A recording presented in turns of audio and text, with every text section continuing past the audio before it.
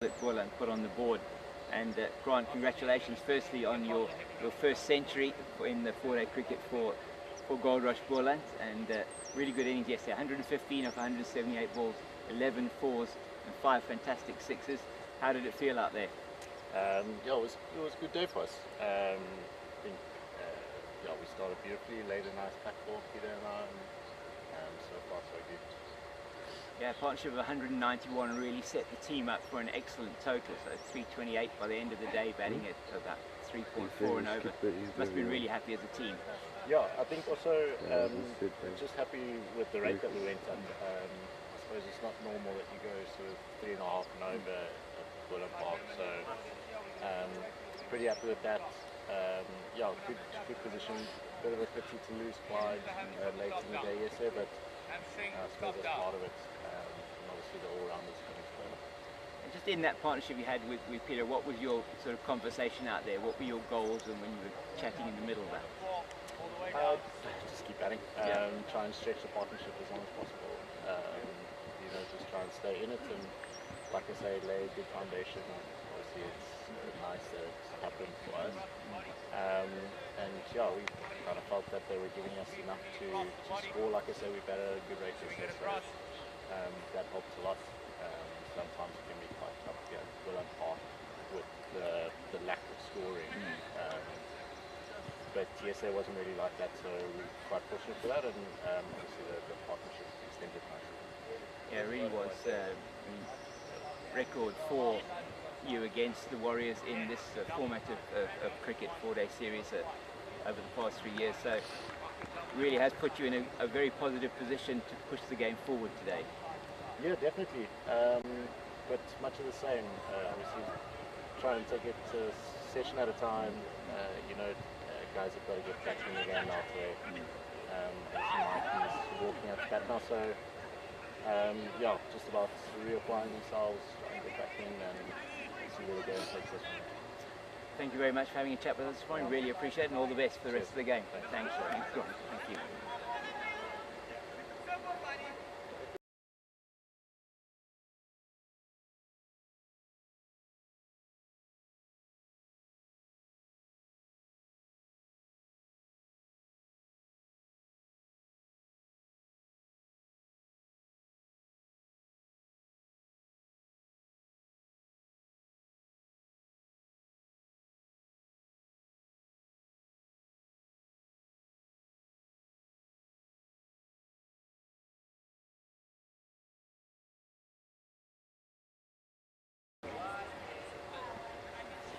We've got Sinem and with the summer here from the Dafabet Warriors. Tough day at the office yesterday? Yeah, really tough. On a placid wicket, I thought Peter and Grant batted really well. It was just a real toil, hard fought their first class cricket. Coming down to Boland Park must bring back memories of you were just in Bangladesh now, similar conditions? Yes, I suppose so. Yeah, I think it was an important toss yesterday. It was a good toss to win and bat first on. But yeah, Bangladesh was brilliant, but that was last week. Fully focused on what's ahead today. But just bringing that confidence of having done so well in that second test match, winning a series for the Proteas on the subcontinent, to come here and bowl 30 overs in a day, just how does the body feel after that? Yeah, it was terrific to be a part of the series win in Bangladesh, and that was thoroughly enjoyable. Yeah, just getting through my work and trying to do the best job I can for the team yesterday, and will try my best to continue today. We heard Warriors coach Robert Peterson, he evoked memories of Muhammad Ali standing against the ropes today. Just what is the message from Robbie to the team going forward today? No, I think it's just to stay in the saddle, stay in the fight, and things can happen. We obviously try to bowl them out now, and then we really bat well in our first innings and try to set up the game from there. And, just stay in the fight. And does the surface still look like it's very good for batting going forward? It does look a really good surface still, but we'll see. Putu, thanks for your time and good luck today. Thanks,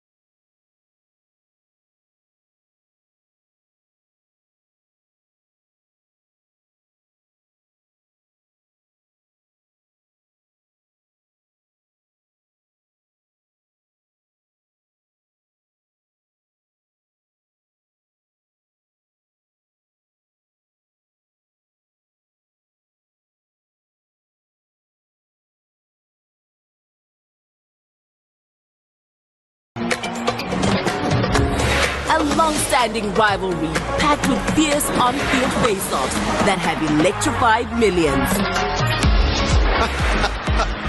Brilliant. Tremendously entertaining evening.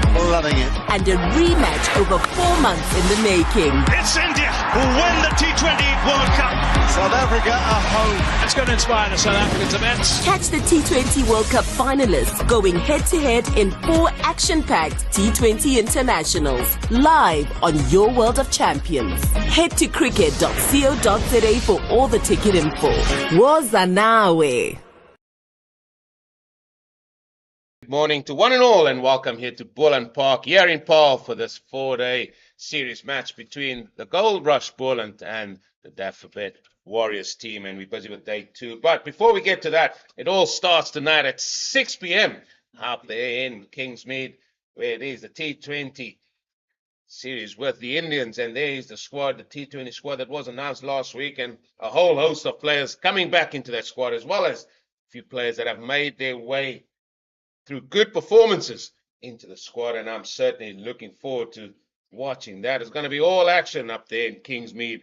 From there they go to Gqeberha and then up to the north, the Highveld, for the final 2 games there at Centurion and the Wanderers. So a lot of cricket to look forward to as well. But there's a lot of cricket to look forward to here today, as it's the Goldrush Boland that will be commencing and continuing on from where they were yesterday, with a score on 328 for 4. My name is Eugene Molin, and with me is Zahir Adams. Zahir, welcome to day 2 here. Intriguing day ahead, I think. Good morning, Eugene Molin, and good morning to the viewers. What a wonderful day here in Boland, and what a wonderful time to join the commentary team after seeing the first 2 centuries of the season yesterday. I watched it from afar, but it was lovely to see Peter Milan and Grant Williamson move over that magical 3-figure mark. Just last week, we were speaking about the nervous 20s. I'm glad we've got through the nervous 90s. So plenty to look forward to today. Dwan Olivier, a former Proteas seamer, he bowled his heart out. He would love to start on a positive note here for the Warriors. Well, he's starting here from the Nederberg again, and yeah, it looks a lot cooler than what it is out there. We were privileged to be outside there, and let me tell you, it is a little bit humid out there, folks. And just not sure how these players are going to get through it, but they will get through it somehow. Yeah, as you said, Dwayne Oliver, he was bowling quite well yesterday, 16 overs he did, as well as the other Centurion, not in ways we want to talk about with the Sami, but he covered a lot of work yesterday. Certainly helped that he got back from Bangladesh, where he also toiled, but he did very well. Had the pleasure of speaking to him this morning, and he just seems like he's in a good space. Old Senu moved down from Northwest here to the Warriors for a different challenge under, of course, a left-arm spinner who did very well for South Africa, Robin Peterson, and he's enjoying his time in Gqeberha. But just taking that form into the domestic game, and hope to see him bat also a little bit later. Yeah, what a man to learn from, Robin Peterson there for Mutasami. That ball is outside, but full of length. Yeah, and the Warriors managed to get to a wicket with the last ball of the day's play last night, and that was the end of Clyde Fortuin, the captain of the Goldrush Boland team that was bowled by an absolute jaffer last night. And it is Aviwe Makajima that's continuing today here. He's on 56. He's batted quite nicely yesterday, shows some great intent. He got some sweet chin music as he came in. Not giving him sweet chin music today. Sort of just easing into the work. And with him is Michael Copeland. And man, have you seen much of Michael Copeland? I mean, surely there is. I mean, we've heard so much about him, and where it should be a good big season for him as well, and trying to get more established into this Boland side as well.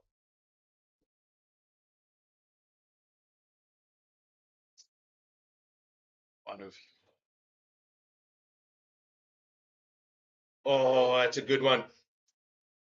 maybe a scratch, because I think that the appeal just stopped very, very quickly, because I think umpire Tom Mokorosi, he just indicated it must have got a little bit of a scratch. As we have a look at the replay, Duan Woodfield getting it nice and full early up and just getting a little inside edge. Duan Woodfield really, when he returned from his stint at Yorkshire before, was very much bang in half tracker type of bowler, but really learned the trade in the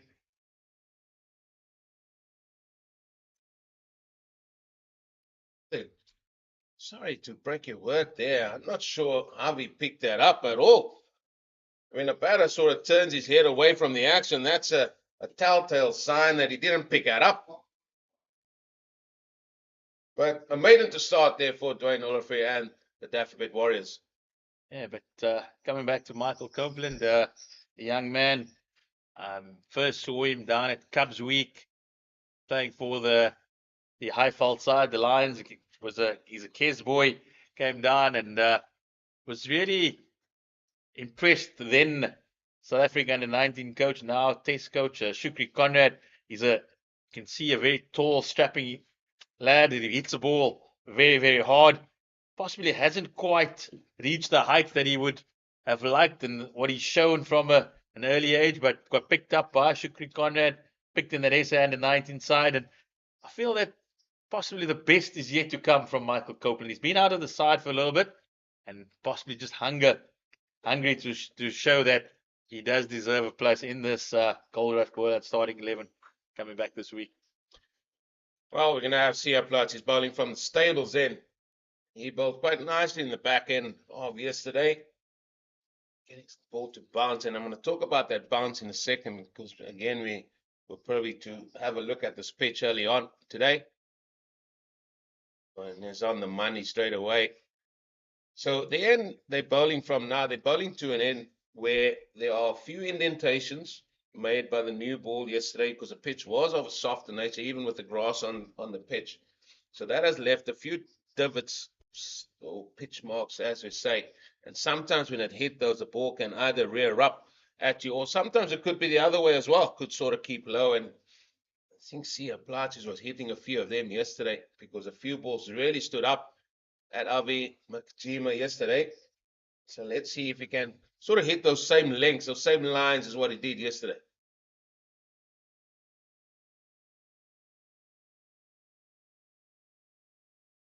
Really impressed with CSA Platts. We tend to forget he's only 23 years old. It just seems to be like he's been around for such a long time. Another former SA under 19 star from down here from the Western Cape. And yes, he is a Wildbook boy, Eugene. You knew that was coming. So, but just been a little bit needed to find his way in his first few seasons after schoolboy cricket and provincial and SA under 19. But seems that he's found a home at the Warriors and really being backed here by Robin Peterson, and it's showing in his performances. That's pulled away nicely there by Makachima. Is just going to be the one, because there's two men back, one at fine leg, one at deep backward square. Yeah, I like the look of CSA. I haven't seen much of him. One thing I will say, and I said it yesterday when I was on air, the first thing I will say is bowlers are now athletes, and when he's running in, he sort of runs in heel first, and then the ball of the foot come in. If you try to be as flat as possible, or maybe on the ball of your foot, that will generate a little bit more power, because when he's running in, it's sort of heel first. The second thing I'll say is he really falls away to the offside when he delivers. And we saw yesterday he bowled quite a few balls down the offside, or down the leg side, sorry. Good ball that time. So if he can get master those things, and he can really get into his trade, and as you said, he's still a young man in his 20s. A lot of cricket still ahead of him, surely. Absolutely. And he's a bundle of energy. He's the type of guy that you can, doesn't matter whether it's the first few overs as we are in now, or late in the day, he will charge in. He is full of energizer batteries, and he definitely needed here at Boland Park, because the day does get long, and it's great for a coach to be able to have someone that will charge in all day. Interesting to see an off-stump guard taken by Copeland.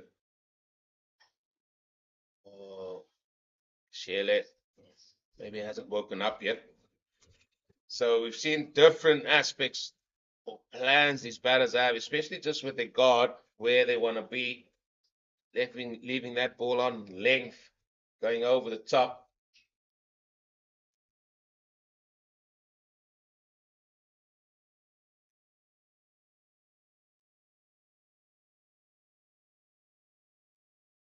But a conventional field nonetheless, Mr. Adams. Absolutely, yes. I'm glad the point is in position today. Oh, beautiful delivery. Absolute magnificent delivery. Cut him in half. Over the middle stump, and that concludes another over, the second of the day. What a way to conclude for Sia Plaatjes. Gene, it's not often that I miss people, but I did miss you guys over the last final day, last weekend, and tuned in, and I was listening attentively, and the quote of the day was, "There is no point to the point not being there," and that was our good friend, the Cape Fox, and I thought definitely should have been around for that one, but glad to see the Warriors have a point to their field placings. Yeah, and why not? It's a new day. Just start afresh here. Going on a fair, charging in. That's a glorious shot through the covers. All along the carpet here at Boland Park. 4 runs to Avi Makajima. As easy as you like. Tuan Olivier floating it up there. And Avi Makajima, he needed no second invitation. It was all hands. A delightful boundary to get us underway here at Boland Park. How's that for a flourish? How's that for a flourish? It's flair of the highest order there by Avi. I'm sure he'll ask us for a little bit of a clip later on for his Instagram. Well, he moves to 61. What a revelation Avi Makajima has been down here at Boland. It seemed that his career was dwindling down at Western Province, and it was coming to an end with the emergence of promising talents like Michale Papangwana, Daniel Smith, and Province having a host of youngsters coming through, and you thought we might have seen the end of Avi Makajima, but instead he's resurrected his career and living a golden period here for Boland. Yeah, and we have a problem with the ball. He's hit it so well. I think it went through one of the gaps and found a little bit of water. So I think this ball could be a little bit wet.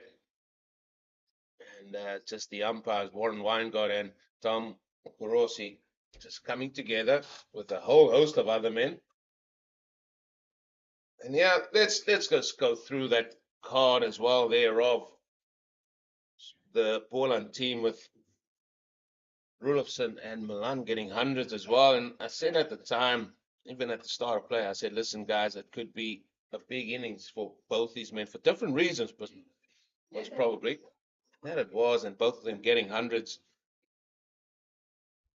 Coming at 3, Gavin Kaplan, he got 17. He looked very good, and I think he was caught on between playing the short ball in the air over the top or trying to pull it down. Was caught neither here nor there. It was a good catch, though, by, I think it was Duplessis. And Avi, he came in at 4. He's still out there. And then the captain himself looked very solid and then got dismissed with the final ball of day's play yesterday. And I think, speaking to the coach of Justin Anton this morning, he said, look, that's probably the one thing he didn't enjoy, seeing his captain go, because one thing that Clive Fontaine can do, he can move the game forward very, very quickly. Absolutely, Clive Fontaine, wonderful talent. Thought he wanted to cash in after trying. He looked to hold the Boland innings together last week, but it just fell away. And with a platform that he did have this weekend, you thought he might have just taken it a little bit further, but it was not to be. It was the last week. It was the last ball of the day, and at least the Warriors had something to smile about as they returned to the change. Yeah, it was a toil. Let me tell you, it was a toil. We saw this pitch early yesterday, and we thought, okay, there could be a little bit more movement, but the 2 opening batters batted so well. Although Milan, he did give a chance, although he was caught off a no ball, and when his score was on 17, and then he was caught, or apparently dropped when his score was 89. So he had a few lifelines. The ball full of length. Is this the way they're going to go here?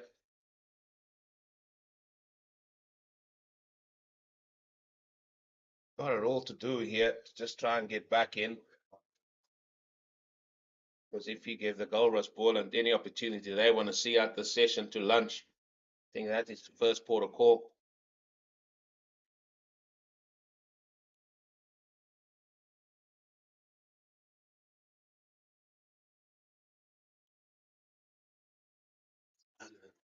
Just to the leg side and well fielded there.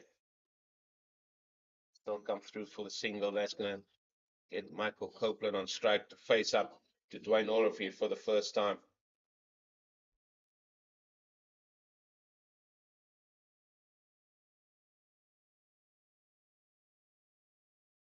Seen Michael Copeland struggle outside the off stump in previous innings, and it's sure it will be an area Dwayne Oliver will look to attack. Just that corridor of uncertainty. Still taking that off stump guard. Oh, well, that's a little bit of a greeting there from Dwayne Oliver. Just, I think the youngsters, you cannot just plant it front foot down the wicket. Might be getting on in age, but I've still got the ability to push you back. That's the Dwayne Oliver, the fire, the passion that we know. Said yesterday did a lot of work with Keith Ingram just to try and get him back to where he was potentially.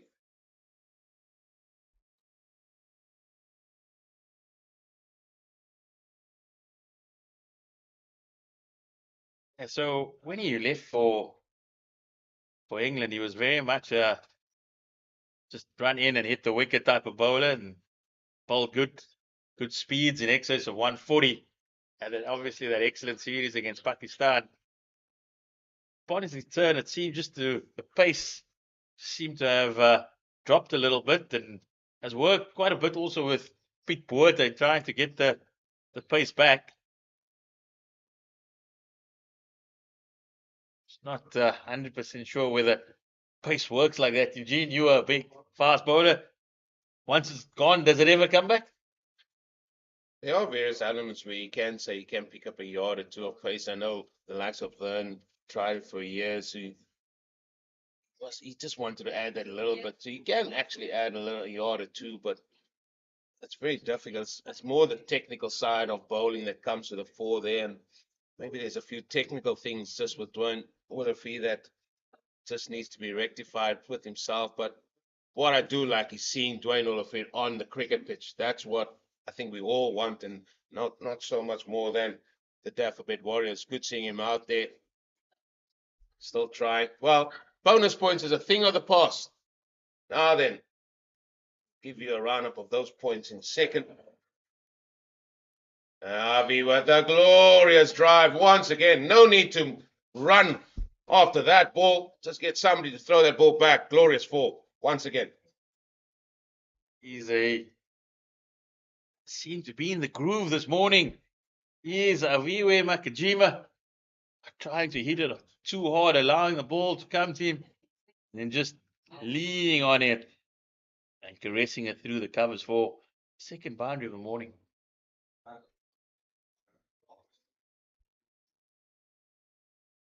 Well, Goldrush Boland just getting 4 and a bit, 4.7, as I'm told here. That's how many bonus points they got. Oh, that one just stood up. Harvey not happy with himself there. And then just a solitary point for the Warriors. So they've got it all to do with the bat when it comes to their turn here. But that's a good chunk load of bonus points for the Goldrush Boland side. Certainly benefit their cause. Obviously going down last weekend wasn't ideal to the Knights. So to pick up a good haul of batting bonus points just sets the tone for this week. I mean, you asked me what happened on that Sunday. I mean, I'm still baffled. Let me tell you. honestly thought you guys were in for the long haul, but that's pushed neatly into the covers for another couple. Thought you guys were in for the long haul. It was about 4 p.m. Captain shaking hands, and that was the way it was going to be. And then suddenly The tide came in, mate. As I'm told, Rhino said, "What tide? We'd be so far away from water." But there was something happened because it was strange that 292 needed for victory. Day 4, pitch was still looking good. Then all of a sudden, the Knights had other ideas, including Pankiso, as well as Johan van Dijk. Well, though.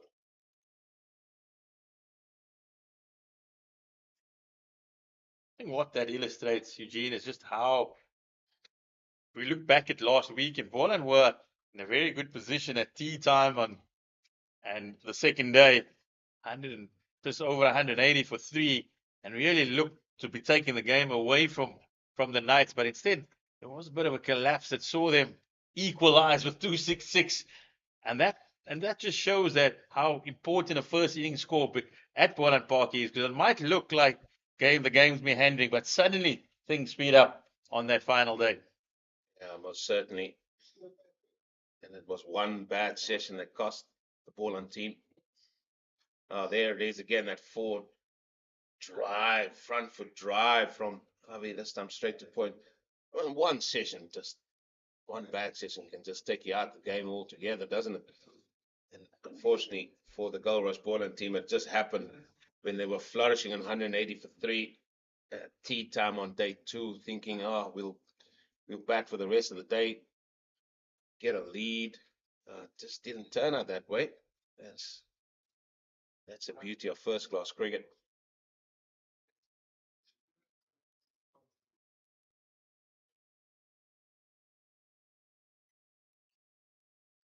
It's incredible, nice area here. See a Plaiki.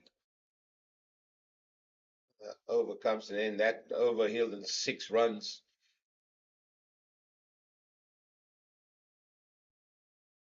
A man from the Western Cape, but I've gone away from the Western Cape. Another one, Matthew de Villiers. He's just off the back of a good game. I think he got 1 or 2 50s. He got 2 50s over there at Kabeka. The man that was playing his cricket here in the Western Cape.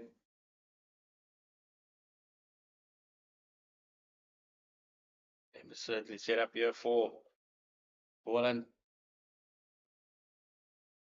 What is the target that you're wanting to be getting here on this wicket? Bat till lunch, that's a first target. Absolutely.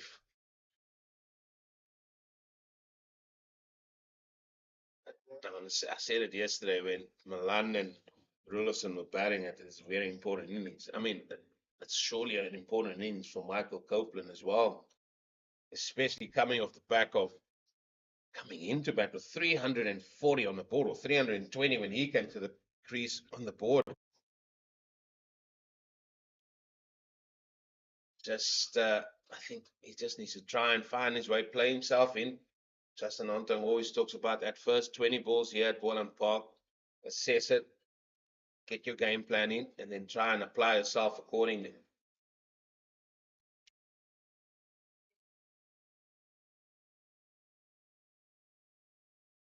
That's the line we spoke about, just outside the off stump. And Copeland's got to be aware that Duano Olivier does have the ability to bring it back as well. So it's fine leaving it outside the off stump, knowing where it is, but also be mindful of the fact that we're playing against bowlers who have the skill to move the ball in both directions. Yeah, especially if the ball is a little bit new, although this one have been changed though.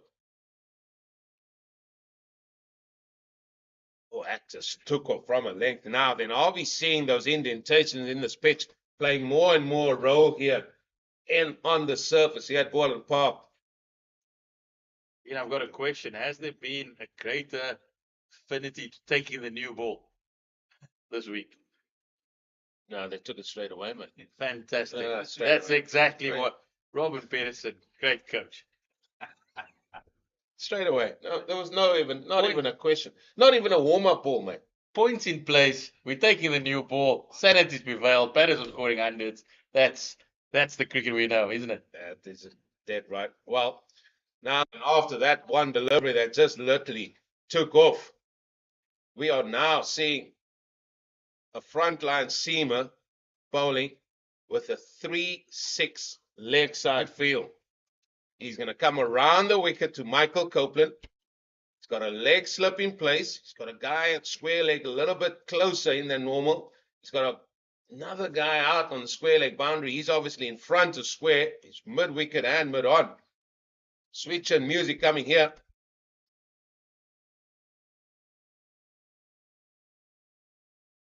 Thought it might be a bit of a double bluff, but there is no bluffing when it comes to Dwan Olivier. He's going to zone in that rib cage.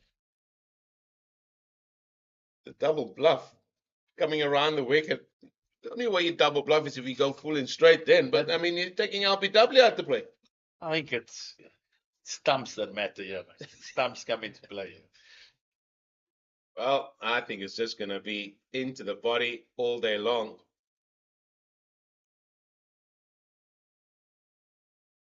It's got to be higher than hip height, though.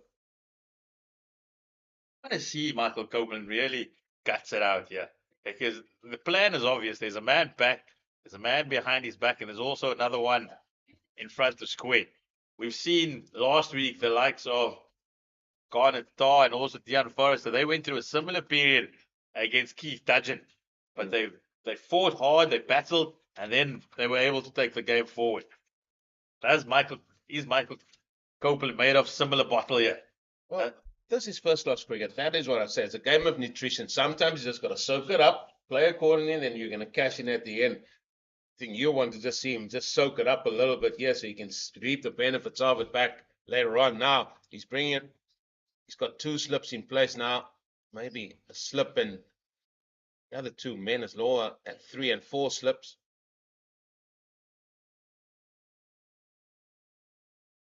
He's definitely trying different things here. Matthew Bretzker with Dwayne Olivier. That's a maiden bowl. They're definitely trying things outside the norm, outside the box. They are the men from the Goldrush Boland team. Not sure they enjoy sitting on that. That gets stifling hot under those things, folks. But they're in a happy camp at the minute. Always tend to know when teams are doing well. You don't see the coaching staff walk around the pitch at all. I mean, they didn't complete a lap yesterday. They just sat there. I think Robert Peterson might go on a few laps today if doesn't make the breakthrough anytime soon. Don't come across as him being a walker. Only time he walks for petrol, mate. I think it was only on the golf course. Well, he doesn't walk there either.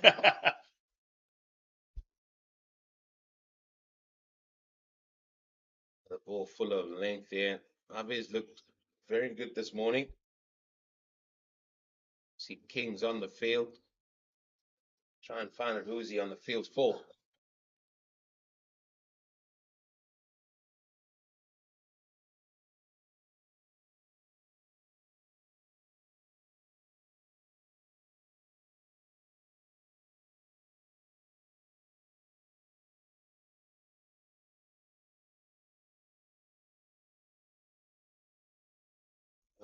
He's just a double bluff again, just giving a wave to deep square, just to indicate I might push it short.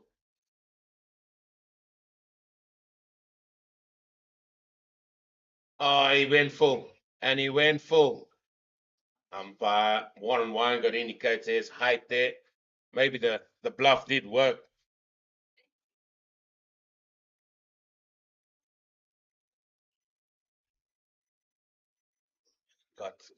He may be missing the pad there. But a good shot that time there from Boland and team of the Warriors.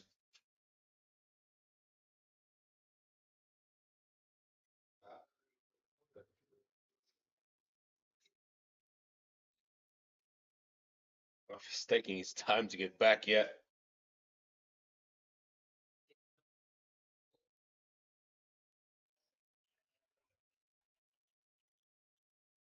Well, what's a follow-up ball going to be? Was a good shot. Short ball.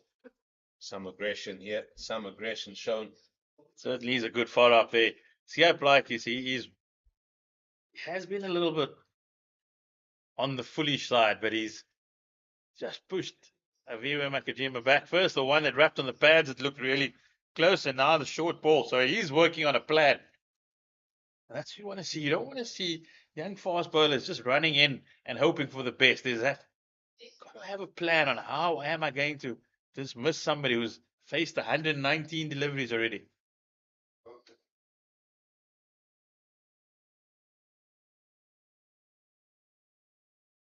Ball fuller of length, well played. Yeah, there has to be a plan, surely.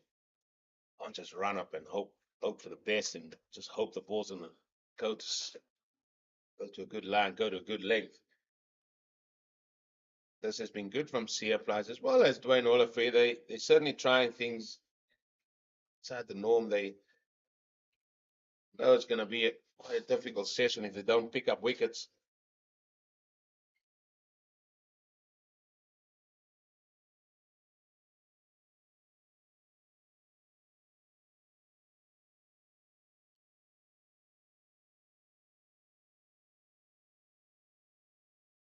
Speaking to Justin, he said that first hour is going to be important again, not to lose any wickets in that first hour and then hopefully try and cash in like they did yesterday. I think that plan worked quite well for them. But it's men like Avi and Michael Copeland here. It's really going to have to try and take this game forward.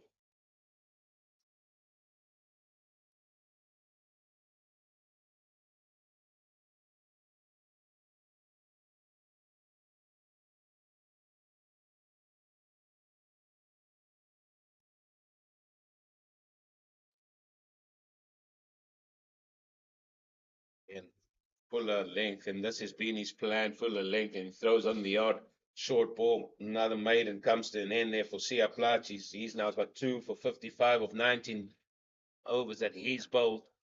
There's a few helmets coming up here as well. Are we going to see a change, or are we going to see a few men run the back here of Michael Copeland? Gene, I think that's exactly where my eye was on. Saw moments here, like his over was done. 12th man was up and running, and he had the armor out because there's only going to be one form of attack here against Michael Copeland. You've got a seasoned pro in Dwayne Oliver, who's renowned for digging it in short. And Michael Copeland is going to face a baptism of fire over the next couple of deliveries. Well, one of the slips is slowly walking across here to leg slip again. Still 3 men off on the offside at the minute. He's trying to get this leg side feel right. He's well afield. Now, because that man at square leg is going to go behind square slip, has decided to go back to where he was at second or third slip. Well, here we go. I tell you what, that's not going to be one for the over. He got very low there, did the tall Michael Copeland. There are some more coming. This is going to be a real test for Michael Copeland. See, Duano, if you're just checking, is that one? No, it's not. I will have another crack. I looked straight at Warren Weinberg at the square leg umpire, and he sort of indicated no, that was still too low. How was Michael Copeland? I'd asked for the bit of the old chess card to come out, yeah. Always. Just play with the bat, mate.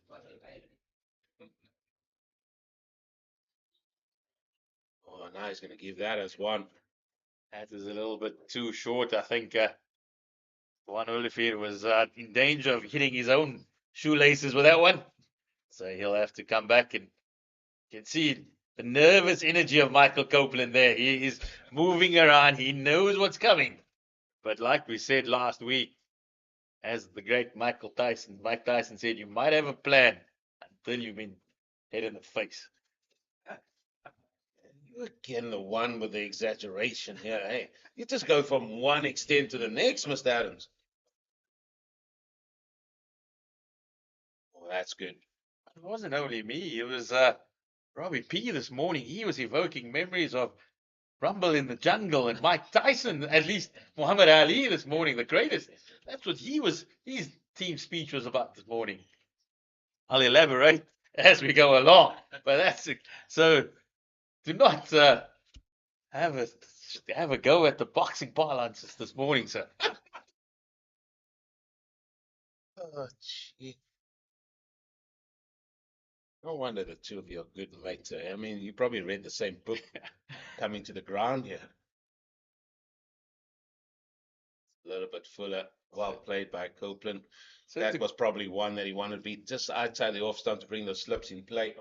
to continue that, Robbie Peter was saying, talking to his boys about how a 4-day game is about 12 sessions. It's 12 rounds. And yes, you took a few blows to the body yesterday. You got to get up on the canvas. And that's what Muhammad Ali was all about. He danced, he bounced, he weaved, and he bobbed. And then he came back and he unleashed the heavy blows a little bit later.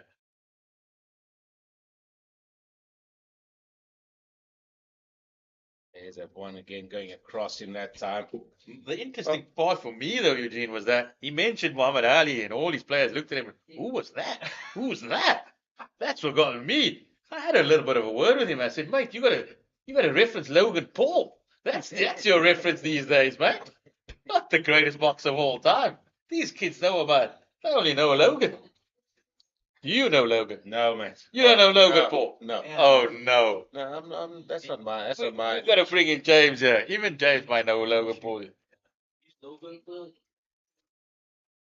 Well, I'm glad your stint has come to an end.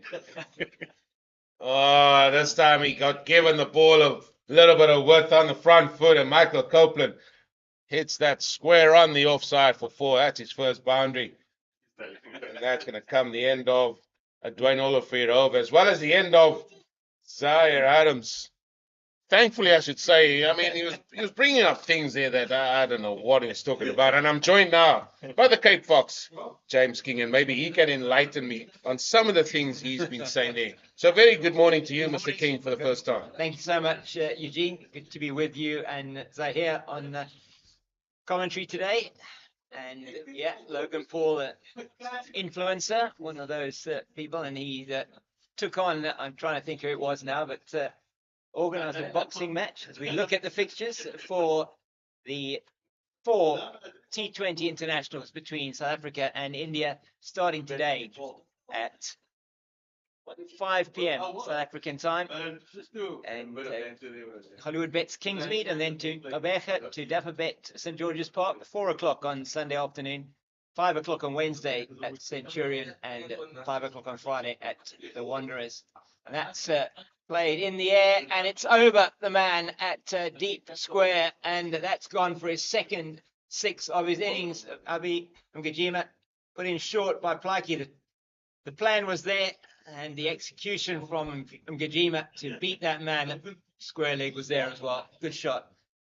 Going to the short ball, first ball up, this time from Sia Plaatje, and this time Mgijima just managed to clear that man there at the deep backward square leg boundary.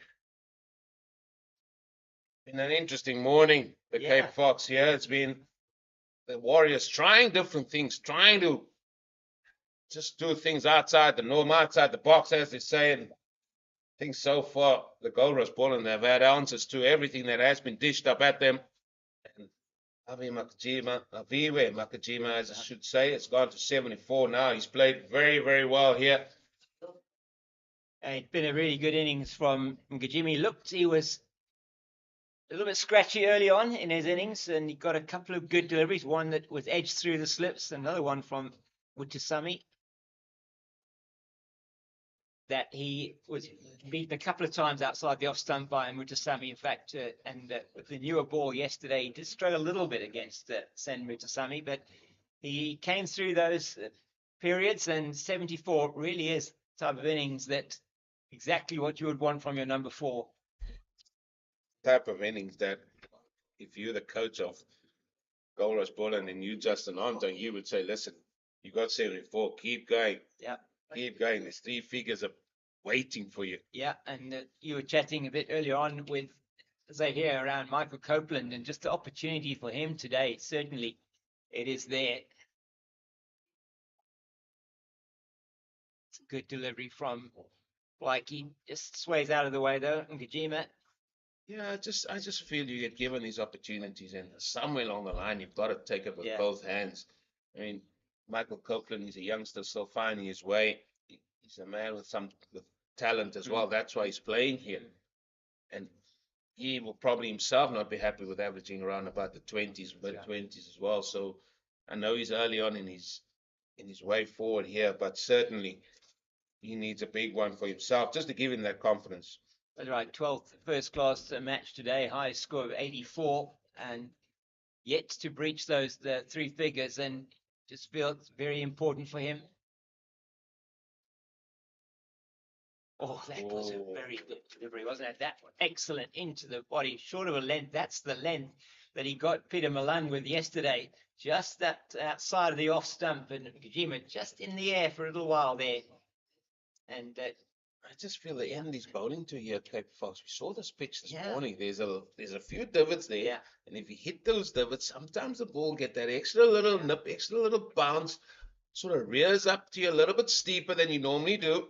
Yeah, that is bringing about a change in the field. I'm going to bring the man in at a short leg position now, maybe after the horse has bolted here for Ngajima, but you sense they would have done this for Copeland, definitely.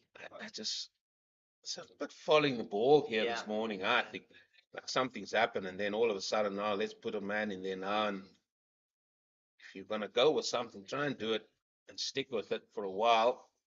Well, short legs in place a little bit deeper, sort of creeping up on him now. Okay, yes, Jean Duplessis. Oh, it's nicely played by Ngajima again. Just opens the face. I think it is going to beat the fielder to the boundary. Yes, it does. That's very well played. Just rode the bounce and played it beautifully into that backward point area. What a difference a week makes. Yeah. Last week, that ball was going to be hauled in, was going to stop meters before the boundary. Today, the outfit seems to have been a little bit quicker. In fact, a lot quicker than what we have seen, and that ball just raced away. Good timing, though, by Nakajima. Was getting value now this week for your shots, like you say. Last week, very spongy, the outfield. And this week is just had that extra week of watering after it was scarified, and just really turning into a very, very nice table on which to play cricket. 78 now, Ngajima, and that is it's been a really good innings holding that middle order together. Came in with the loss of Kaplan's wicket, and he's done a good job for his team here. He's done a great job there, coming in at number 4. Certainly accelerated a little bit in his innings. Look at that there. I know we're going to talk about the batters, but the bowlers here, Blakey and Willafee, both have bowled 20 overs. Between them, 7 maidens. They practically got the same amount of runs. Blakey's gone for 65, Willafee gone for 64, and Blakey managing to get one more wicket than Dwayne Willafee. It's almost alike, like some of the other things that you see. That's quite alike between these two teams. Yeah, absolutely. A couple of interesting statistics that are very similar, and that between a couple of the players, and it's going to be Willafee to continue. He's going to continue that line of attack. It's like around the wicket to Copeland.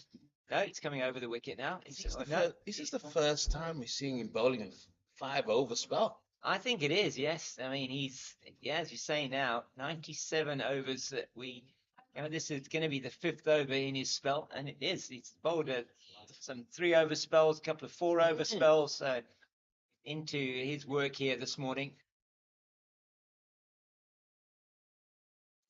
So he's just leaving that on length at Copeland more than anything else.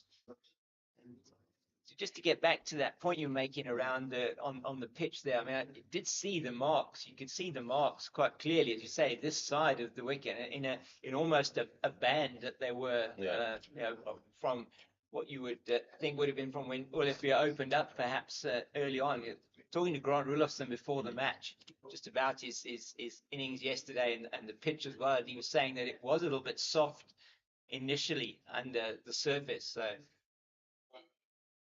Oh, my word! That is either call that foolhardy or an excellent leave.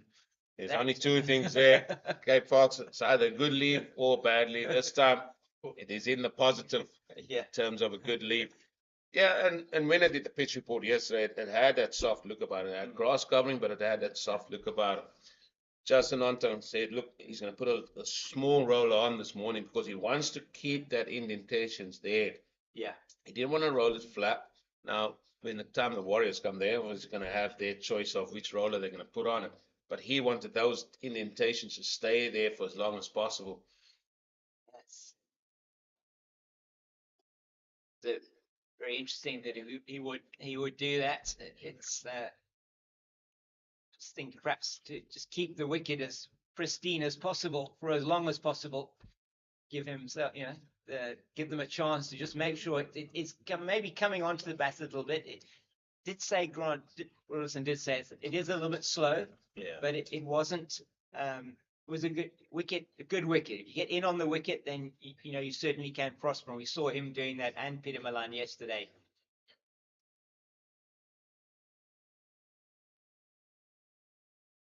Forward again here to cope. Yeah, I would tend to agree with you. You batting at the minute. You can now just roll the thing flat or flatter. Those dents will come back. The pitch is of a softer nature, as we said.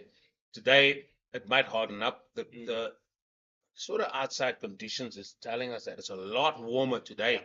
There's no breeze blowing across, so the sun is also going to bake on it. So, yeah, the conditions slightly different in terms of outside conditions compared to what we saw yesterday. It's probably going to sort of help the pitch maybe harden up a touch more.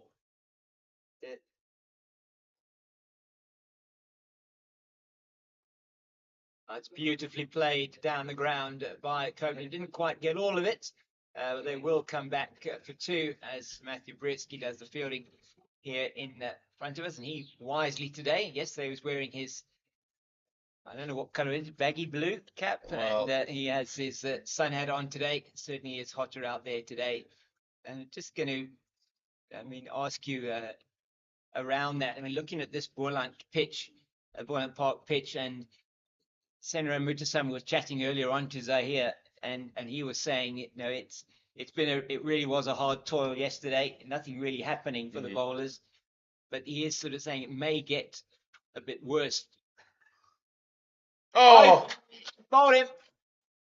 Got through him this time, and Michael Copeland's innings of 7 of 25 deliveries ends with an excellent delivery from Duan Olivier, and he just goes straight through him.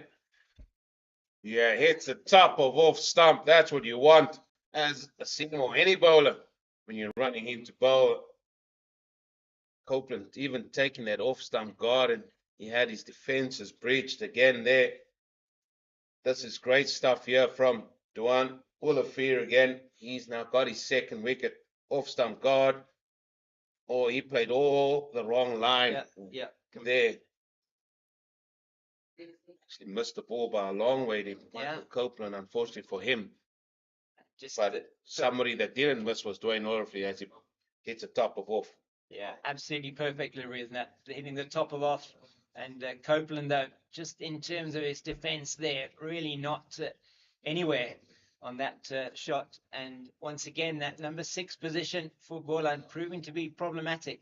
Last week, Nathan Engelbrecht, two scores in the single figures. Today already in this, what you have to say is a not quite mammoth first innings, but a really good first innings score, is not able to carry on.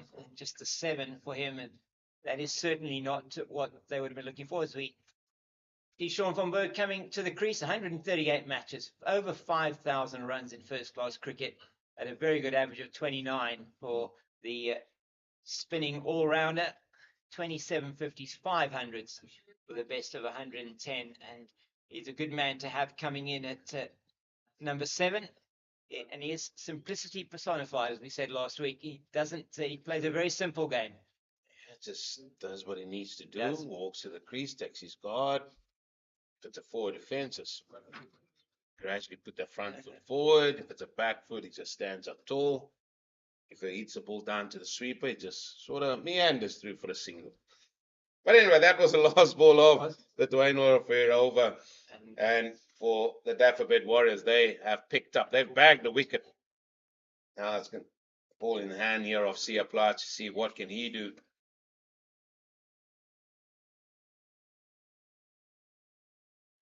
That wicket just came at potentially not a good time for the Goldrush Boland. There's no wicket ever comes at a good time for any team.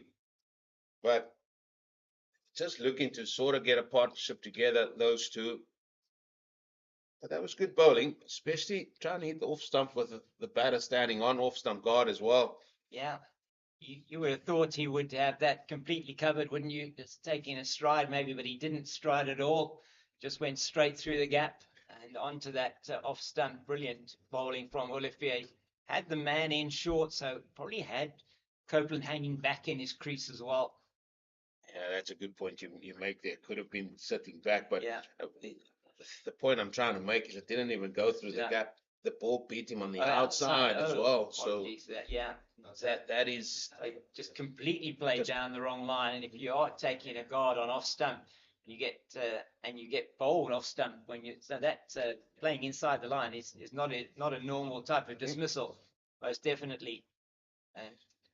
Very good bowling though, it must be said, from Oraffair, and good thinking and tactics from the Dafabet Warriors. Come out with a plan this morning, and it seems to have worked definitely. Mikey once again coming towards us from the stables end, past umpire Warren Weingart. It's another good delivery to Abiwa Mgajima. So that's 29 runs in that partnership. So we look at this again. Yeah, so just look at where Copeland is setting up. He's on off stump here. And this ball beats him on the outside. Yeah. And his bat is almost in line where Millen leg is, and it gets tough. Just shows how far he's missed the line of the ball there. But it's interesting in his guard there that back foot is almost, they sort of bent the back foot, that the pad was almost in line with the off stump, and he didn't move his front foot at all when he played that delivery. So just from the crease, just from the crease, yeah. Very good from Blakey there. And these two bowlers for the Dafabet Warriors this morning have really put their backs into it. You have to compliment them for the bowling that they've done. Yeah, you have. And I'm now looking at Master Oraffair here just below us at fine leg, and he's contemplating bowling a sixth over, which he hasn't done during this 4-day game. But I mean, he should just try and go as long as he possibly can, and then he can use the remainder of this first session just to sort of get his breath back, go into lunch, and then come back hopefully after that. But yeah, you rightly said these two have bowled quite nicely for the Dafabet Warriors.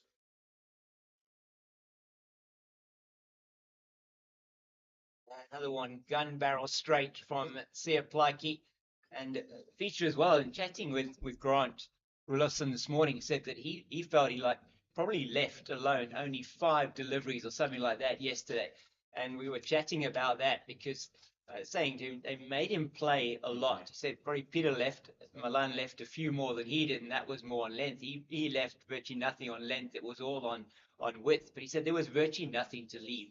And that's why he felt it was really very good how they sort of gutsed it out and got through that opening period where the bowlers were really on the money and they were bowling to their plan. And once they got through that period, they were able to then build the partnership, which is exactly what they needed to do for Goldrush Boland. So I thought it was very interesting coming from him, just saying that he felt he just had to play everything.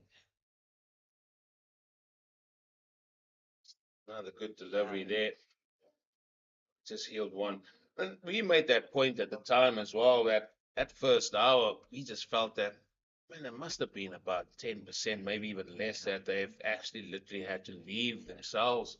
Not talking about playing as missing, but balls that actually played. They literally played at so many deliveries, and that was the key. But the other thing now, we've had 10 overs so far this morning. Cape Fox, 30 runs, 1 wicket. As we see that 4-day series Division 1 table, and the Knights there on top there after that win last week here in Boland Park, Western Province as well, getting a good win at the Dolphins. The Lions and the Titans, they are clashing up, and what a game that is in store there. After being 4 for 4 yesterday, the Lions, they managed to get a lead of 253 at the end of play with, I think, 2 wickets still left there. And that's an interesting game. Awaits us over there. And it is going to be Mr. Williford to bowl his 6th over. Beautiful shot once again. He's just standing there doing a little bit of gardening.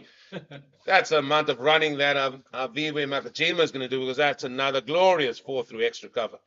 He's played that shot beautifully, hasn't he, throughout his innings. Just over pitching on this occasion, Olafia, into possibly what's going to be the last over of his spell, and that was dealt with beautifully by Ngajima. Moves on to 83 with that shot.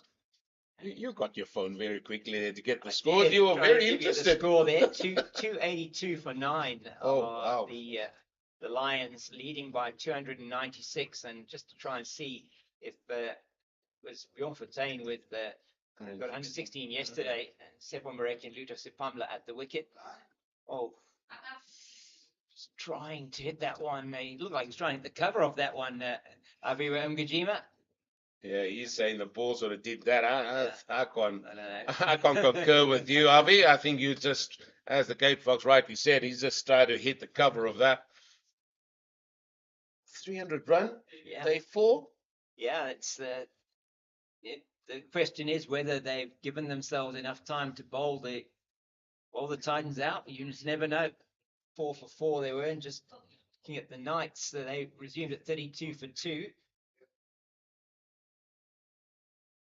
And they're currently 66 for 4 against the Dragons at Mangong Oval. Not been a very good first hour at all for them. Both Dion Forrester and Jean Klutter both out with their scores on 8. It's Beseko Senekwani with 26 at the crease with Patrick Werter there. So the Northwest Dragons fighting back there significantly, firstly with the bat. And then it was more interesting declaration they did there with 9 down. I was just about to say. A couple of wickets early in the piece in the evening, and they look like they're getting on top there at the moment.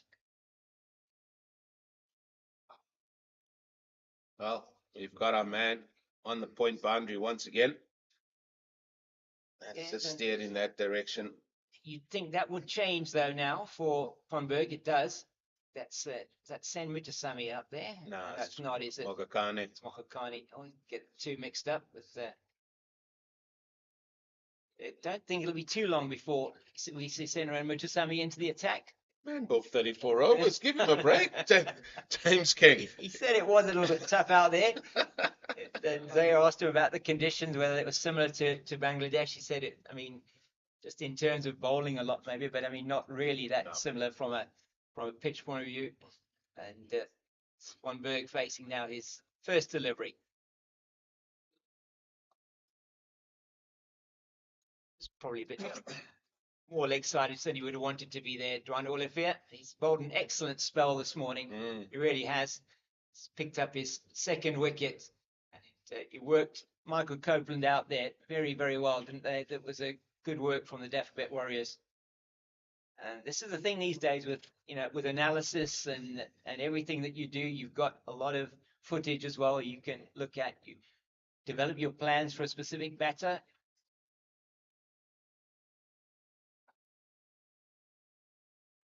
Is that minimal movement from Sean Van Berg sees the end of over number 108.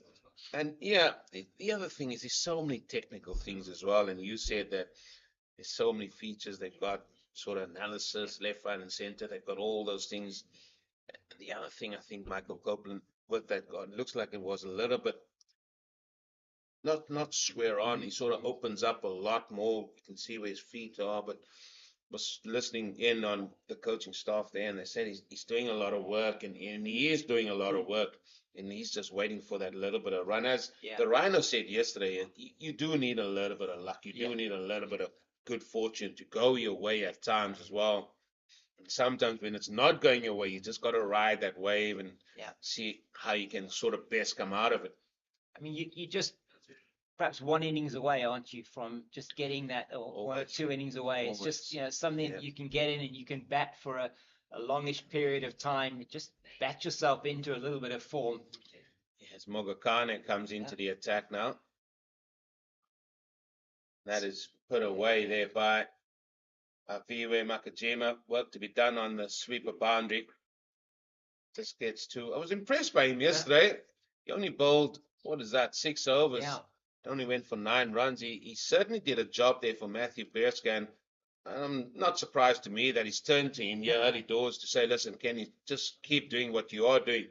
But just looking at the team sheet that we have been given here, it looks like he probably going to bat higher up as well. So yeah, he will be. Well, he's down to bat at number 7, which is quite low for him. Well, but I do think he will. Maybe he will come in a bit earlier.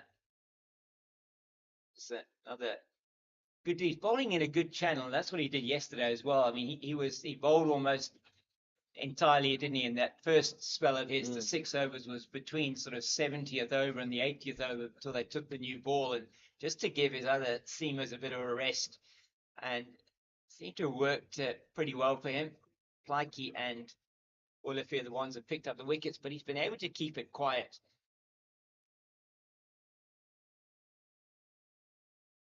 That's really nice straight drive, but just hits the stumps at the other end. And I think Makokani, not Senekwani. Thinking of Seko from Northwest. We mentioned his name earlier.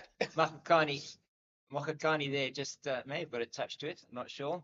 Well, if it did, they say you must have a straight drive. I think that's far too straight if it hits the stumps. Far too straight, yeah. Would have given some potentially some exercise for umpire Warren Weingart to get moving out of the way there.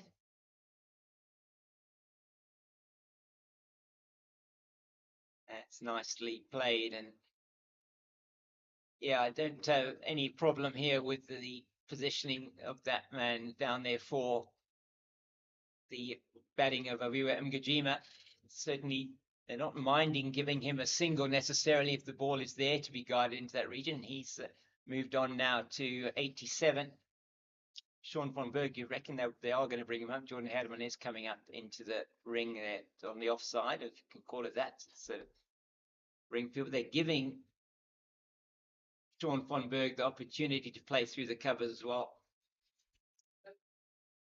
They are definitely doing that, but they also got a couple of catches in place behind the stumps. Yeah, he's just going to play his game, isn't he, here, Sean von Berg? He's just going to try and make sure that he's an accumulator of runs. Just normally pretty solid at the crease. He knows his game, doesn't he? Inside out now. A man who's scored, as we said, over 3,000 runs in first-class cricket. He's got 480-odd wickets as well. Seasoned campaigner.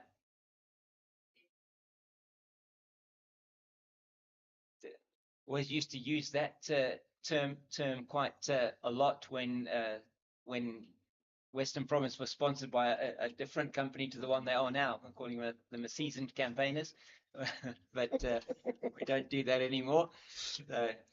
You got to save them. Save them. You've got to save that for when you commentate for the Golden Route Badgers now. Oh, brilliant. Well, looks like Mr. Oliver is going to be bowling his 7th over of the morning. Yeah, he's just conserving his energy before he comes into Bolton. He's been very good this morning, though, hasn't he? Deserved that wicket. Solid hours. Solid hours work here as the clock strikes 11 here. Yeah, into his, what's this now? He's his 8th over, 7th over of the morning that he's into now.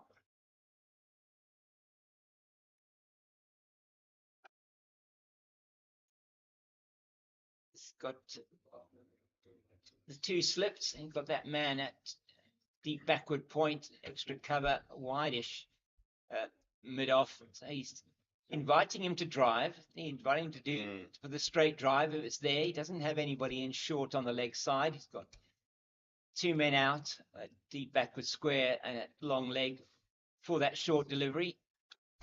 You have to sense this will be his last over. We're getting pretty close to drinks now. Drinks we taken potentially after this over or after the next Makokani over. Oh, it's in the air. Oh, just to the left of the short mid wicket. Yeah, he's had a solid hour's work here. And I said at the time, I said, let him see how much he can go for in terms of bowling overs here, Dwayne Oliver, and just try and get the most out of him. And then he can have a rest for the remainder of that first session. It was played uppishly there by Nakajima again. Yes, see, you probably did see that in your picture as well. If you're viewing, just saw some warming up activities there from Senaran Mujasamy. That you'd expect that he might well be coming on after the drinks break here from the Niederberg end of the ground. That's well played. Well played. That takes him into the 90s now. Kajima. He's looked solid. He really has. He's taken the game to the bowlers. Yeah. He's shown great intent. 90 of 145 balls. Yeah. I'd say he also hit 2 maximums as well. Yeah, lovely. Both of those, in fact, I think off the paces, he hit the one off Olivier, and then the second one he hit off Plaiki earlier on today. He took on the short ball and cleared the boundary, and he's been really looking very solid, exactly what they needed in the middle order. Oh, yeah, these, Yeah. There, these just effortless from Sean van Berg. Yeah. Just sort of sways out the way. As you say, does everything with the economy of motion.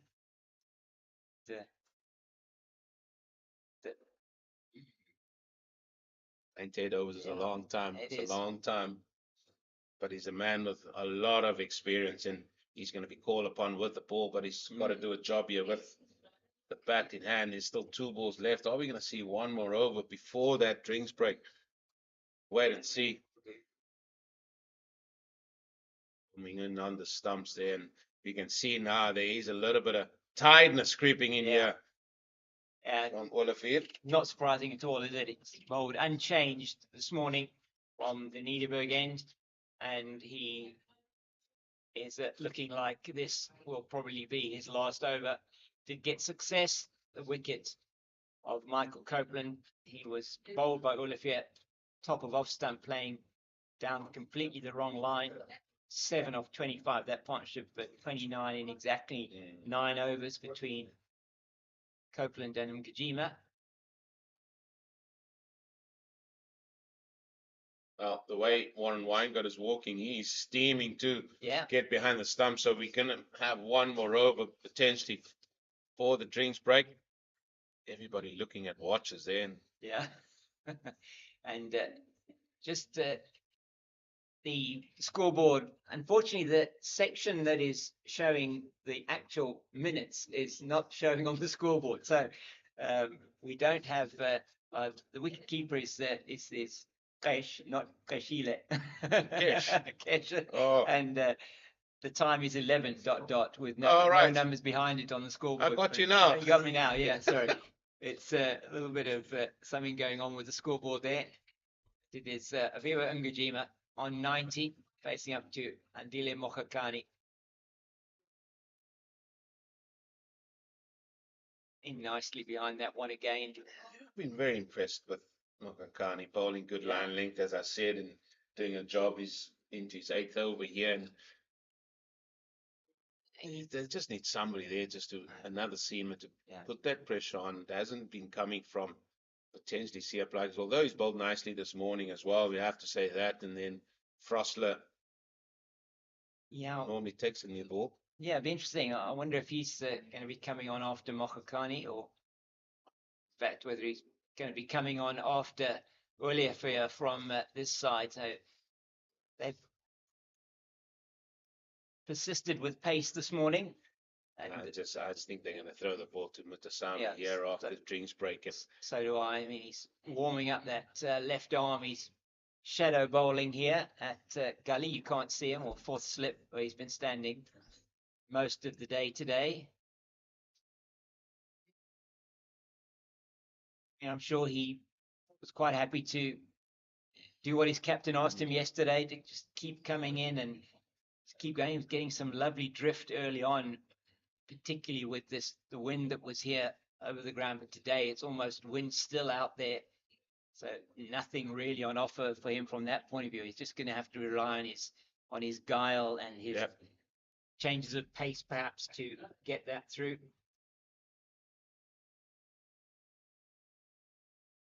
Yeah, so they made a feed change. That man that picked up the ball there, he's come from mid-wicket into a catching mid-wicket position, and the man on the boundary has come just in front of square leg, trying to save one.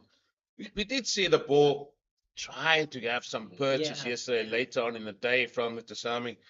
And with that harder ball, maybe we're going to see more of that.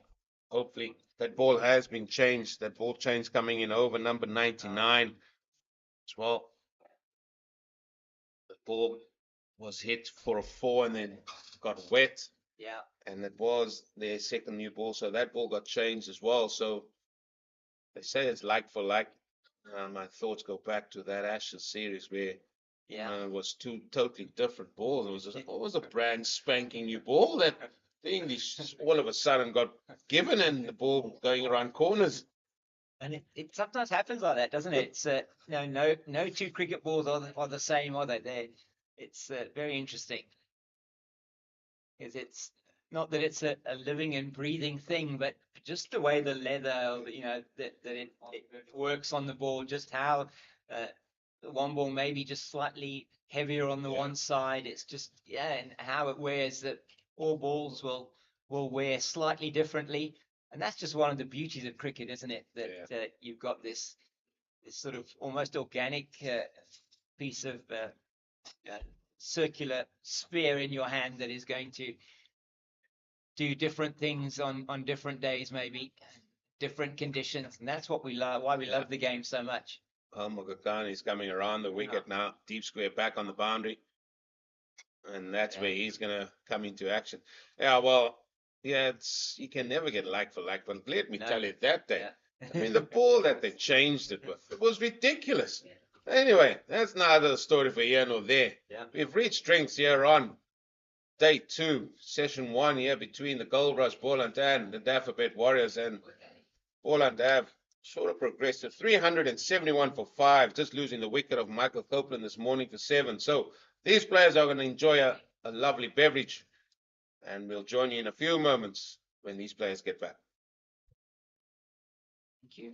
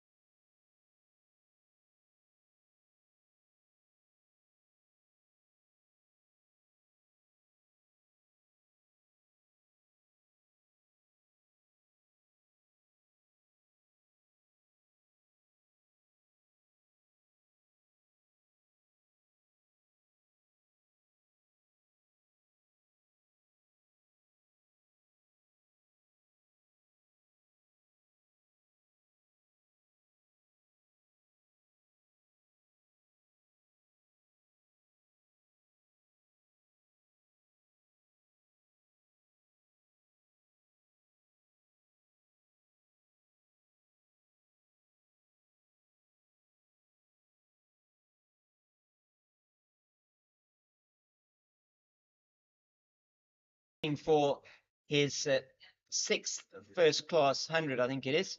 Sorry, it's fifth first-class 100. I do apologize. It'll be his fifth first-class 100. There on 93. Just can't keep saying just what a revelation Aviva Makajima has been since he's just made the trip up the N1, and that he's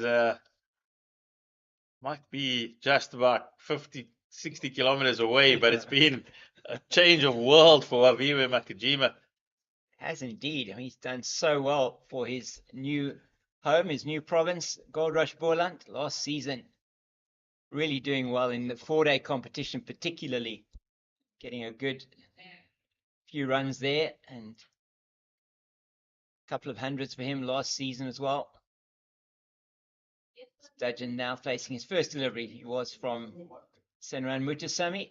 They've got the men around the batter like this from the Warriors. They are attacking the new batter. Not going to allow him to settle here. He plays that beautifully down the ground, does Keith Dudgeon. It'll be a few bounces before it gets to the boundary. Just comes down the wicket using his feet to Mutasamy and plays it straight over the bowler's head for 4. That's good intent shown by Keith Dudgeon. I think this is what we're going to see from him. He is a positive player. It's lovely. I think we might get just a little bit of an intriguing battle here. You can see Mutasamy, he's brought up both fielders into the circle, and he said to Keith Dudgeon, you have a go. And he's certainly obliged. He has, definitely. Just dropping Duan Olafir back a little bit here. Played straight to the captain at mid-on. Yeah, Duan Olafir about 10 meters in off the boundary at long off. Okay. He's going to have to go. He's going to have to go hard at this one. It's all defence. The man who's joined Goldrush Boland here from the ACDC Express Tuskers. He was with them last season, had been in that province for most of his career, I think all of his career, and making the move down here to Goldrush Boland. And he also plays for the Paarl Royals down here at Boland. Yeah, so, which is fantastic. So possibly the stint last January might have just been the twist. Enjoyed his time here in the Winelands. Yeah. So it's lovely. He's made his home in Durbanville. Chatting to him over that period of that T10, Boland T10 challenge earlier in the season. Oh, and that's very good again from Robenheimer. A false stroke there from Aviwa Mgijima. He's got his tail up now. Robenheimer, his second wicket in first-class cricket. That of Sean von Berg, the very, very experienced player, coming in at 7 for Goldrush Boland. Mgijima 94, not out. That's very nicely played into the cover region. It'll be the captain coming around from mid-off to field, and they go through for a single. Just looking at Makajima's figures from his numbers from last year, 504 runs at an average of 45 with a higher score of 132. Yeah, that's it's really impressive. Going from the veteran. That is absolutely, it's excellent from him. As I say, a really good season last year for Goldrush Boland. Robenheimer into Dudgeon for the first time. So, yeah. Actually scored 200s last year, and he's on the verge of his third. And as you said, James, it would be his fifth, which means prior to that, we'd only had 2. So yeah, and that 132 is his highest score in first-class cricket, just over 3,500 runs. The good delivery just off the inside, half of the bat down to long leg. Jordan Herman runs around from square leg to field. So those are outstanding numbers for him, Zahir, for last season. And certainly, we were chatting a bit yesterday on air just around Aviwa Mgijima, and just saying that the fact that he's your first choice number 4 here at Goldrush Boland, I think last season was coming in at number 5 maybe, but he didn't have that really permanent spot in that Western Province team. He was always coming in at number 6. And as they go through for a very good, well-judged quick single. And, oh, that one hit Keith Dudgeon as the throw came in on the arm. Just holding that now. And we were just saying that it does mean a lot to a batter when you're given the confidence, you're given the backing from your province. Not that he wasn't getting the backing in Western Province, not saying that, but it was saying that, you know, you are our number 4 or you are our number 5. You're our top order batter. We're not expecting you to come down the order necessarily and bat, and all you're going to do is bat through with the tail or whatever. We want you to make big runs, and we want you to apply yourself and just make this your spot. And you know, that sometimes for a batter just gives them the confidence. I feel that it helps that Justin Ontong, the coach of Boland, he obviously played with Aviwe Makajima for many a year at the Cobras and would have understood the psyche of the player. Very much in his early years, at least, very much a fringe player at the Cobras, been moved up and up all around the batting lineup. So when Justin Ontong arrived at Boland, he made the decision and he said that, Avi, you my guy, I want you to bat at number 4, and he certainly responded with plenty of runs. So there was, during his time at down at Newlands, Avi Makajima, there was a season where he really kicked on and had a superb season. Actually was Cobra's Player of the Year a couple of years ago, and unfortunately just the emergence of a few youngsters at Western Province had seen him slip down the picking order a little bit, and so wonderful to see him go forward, and without wanting to put a jinx on, he does need another 4 runs. He does indeed. It would be great to see him get that 100 here as the physio for Goldrush Boland comes out. Just to have a look at Keith Dudgeon. He was hit on the elbow, or just above the elbow, on his right arm by that throw coming in when he went through for that sharp single. They'll be hoping Goldrush Boland, Leon Boita there, one of the 12th men that is just there also, really trying to just get the ice on that, just to help numb that pain a little bit for him. So it's on that right hand that and he's got to come out and bowl a little bit later. He does. That's going to be quite a big bruise for him later on. Seen though, Keith Dudgeon, he's got a big heart. He ran in wholeheartedly last week. Yeah, a bit of a change of attack here for Aviwe Ngajima. They've got the short mid-off. Goes back, plays that very nicely to backward point. I think that's Sia Plaiki there, is it? Or is it? It does look like Sia Plaiki. It does indeed. It does the fielding very nicely. Just that's 97 now. He moves on to, and he's not going to mind if he just gets them in singles. He would have been happy, I'm sure, if that one had gone past the fielder there. Just run away there. Yeah. I was hoping that perhaps was a good-looking shot. As we see, coach of the Dafabet Warriors, Robin Peterson, chatting to Duan Olafia. No doubt, very happy with the work that his fast bowlers put in today. Neatly played by Dudgeon, and they'll come through for an easy single. And Dudgeon is going to be able to, he is going to try, isn't he, to keep the game moving along, certainly. Definitely feel that Boland, once they hit that 400 mark, they could just put their foot down on the accelerator. Yeah, they want to get up and around that 450 regional, maybe a little bit more if they can. You don't expect them to declare until probably in the second session today, if they are going to declare. I mean, it's possible still that they could get bowled out here. 384 for 6. You just sense they want to accumulate as many runs as possible and probably as quickly as possible, as you said. Just plays that one. It's the ground that fielded by Jordan Herman at extra cover.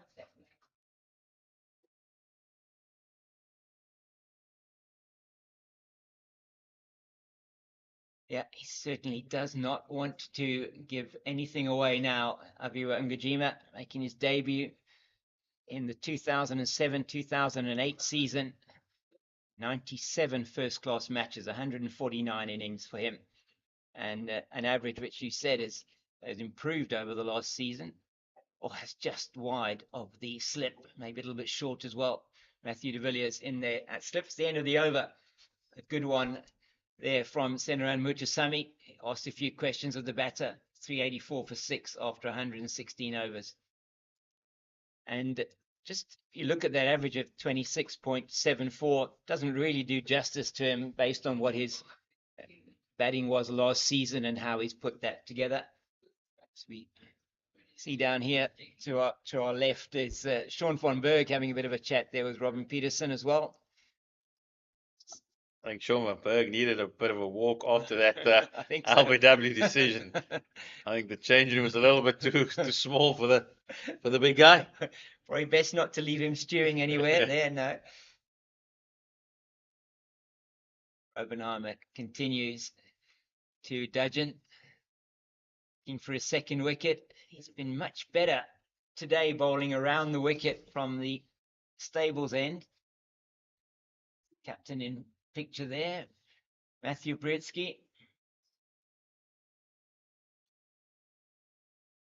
And that just now strays onto the pads, and that's easy for Dudgeon to play down to Olivier at long leg. And Matthew Britsky also on that tour of Bangladesh. He got to play in the first test match. Unfortunately for him, didn't get off the mark in that test match. Only had the one innings. Left the ball and got his off stump. He did, got his off stump pegged back from one of them that just went straight on from the left arm spinner. Nigel Islam is Abiwa goes to 98 with that single.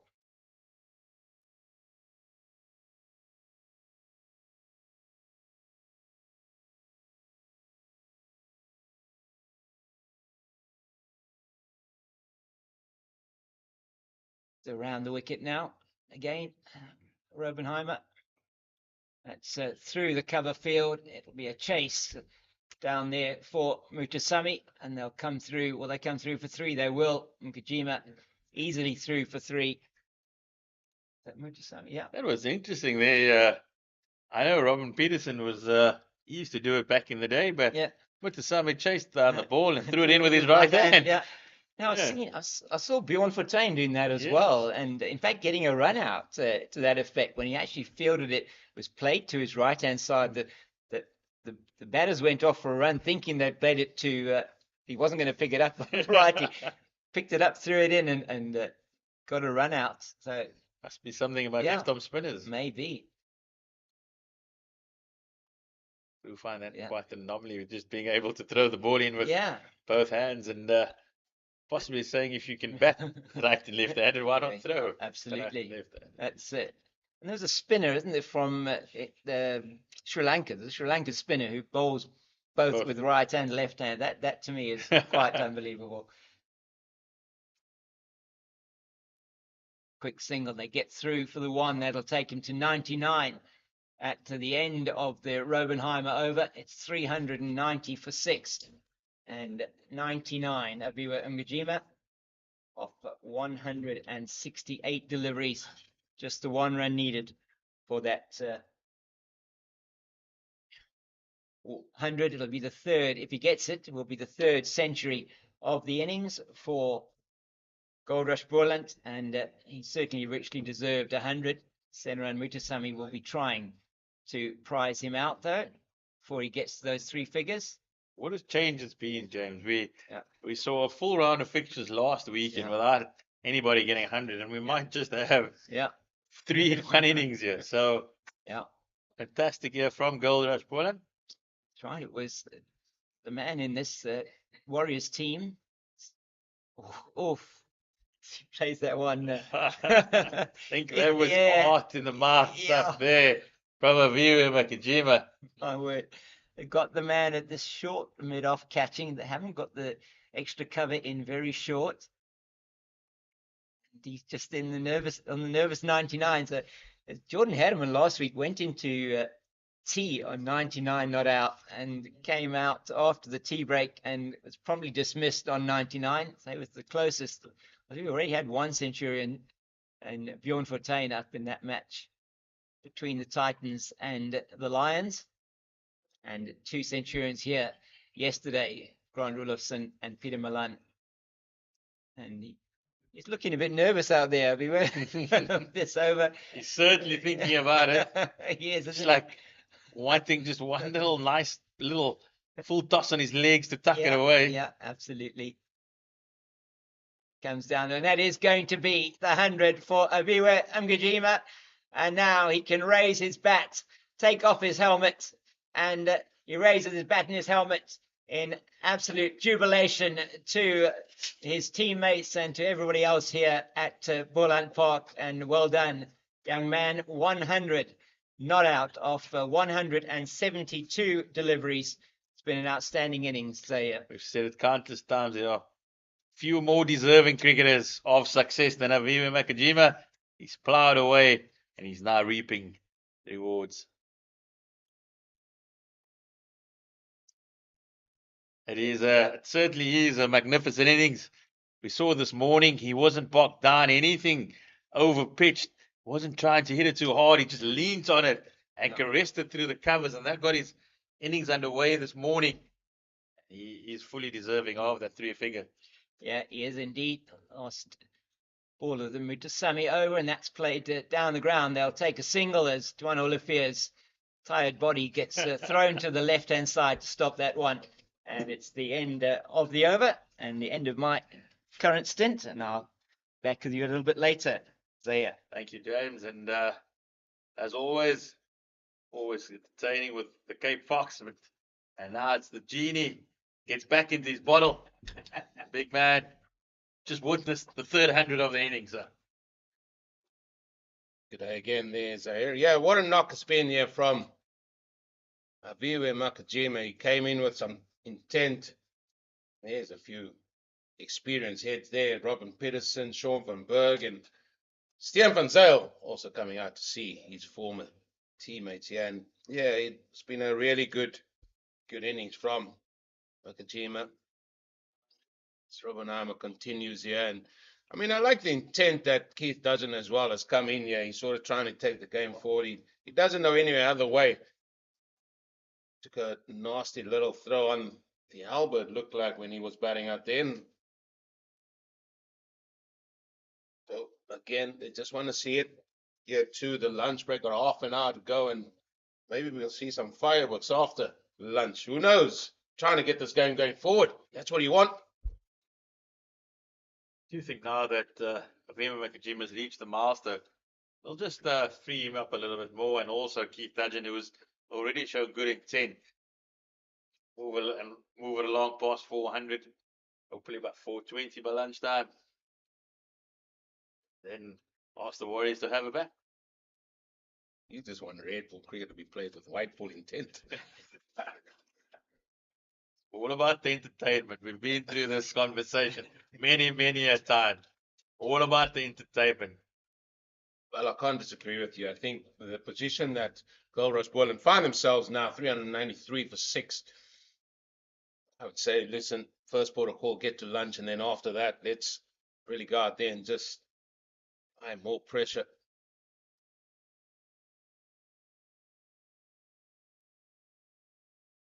Berg wasn't happy with his decision when he was given out leg before. Just took an age to get off the field. You guys were on there. Call it. Pitched in line and straightened enough. Gave the youngster a bit of a break.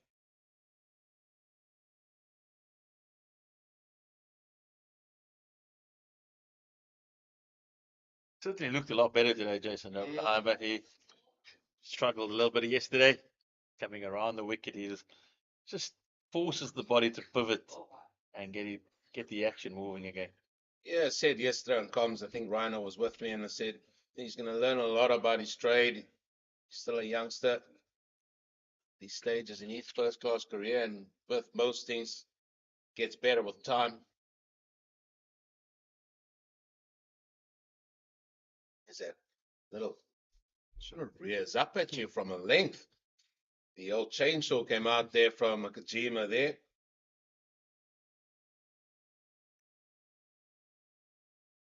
Certainly a good first innings here from Goldrush Boland.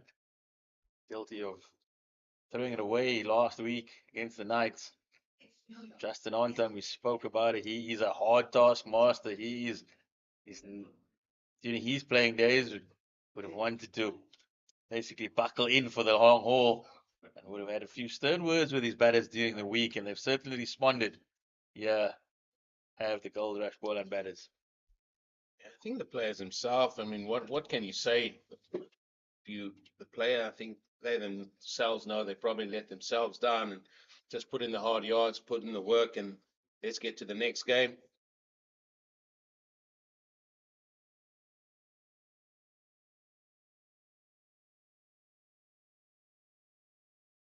See, there's a deep extra cover, deep long off, and also a bit of wicket.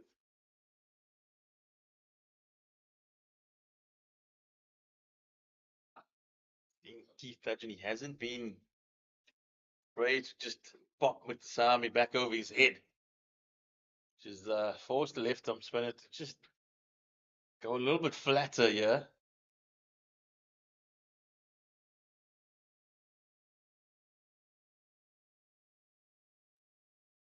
Well, you got your wish. He tossed that up, but with that, Keith Duns decided I'm going to go down on bended knee and work that to deep mid wicket. Excellent shot, couple of bounces, 4. How easy was that?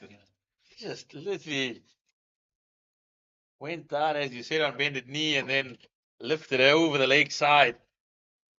Easy as you have. Always in control. His head was still, stayed into the shot. Just followed through with the arms. That's why he's not throwing it up. He knows him. Played together. Way back.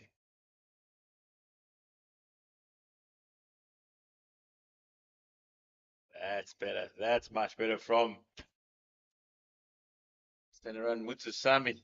He just doesn't let a game drift as Keith does, and he just plays his way, plays his game. My kind of cricketer. My kind of cricketer. Bowls with a big heart as well.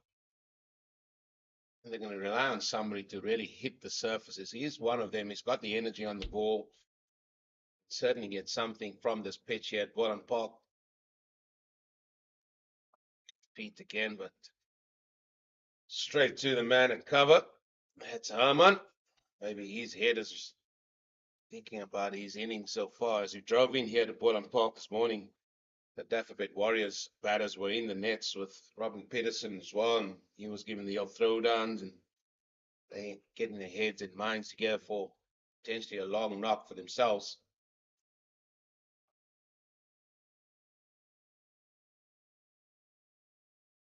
Brings us to the end of the 120th over. Bonus points have now long come and gone. It is all about how big can Boland post this first innings. Yeah, what that's going to be. But what's in prospect for us later on? 5 o'clock South African Standard Time. Proteas versus the Indians, the first T20 at the Kingsmead Stadium in Durban. In fact, it's the Hollywood Bets Kingsmead Stadium in Durban, and that is a game to look forward to tonight. And I will be glued to my seat there as well and seeing the match being played. It's another matchup with two teams that played in the final also not so long ago. They have got 4 games to go at it again, go at each other again in T20 cricket. Heard it sold out tonight at Kingsmead, so it's going to be pumping on the West Stand, that's for sure. Hopefully the rain plays along. It was fortunately abandoned last year.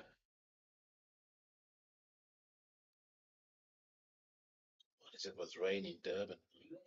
Mate, I'm not. Told you about this rain in summer. Never understood it. Never understood you it. Should never go to Joburg. Ah, mate, just not for me. Not for me. Only water I want to see in the summer is the beach, mate. The waves.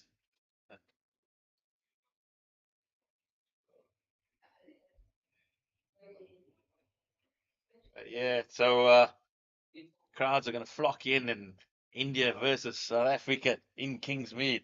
Can't get any bigger than that, mate. Oh, Just bring your hard hats or whatever, because it could be raining sixes there. Look at that Indian side, and possibly people might go and wear the likes of Virat Kohli, the Rohit Sharmas of the world. We've moved on, lads. We've moved on. There's a new bunch of IPL stars. Tilak Varma, Sky Yadav. These oaks hit the ball 360. New brand of Indian cricketer. And they're not going to be afraid at all.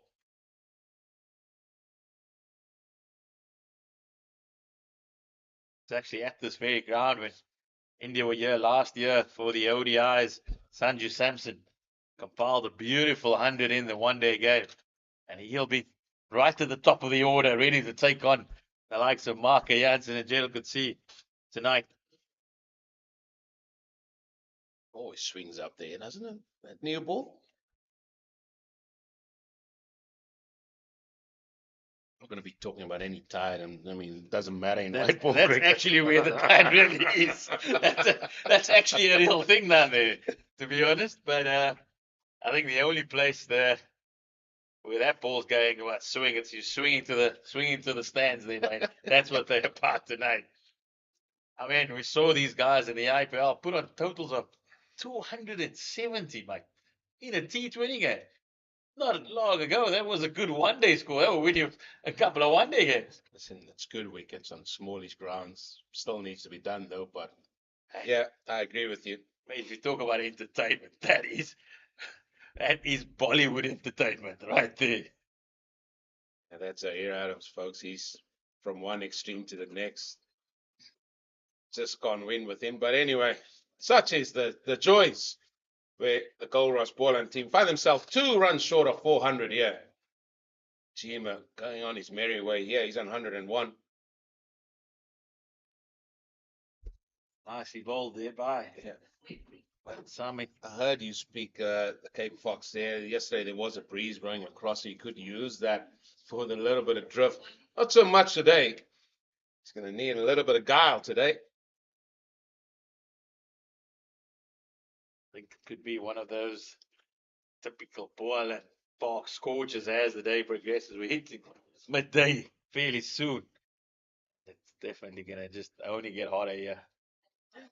We talked about Durban there not so long ago here now. Nicely played. It had that humidity of a Durban feel this morning when we rocked up here. You were doing the interviews. Thanks to you and the Cape Fox for letting me just retreat to the aircon. You can have a day off, mate. No, have a day off. It was no day off. Just retreat to the air-conditioned comms box. Because let me tell you, it was a scorcher this morning. Certainly was.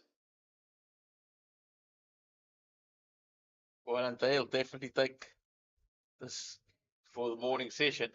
Just losing the 2 wickets. That's good batting. Avi wanting to come down the wicket and realizing it wasn't there. Just pushing it away for the single. So keep ticking over. All Goldrush Boland as they 1 run away from magical 400. Yeah, job more or less done. Got another, what is that? It's just short of 20 minutes still to go.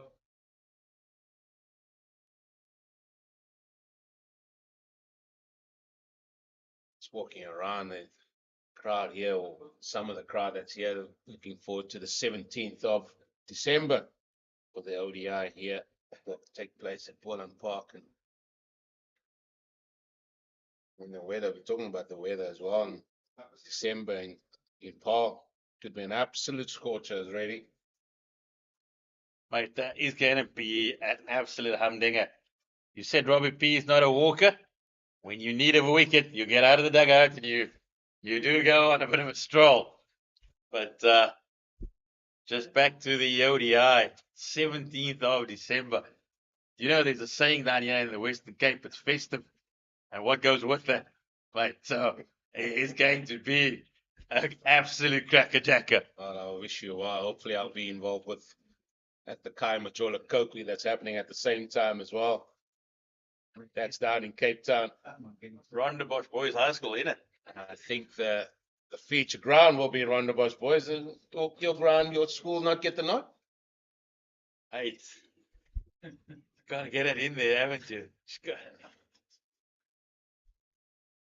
Tell you what, if you knew about that, that's well played by Avi. Just off the legs. If you knew about that, you would have had it all. You would have had placards made and all sorts. You would come down to Weinberg, boys. Big one tomorrow, mate. Big one tomorrow. SA schools. SA20. SA20 Yes. schools. Let me get that right. Schools SA20. It is the Western Cape semi-finals tomorrow. Weinberg up against the old adversary Sachs in the semi-final. Oh. And the other one, Rondebosch versus Bishops. So that's all Southern Suburbs affair tomorrow at Schools SA20. Well, Girls finals are today. Your old club's involved, Victoria. That, yeah, saw that. They involved today. Was posted up. That single the previous ball brought up, the 400 for the Goldrush Boland. Yeah, I think it's such a great initiative, isn't it? Just leading into the Betway SA20, having this competition. It's just been brilliant. Betway SA20. Tickets went on sale yesterday. Get your tickets, mate. Get your tickets. Come down to all 6 venues. We kick off in Kabeja. That's where we are. And from there, the caravan goes around the country. Just going to have me say it, don't you? You're going to have me say it.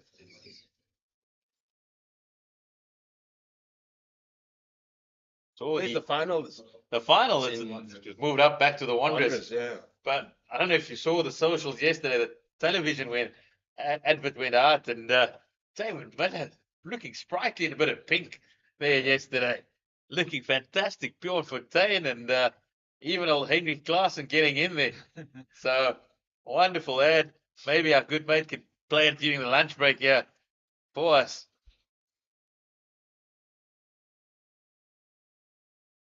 Yeah, fantastic competition.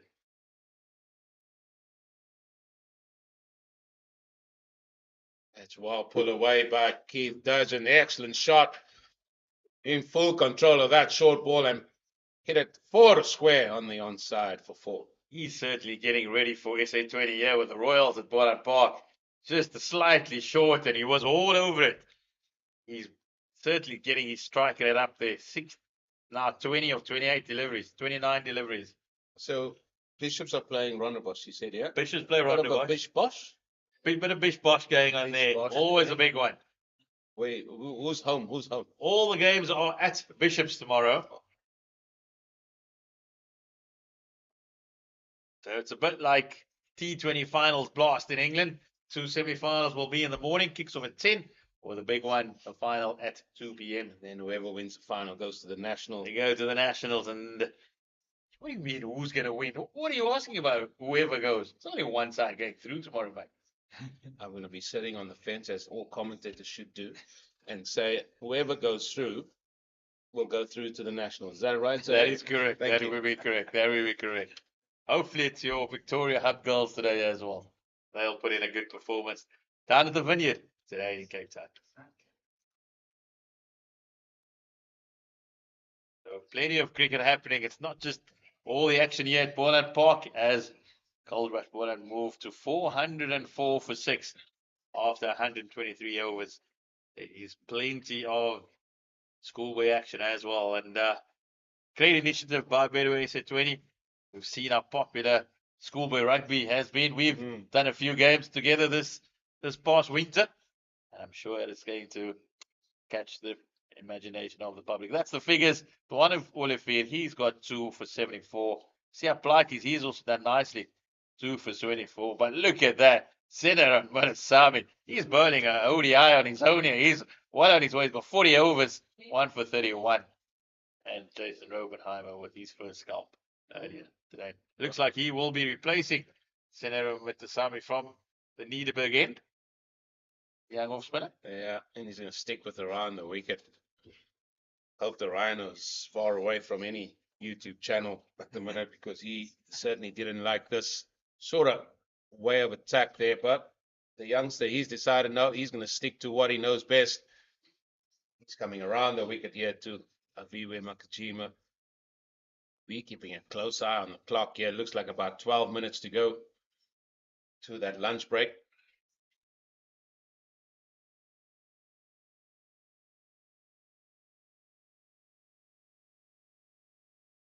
Oh, he tosses that one outside the off stump. That's a freebie if ever there was one.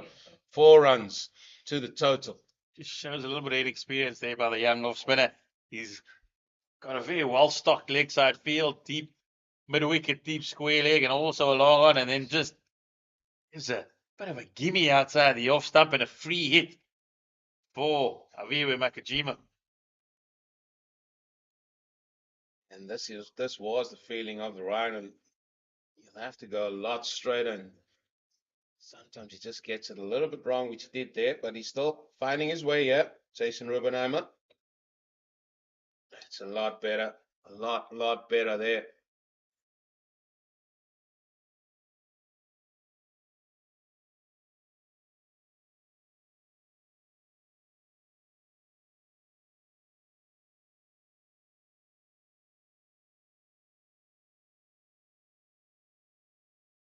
To the feet this time, and it's an early call. And as quick as a flash is through for the single already. And this has been a trend from Makajima as well.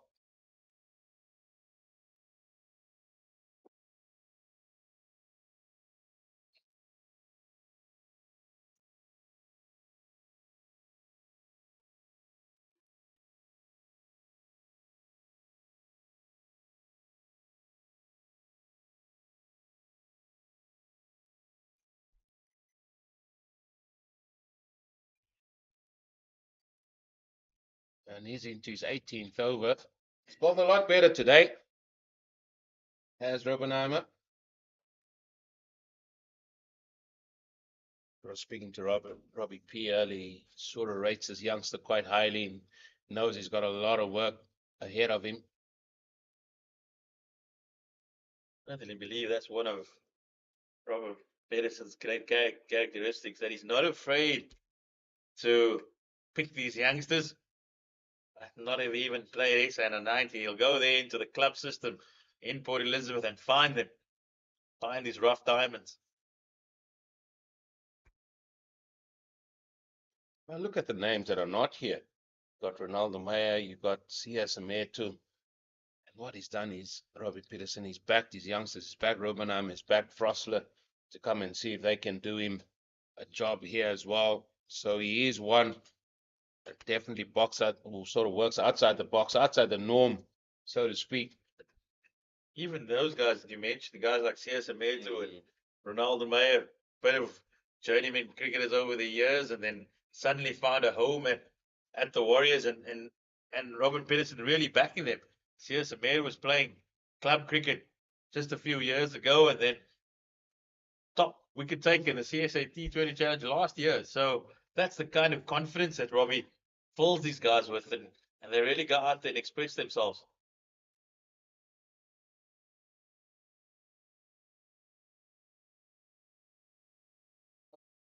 Yeah, so too this man, Sia Blakey's, he's been on the money this morning. And he's bowled that good line and length, bringing the batter forward. He's asked questions of the batter. Managed to pick up a couple of sticks as well. Yeah, Robbie P, he felt they should have got over the line last week there in Kabeja. Just needed 2 more wickets, and he said the pitch was turning as well, and they just couldn't manage to prize at those 2 remaining wickets. I think he's still a little bit disappointed by that. It was a big thing not having Widasami available. He was still away with the Proteas, and unfortunately not one spinner was able to pick up a wicket on that last day for the Warriors, which proved crucial. Also saw Northwest all-rounder, promising young man, got a taste of international cricket in New Zealand, Rowan de Swart. He got a big 90 in the first innings and a valiant 84 not out in the second. So certainly led off 4 Dragons last week. Down the leg side that time. Yeah, it was definitely let off.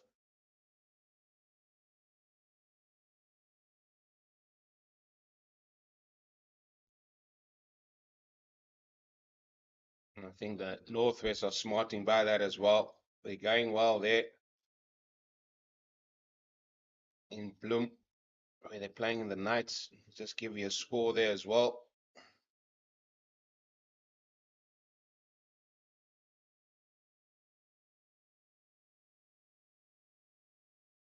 Give you that at the after this ball's been bowled as well.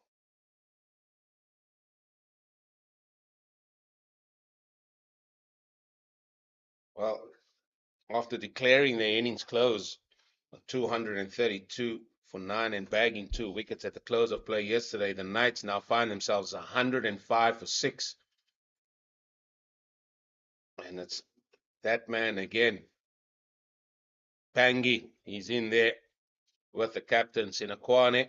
Sinakwane's got 53 not out.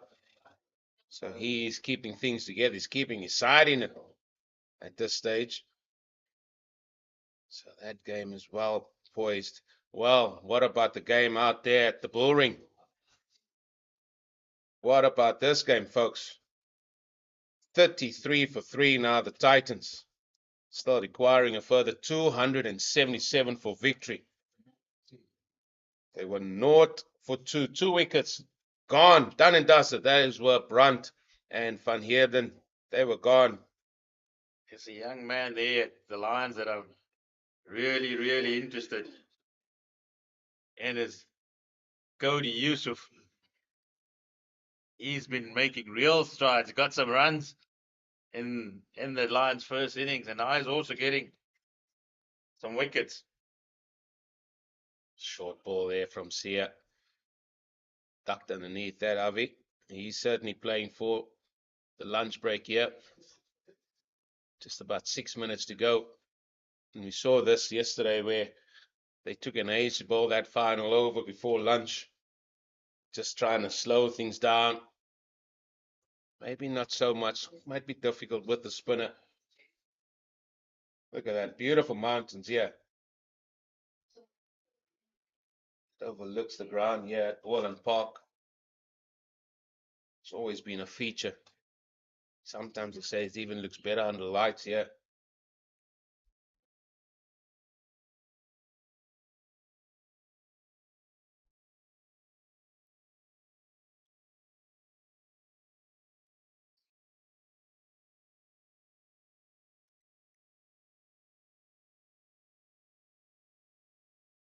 Well, we'll keep a close eye on that one.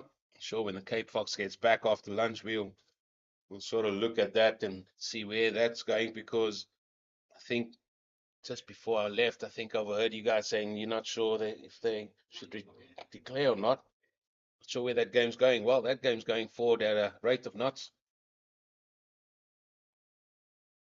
Excellent line and leg here. So it looks like these two batters are setting themselves for lunch.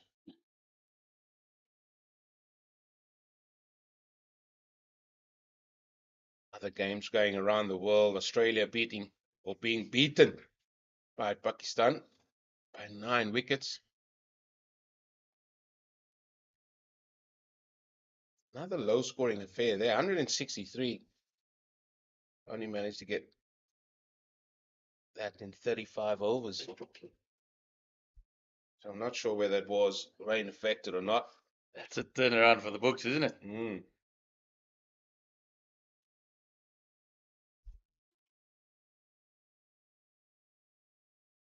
It's nicely tucked on the leg side. Other Division 2 matches here in the CSA 4-day domestic series. The Mpumalanga Rhinos are yet to bat against Northern Cape. They've had some rain up there, still 13 for the loss of 2 wickets. So a lot of rain up there. The Tuskers, they are 8 for 1 in pursuit of 361 against the Eastern Storm. So a few high-scoring games going around, and then also a lot of rain somewhere around South Africa.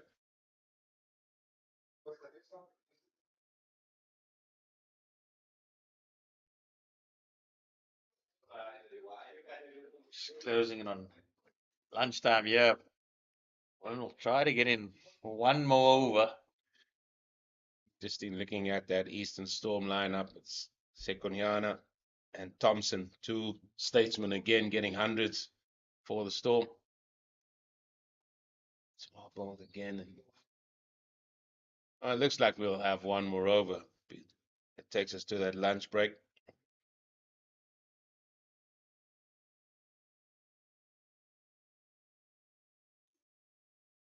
Yeah, 410 for 6. Goldrush Boland. So we'll have one more over, and it looks like the skipper might be chancing his arm here himself. This is true Robbie P fashion here. Manny Breedske. He's saying, "Oh, I'll have a ball." Oh, he's going way back there. Is he? Oh, think he's the coming long- off the long run. I think the last time he did that was back in junior school, mate.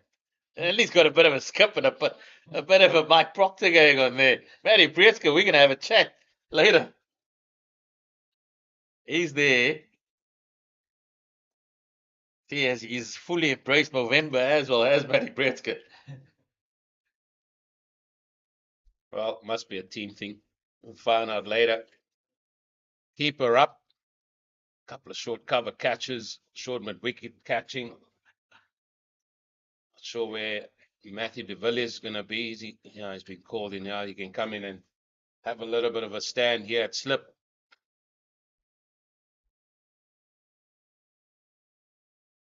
Oh, he beats the bat. He beats the outside edge of the bat. That got given the big ooh and ahs, the biggest of this game. Look at Matty Breedske. That is, I'm telling you now, if he gets a nick, he's going to go on a victory run. That's for sure. Get the speed gun out. I want to see the speed gun. No, just no need for that. No, see. Let's get the speed gun out. He actually asked me before the day, are you going to be on comms? I'm definitely on comms when he's running in. That's for sure. A talented cricketer. Probably feel a little bit aggrieved that he's not part of the T20 squad down at Kingsmead tonight. A wonderful bit of an SA20 last year for the Durban Super Giants. I think those performances got him a stint out there in the UK as well, isn't it? Yeah, If I'm not mistaken. Yes, he did. Had a good season in the Vitality T20 Blast. Just an all-round exciting young cricketer, Matty Breedske.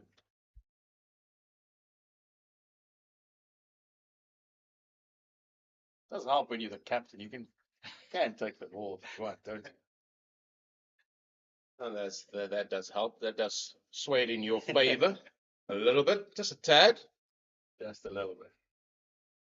But you never know. There's 2 balls remaining. Does he have the golden arm?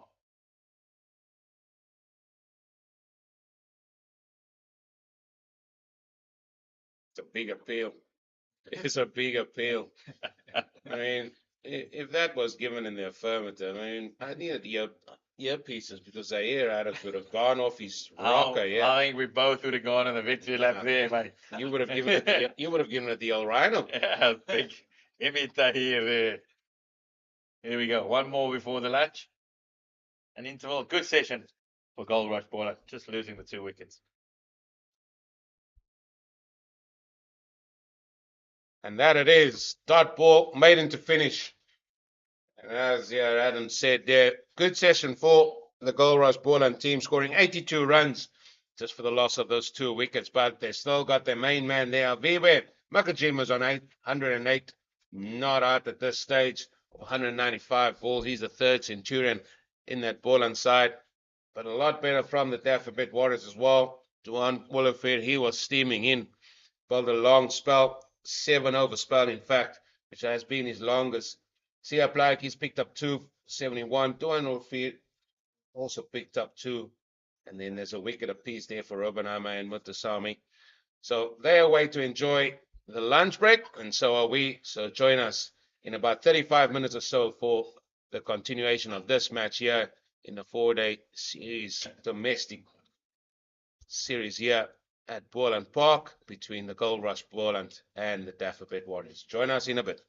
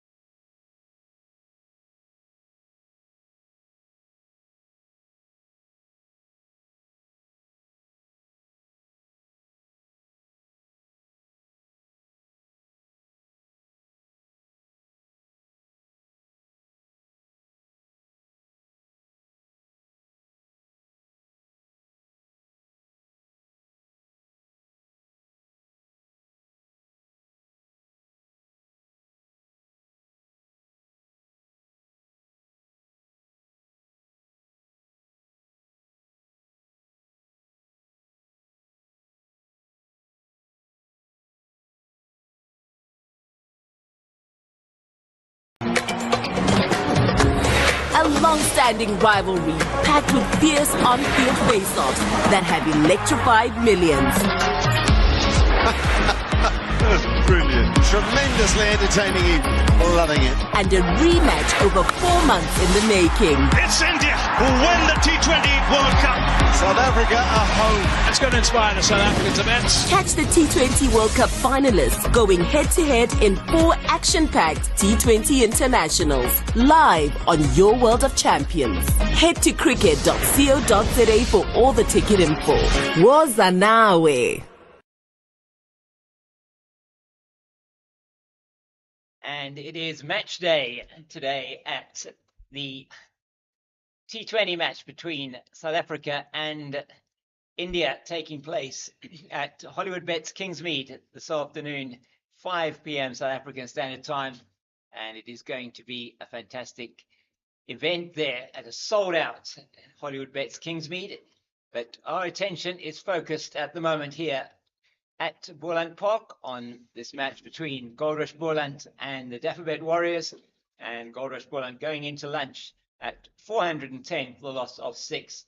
And it is that Centurion Aviwa Mgajima coming out to bat again after lunch with Keith Dudgeon. Partnership already between these two worth 36. I'm James King, the Cape Fox, and with me Eugene Molion. Welcome again, Eugene. Looking forward to maybe a faster afternoon session than we saw in the opening session of the day. Good afternoon to you, the Cape Fox, James King, and good afternoon to the viewers, wherever you find yourself. Yeah, I'm looking forward to this, see how quickly this game can potentially go forward. We think that the Goldrush Boland team will come out a lot more positive. We want to try and even get a even bigger margin here, some more runs on board. But now the question is, how quickly can they get that runs? And I think now it's a time factor now, and to see how they go about their work. It's not about how many runs, it's just about how quickly they can get them. Yeah, this run rate in the morning session just dropping from around that 3.4 level they were at last night down to 3.2 runs to the over. So in the opening session today, scored a matter of 82 runs in that opening session. They'll be wanting to certainly push on in this afternoon session. It's going to be Jason Robenheimer continuing from around the wicket again to the right-handed Aviwa Mgajima.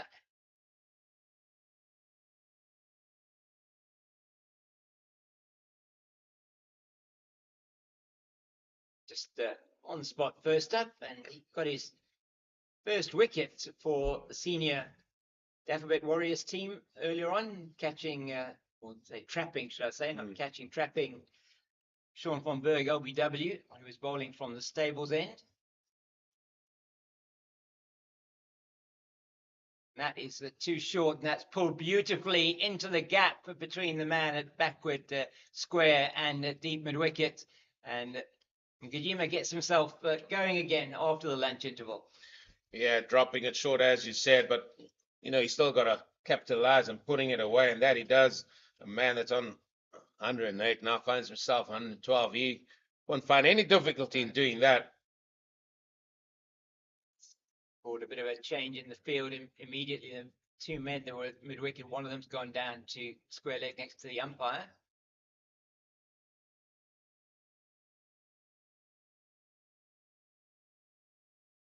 Man does the fielding, Jean Duplessis. Took a very good catch yesterday to dismiss Gavin Kaplan, and he dropped one though off Peter Milan. Yeah, Peter was on 89 at the time. It was a difficult chance because it was hit quite hard to him at square leg. So 3 Centurions in this Goldrush Boland innings. They'll be really happy about that, I'm sure, Coach Justin Ontong, very happy with this performance. Asked that question to Ezra Poole this morning when I rocked up there, and I just asked him, were you happy about how the day went for you guys? And he just said, wouldn't you be after seeing the last day's play last week? And I said, well, enough said. Yeah, 100% correct. It was Oh, just gets a bat onto that and onto the pad. Otherwise, I think they would have all gone up. The choir there would have been singing. And yeah, certainly after that capitulation, I think one must call it. It was abject from a batting point of view on that last morning against the Knights. They lost plenty of wickets early on, and it just didn't give them any chance of saving the game, let alone going through to a victory in that match. So leaving them in a situation where they were only really ahead of the Dolphins from a log point of view, sitting at 5th on the log, but then we didn't have then Titans and Lions had not yet played a game. That match there at the Wanderers is unfolding into something looking quite interesting as well on the last day. Yeah, we'll sort of give it a half an hour there, James King, yeah. and then we'll have a look. But looks like Ethan Frosler, he's going to be doing his work here for the first time on day 2. He'll be bowling from the stables in, and this is the end where he's bowling to where I thought there were quite a few indentations. Now, he just doesn't have the pace as what a seer like he's have, or even a Dwayne Olivier. So, going to see what type of line he's going to operate on. That tells you straight away he's going to be bowling straight, and it's straight and it's over pitched and it's well dealt with by Keith Dudgeon. He's not missing out on that one into the pads. He plays a lovely straight on drive, and it gets down to the boundary for 4. That takes their partnership to 44. Glorious shot. 25. Lovely, wasn't it? Glorious shot. Beautiful weight distribution, and just played it past the man at mid-on. Absolutely no chance. Good cricketer, he's Keith Dudgeon. Yeah, he's really would be classified certainly as a bowling all-rounder, Keith Dudgeon. He's got the ability with the bat as well. Player that you feel if he does get going, can with the bat take the game away from you quite quickly. He's a person, when he starts talking to you, you think he's had about 5 Red Bulls, and he's always hyperactive and chirpy and greets you and smiling and everything else. And that's just the nature of the man. Yeah. He plays his cricket the same way as well. What a great acquisition he's been for Goldrush Boland. That's going to be... Yeah, the men behind the stumps were more interested than the bowler there. Maybe just angling down leg side. We'll have a look at this one again. Well, the key is, Frostley didn't go up at all. He just sort of puts his hand out, checking if there's taxis around, and there were no taxis coming. But yeah, wrapped on the pad. Obviously, it looks better from behind the stumps, doesn't it? It does, doesn't it? Yeah, it certainly did, and that's very nicely played down towards the man and coming around from deep backward point. That's centre and Mutasami, and they're through for 2. It's been a good start this over from the men from Goldrush Boland. Frosler was able yesterday to get a little bit of movement away from the batter with the second new ball. He hasn't put in as much work perhaps as we've seen from the other 2 pacers, Plaiki and from Olivier. So maybe this is just a chance for him to have a spell of every 4 or 5 overs, see if he can get anything to misbehave on the pitch. Say a few indentations there. If anything today, it just looks like it's going into the right-hander. Yeah. Not sure if that is what he wants to do. These motors of operating here today. He's got a man at deep square leg just behind square, and Dwayne Olivier, he's still grazing here. Fine leg.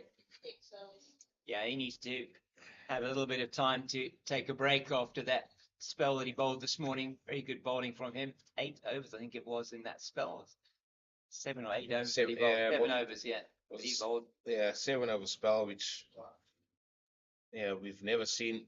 We didn't see that at all yesterday. No, not at all. And he really came in and was asked to really bowl a heavy ball and into the body, quite a few short ones, and then he got the wicket, which was well deserved, of Michael Copeland, just getting the one to angle into the right-hander, and he just played it down completely the wrong line, inside the line of the ball, and got his off-stump pegged back. That was with the score then on 357 for 5. This has been a good partnership so far for the men from Goldrush Boland. 46.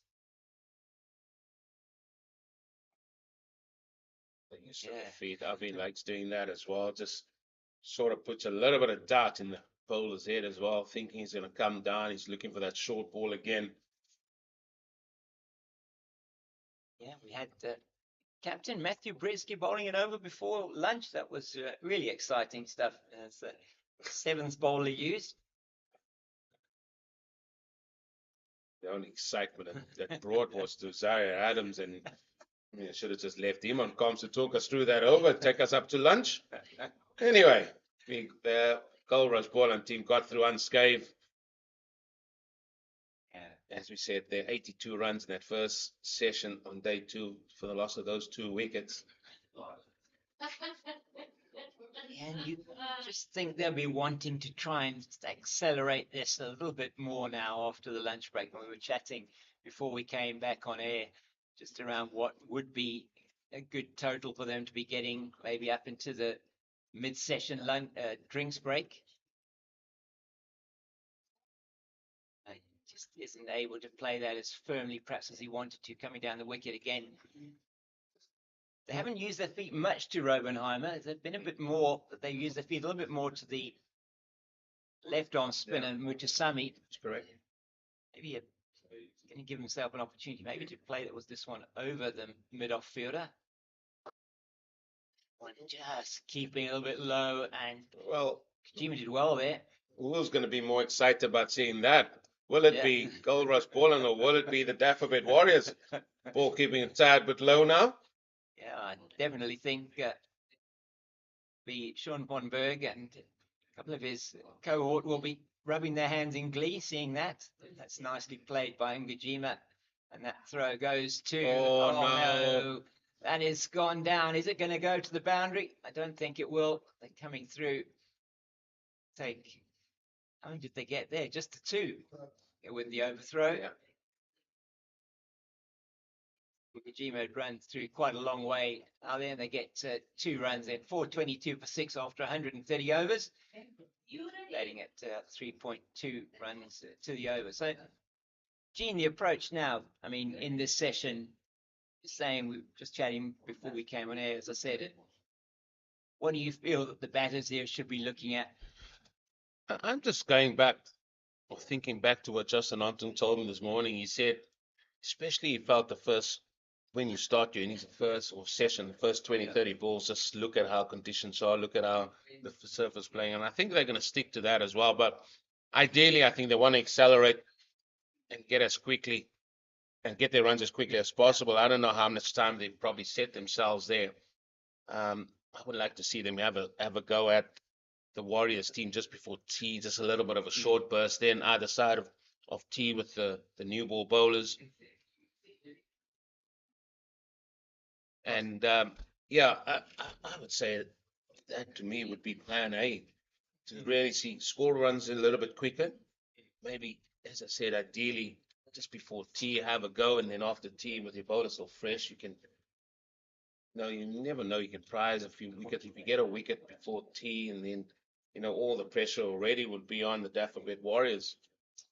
Yes, I mean, looking at the score, and you're thinking that may not be possible only to bat once here, but it is something they would be looking to do, to get a score up and around that maybe 500 region.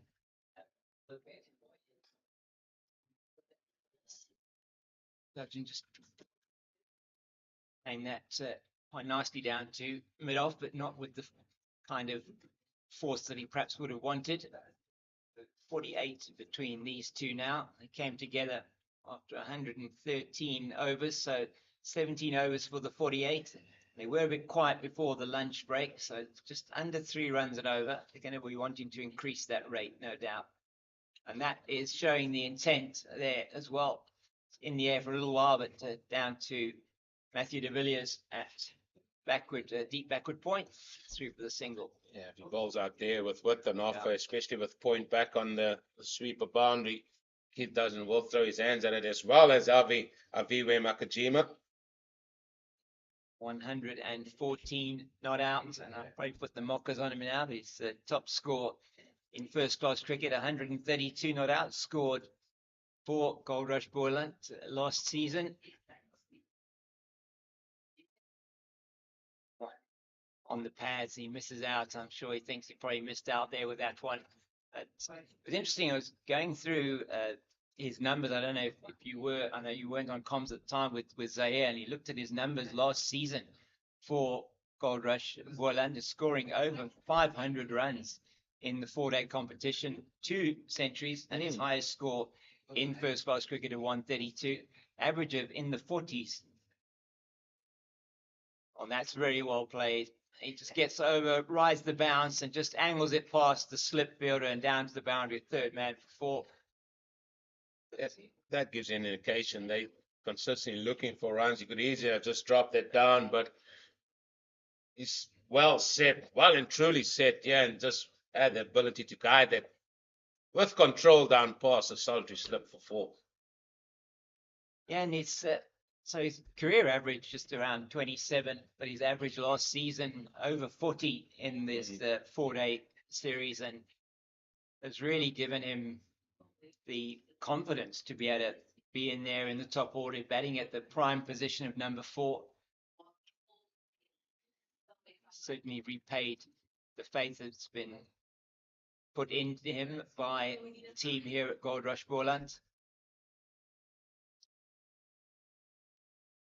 The end of the Frosler over, 428 for the loss of 6.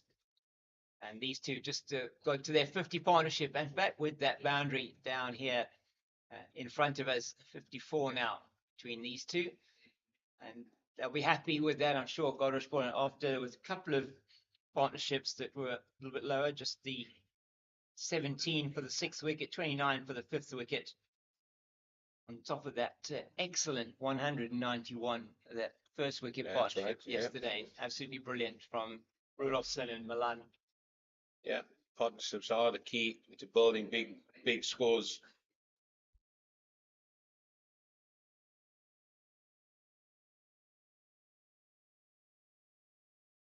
Oh, it's very neatly played by Ngajima, just paddling it down to the vacant fine leg area, and they're going to easily come back for 3. Yeah, this is where you just got to manipulate the field a little bit, and I've been wondering when this shot was going to come out, because there hasn't been a 45 in place, but that was well played. Yeah, just thinking, just in my mind was thinking, how are they going to take on Robenheimer? Because you just sense that he's the bowler they're really going to be looking to get after potentially. Well, him and Frosler. Yeah.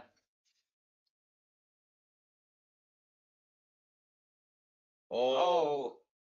And you have to say that there's a potential stumping miss there from Achille. That one outside the off-stump. Lovely to like to see that one again. And that was a half an appeal for a catch as well.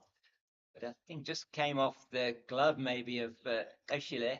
Calling all cards, yeah. Yeah, absolutely. They can't get the one go for the other, but definitely a stumping chance at Garner begging, but doesn't score on 28.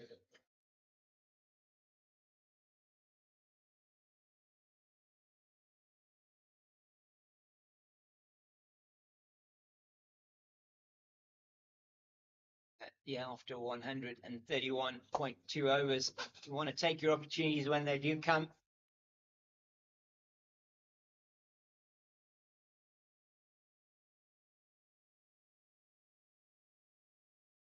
He's not going to go through for the quick single there. Just probably hit it too well to Jordan Herman at mid-off.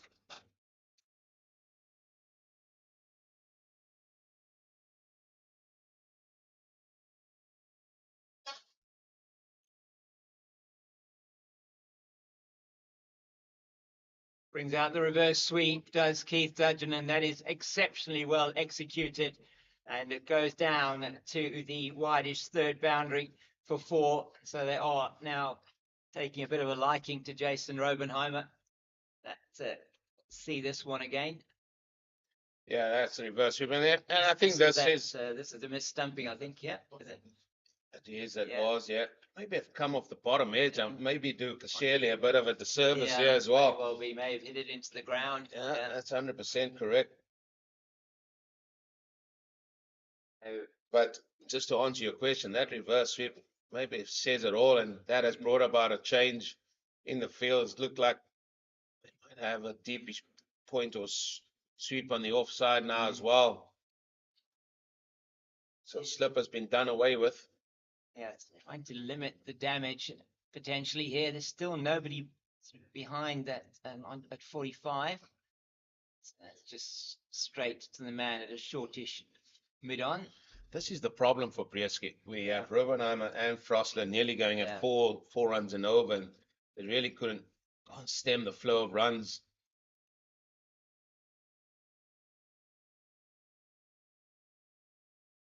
That's beautifully played once again down the ground, and Herman can't quite get around to cut that off, and they'll come back for a second as Joan Olivier comes around to field. So that was another expensive over, 9 off that from Robenheimer, and that's exactly the kind of acceleration they're looking for. This partnership is growing in stature for Goldrush Boland. 63 now. As you say, he's going at close to 4 runs to the over. Frosler also going at nearly 4 runs to the over. And you've already bowled your premier fast bowler. He's had a 7-over spell earlier on today. They can only bring him back for a little bit of a burst, maybe. Only really maybe 2 or 3 overs. He's looking tired out there. I'm looking at the way he's warming up, and hands on the knees, and he's just swinging from side to side. Yeah, it's been a toil. He would just want to get his feet up in the dressing room, have a little bit of a chill. But he's still out there. Yeah, 132 overs. It's Frosler to continue from the stables end. Nicely played by Ngajima. Straight to Duplessis in the covers. He's played this very well throughout his innings. He's drove the ball exceptionally well, whether it's through the offside, whether it's straight or through mid-wicket. And he's also been able to pull out that sort of back foot drive. I mean, straight bats through the covers have been outstanding. One goes to Herman at mid-wicket. So certainly getting the bat to hit the ball a little bit harder than he perhaps has been, or was definitely doing before the lunch interval. Went to lunch from lunch at 410. They put on 27 since the lunch break. Yeah, that's in 5 overs. That's the kind of acceleration they were looking for. Oh! He bowled him. What a beauty that is from Ethan Frosler. And that is he gets a Simone there. That stump goes cartwheeling out of the ground, and it's the end of Aviwe Ngajima. What a really good innings. Comes to an end. 122. He scored off 214 balls, and he scored. They haven't got the 4s and the 6s there, but certainly 2 6s, and I think it was a number of probably 11 4s that he scored, and he scored all around the ground. And as you were saying, the drive's there. 60 of his runs coming through the offside, and he has to make his way back. It's 437 for the loss of 7. Yeah, it's been a good knock by Aviwe Ngajima, just falling short of his highest score in first-class cricket, getting a deserved applause there from everybody as he makes his way up to the dressing room. But it's certainly been a good knock. But what a ball that was. Just homing in on off stump there. It wasn't real anything. Yeah. It just seemed like it was going straight, and Avi just sort of played the wrong line there. But well done to Frosler, hitting the top of off. New man in. Aya Kamane. He boasts 200s and 550s with a highest score of 117. Just past the 2,000 mark as well in terms of runs scored in first-class cricket. He's a man that can bat. Surprisingly, still coming ahead of the likes of Giovanni Baron as well, who's still got to come out. Then it's Clinton Stearman. So who's going to be donning the number 11? Yeah, I wonder who that's going to be given to. Maybe Glenton Stearman coming in at 11. I don't know. Giovanni Baron can certainly hold a bat. And what we saw of him in the T10 series here, pre-season tournament at Boland Park, and he was in good form with both the bat and the ball. So expect to see that the batters here from Goldrush Boland will certainly not be holding back now. Ayat Kamani at the crease with Keith Dudgeon. 437 for the loss of 7. That was a good 63-run partnership between Dudgeon and Ngijima.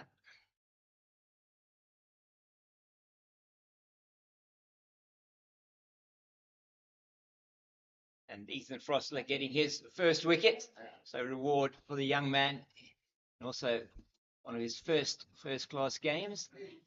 It's down the leg side. Just bounces before it gets into the glove of Sheila, and he's hurt himself. He did that last night. He took one down the leg side and he pulled up, had a bit of treatment there. Just looks like he might have just gone over again on that knee, or maybe that it was that hurt him yesterday. Not sure if it was knee or his elbow that he I'm not sure, got hurt, because the way he landed just looked uncomfortable. Yeah. Down the leg side again. Once again, umpire Warren Weingart, he doesn't leave you wondering if you're a batter.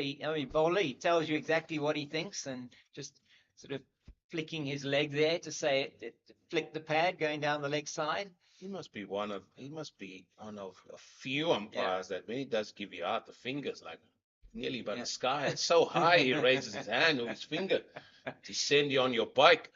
Yeah, they all have different ways of doing it, don't they? I mean, that some of them like even point at the batter almost. It's like, very interesting. I have to admit, I enjoyed a little bit of the late Rudy Koetsen. Yeah, the old slow poison. Yeah, he was, wasn't he? Just that arm came up really slowly. Yeah, eyes were like fixed on the batter, weren't they? As the finger came up, it was wonderful to see. It's the old nod of the head. I mean, the arm is still coming around the back, and then the head's nodded about 50 times, and then eventually the hand catches up. Anyway, it was lovely. Yeah, it's just watching umpire Joel Wilson of the West Indies as well. He's got quite a distinctive sort of style of showing the finger. And when we talk about people like Billy Bowden and completely, he was unique. Billy Bowden, the umpire from New Zealand. It's Dudgeon facing up to Robenheimer. Yeah. I mean, all the umpires have their characters as well, and they bring their. But I think Billy Bowden, I'm sure he came prominent with, I think it was Max Cricket in New Zealand. Okay. Which was an interesting format. Comes down the wicket. He's got all of that. That has gone absolute miles, and it's well over the boundary, and maximum for Keith Dudgeon. Taking a liking here to Jason Robenheimer, picking it up beautifully into the stands for 6. And he goes to 40 now. The big man. He's used his feet nicely there and just backed his power to clear the boundary. 443 for 7, so closing in on that 450 mark. It's quite interesting. We had, who is that there? Matthew de Villiers ran all the way from deep with wicket to come and have a word there with the bowler Robenheimer. You say to him, don't bowl it there again. I'm not sure what was said there, because he's miles away from the action. Yeah. He just tickles that into the leg side, and they are going to go through for the single. In the end, it was Dudgeon left a bit of ball watching there. As Kamani caught him through for the run. Well, we're on quadruple Nelson. We are indeed on quadruple Nelson now. 444 for 7.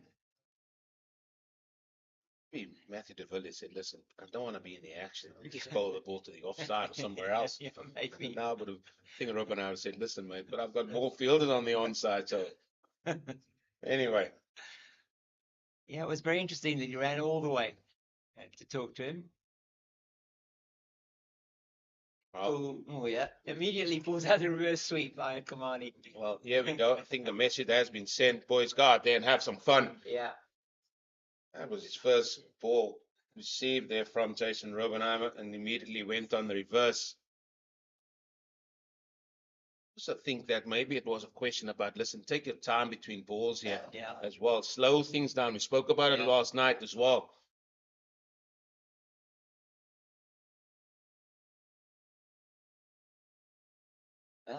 And once again, getting the negative from umpire Tom Mokorossi. That one probably pitching outside leg stump and across the right hand. I don't know, difficult to say. He's trying that reverse sweep again. Maybe he wants to just put that in the locker for a delivery or so here. Don't know whether he will.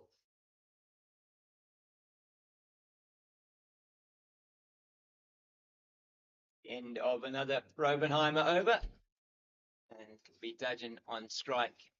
Presumably Ethan Foster will continue. He's walking to the bowler's end at the moment. Takes his cap off to give to umpire Warren Weingard.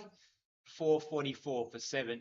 It's been a really great batting effort from Goldrush Boland, especially when considering last week 266 in the first innings and then bowled out for 117 in the second. No better time to rectify that than in your first innings here in your next match as well. I just get a feeling here like Goldrush Boland, they want to score runs and score runs quickly now. And then if you're the Dafabet Warriors, it looks like you guys want to slow things down. So the chess game continues, cat and mouse. Yeah, very much so. You were mentioning about that slowing it down was noticeable yesterday, wasn't it, with particularly Senna and Muchasami, that they were able to just sort of, try and just unsettle the batters by doing something a little bit different, slowing it down. Oh, it's in the air for a little while. I don't think it's going to go to the boundary. They will turn for 2. The man at mid-wicket, Jordan Herman there, desperate dive to his right-hand side, but he can't get hold of that one. Dudgeon, who's on to 42. Is that enough evidence now for you, Mr. King, that they want to push things on here? We haven't seen a shot like this throughout this innings. No, we haven't. I think he's certainly going to keep playing his shots. And we were chatting about this, and say at the luncheon break and saying, what are they targeting in the hour after they come back? And it's only half an hour and they've already put 36 runs on the board. He just missed that completely. Was he trying to play that, or what was he doing there? I mean, he made it look like a leave in the end, but I don't think it was. It came out of nowhere, didn't it? How close was this to the off stump? Yeah, I think it went over the off stump, actually. Unbelievable. From Frosler. Well, seems like an event is happening every ball out there now. That's what we love to see.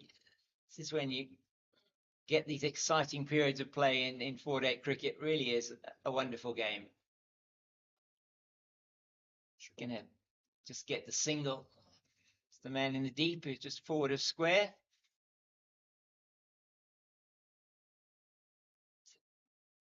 Be Omani on strike for the last 2 deliveries of Frosler's over. So good for these 2 young men, Ethan Frosler and Jason Robenheimer, both of them picking up a wicket, have been included in this team. That's when you might have expected that there would be players with a little bit more experience, and they've been given the nod by coach Robin Peterson. Yeah, I had a good chat with him when he was walking around, and obviously he was walking around the ground to see if he can change the fortunes of his team there, and it was quite a fascinating conversation. And it's sort of highlighted a few things which I'll definitely keep privy because then that is his thoughts, but just how he talks about it and his view as a coach and how he saw things and he doesn't mince his words, but he also backs the youngsters as well a little as much as possible. Oh, it's a big appeal. Again, umpire Warren Weingarten indicates there's a little bit of a scratch on that, but for most of that conversation, it's just how he sees things at the Dafabet Warriors and his team selection and stuff. I think this group of players, with the likes of the subs that are not playing in this game, they will be staying here because they're playing Western Province next weekend. So they've got a long stay here in the mother city. Yeah, just getting a little bit of insight.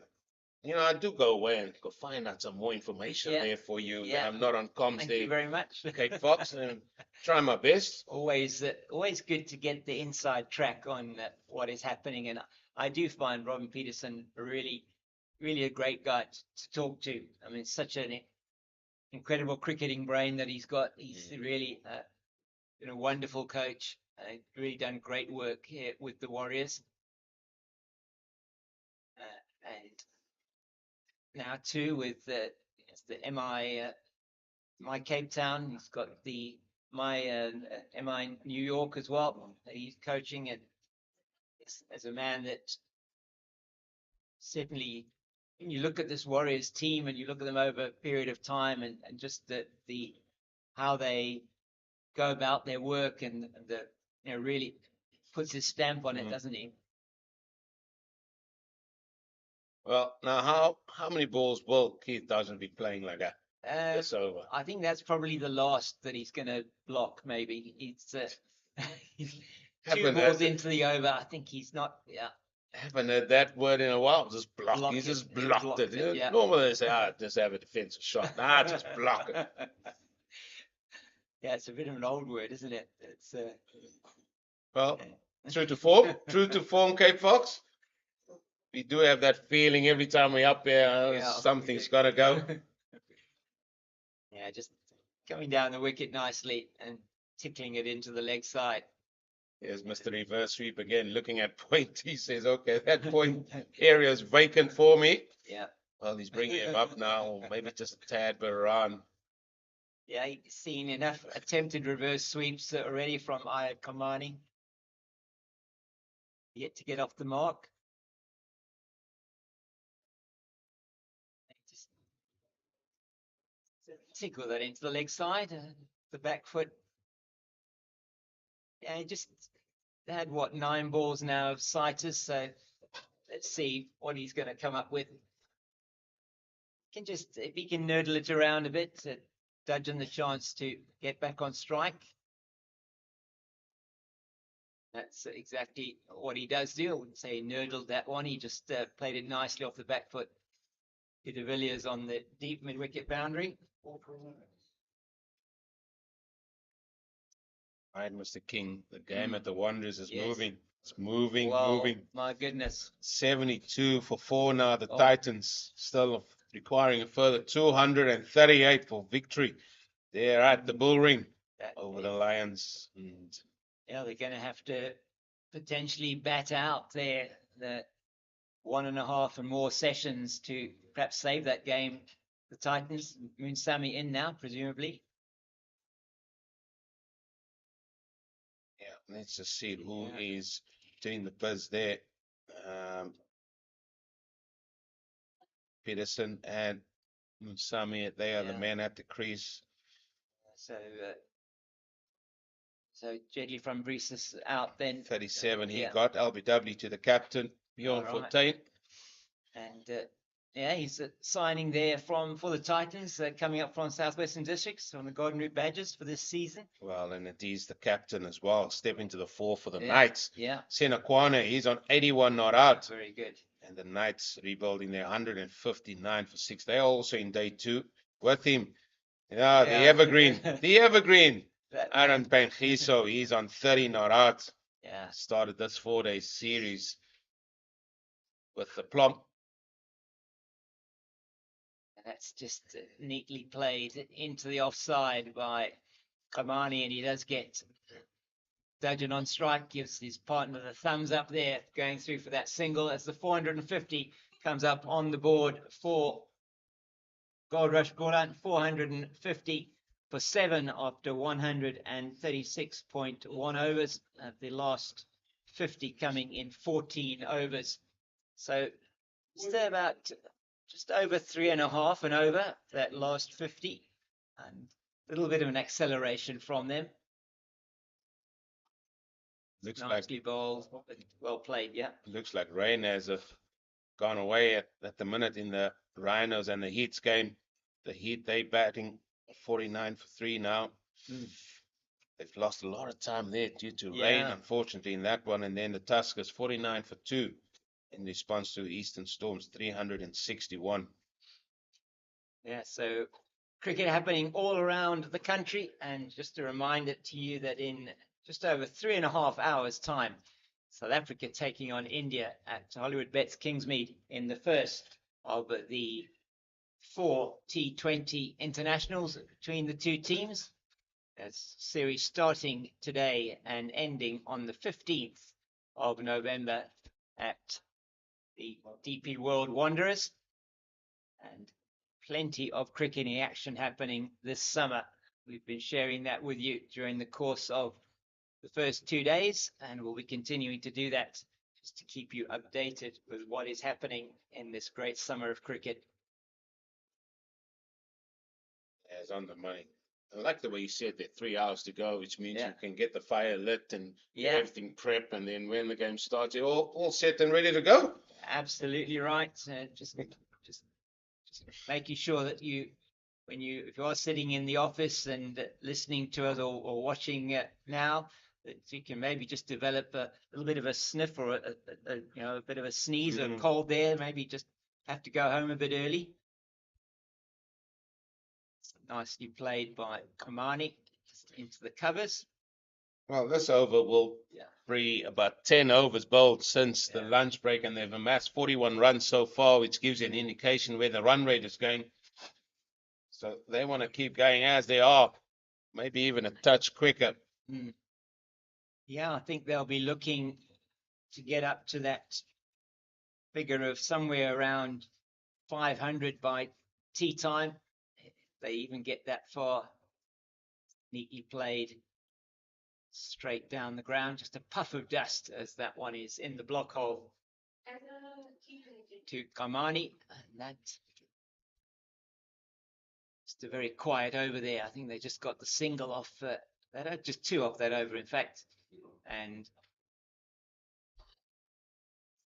it's like it's going to be Robenheimer to continue. And why not give the youngster more of a bowl? 24 overs, 1 for 93. He's bowled no maidens in that, interestingly enough. That is where he's to just try and work on putting a string and over together, because that is what spinners are sorting. They sort after those maidens to try and build some pressure for your team.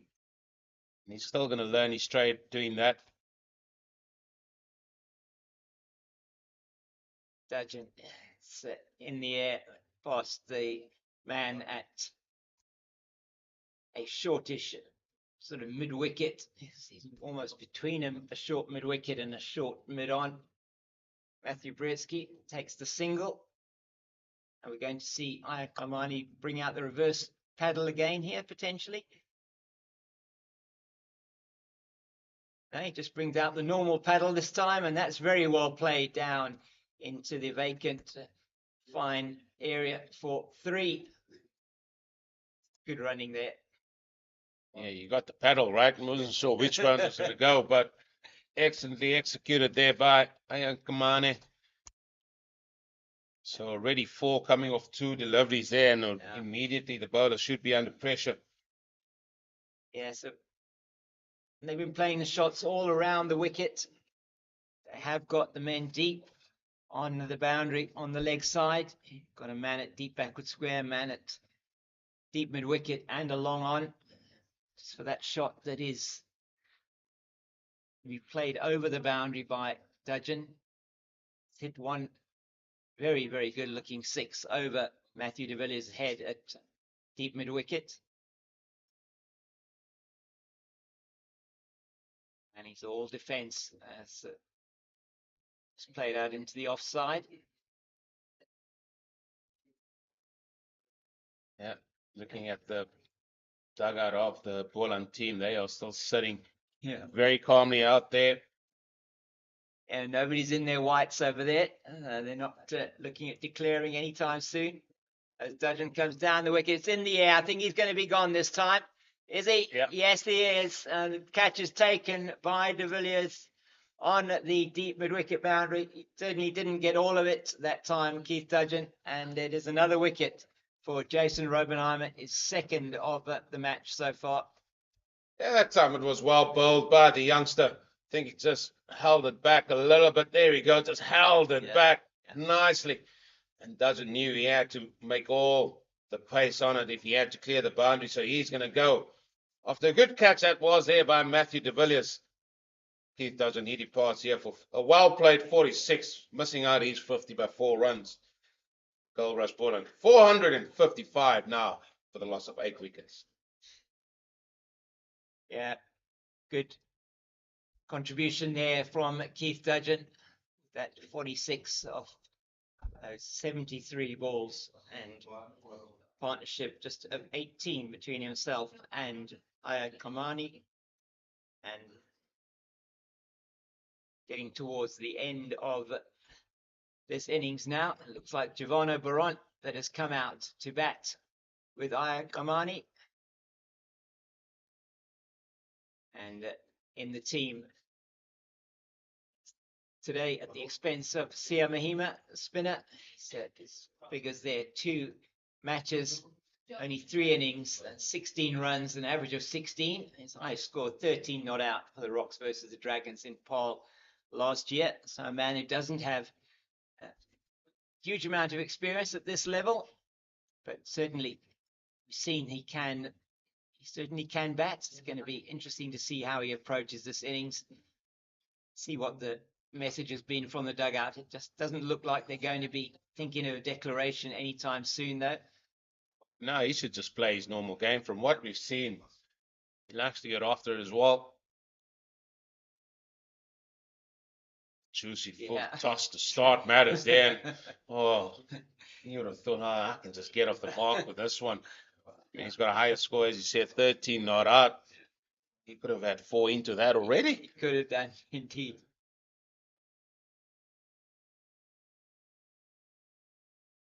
Yeah, looking for the single. It's not there to Ethan Frosler. End of it. Successful over for Jason Robenheimer. His second, 25 overs, 2 for 97.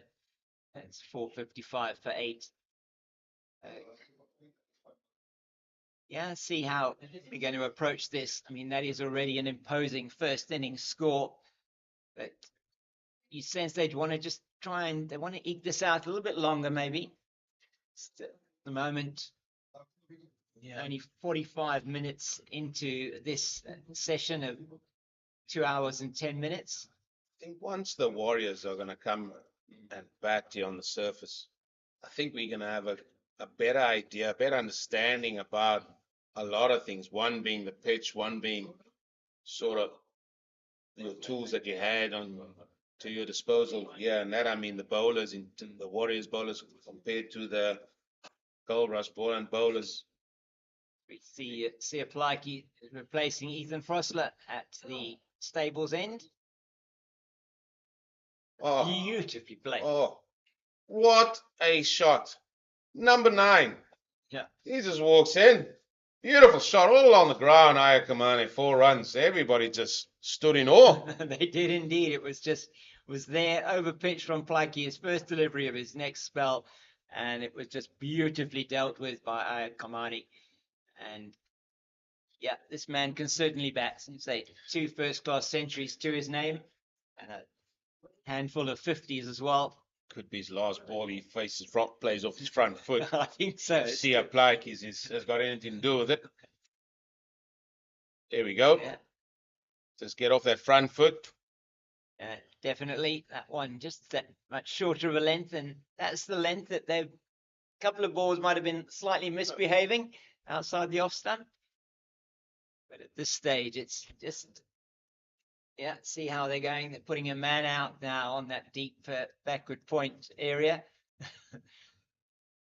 And got numbers 9 and 10 at the crease. yeah, and the 9 just hit a half volley for 4, which it should have been dealt with anyway. yeah, should have been. Oh, that's another one that he probably now will feel he's missed out. In fact, his body language there at the crease tells you exactly that he feels like he missed out there. Full toss outside the off stump, and he isn't able to play it away. He's upset with himself there. He's practicing the shot again.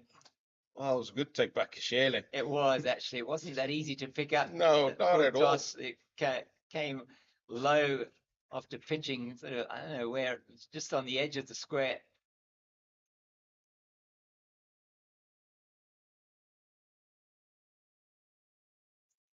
Nicely bowled this time from Blakey. That's the right length on this wicket. Just back of a length on that fourth stump line. He was really good yesterday evening, Blakey, and in this morning's spin as well. I just felt he bowled exceptionally well. He deserved those 2 wickets that he's got in his into his 24th over now. And the Warriors, Dafabet Warriors, have been out there for 138 overs and some change here, and certainly been a long toil for them. That's beautifully played by Kamani. Just rides the bounce and plays it into the vacant third region. And they come back for 3. Giovanni Baron really doing well there. Good running from Goldrush Boland. Yes, Matthew de Villiers out there. He sort of laboured when he thought, they'll just run 2, but then Baron had other ideas.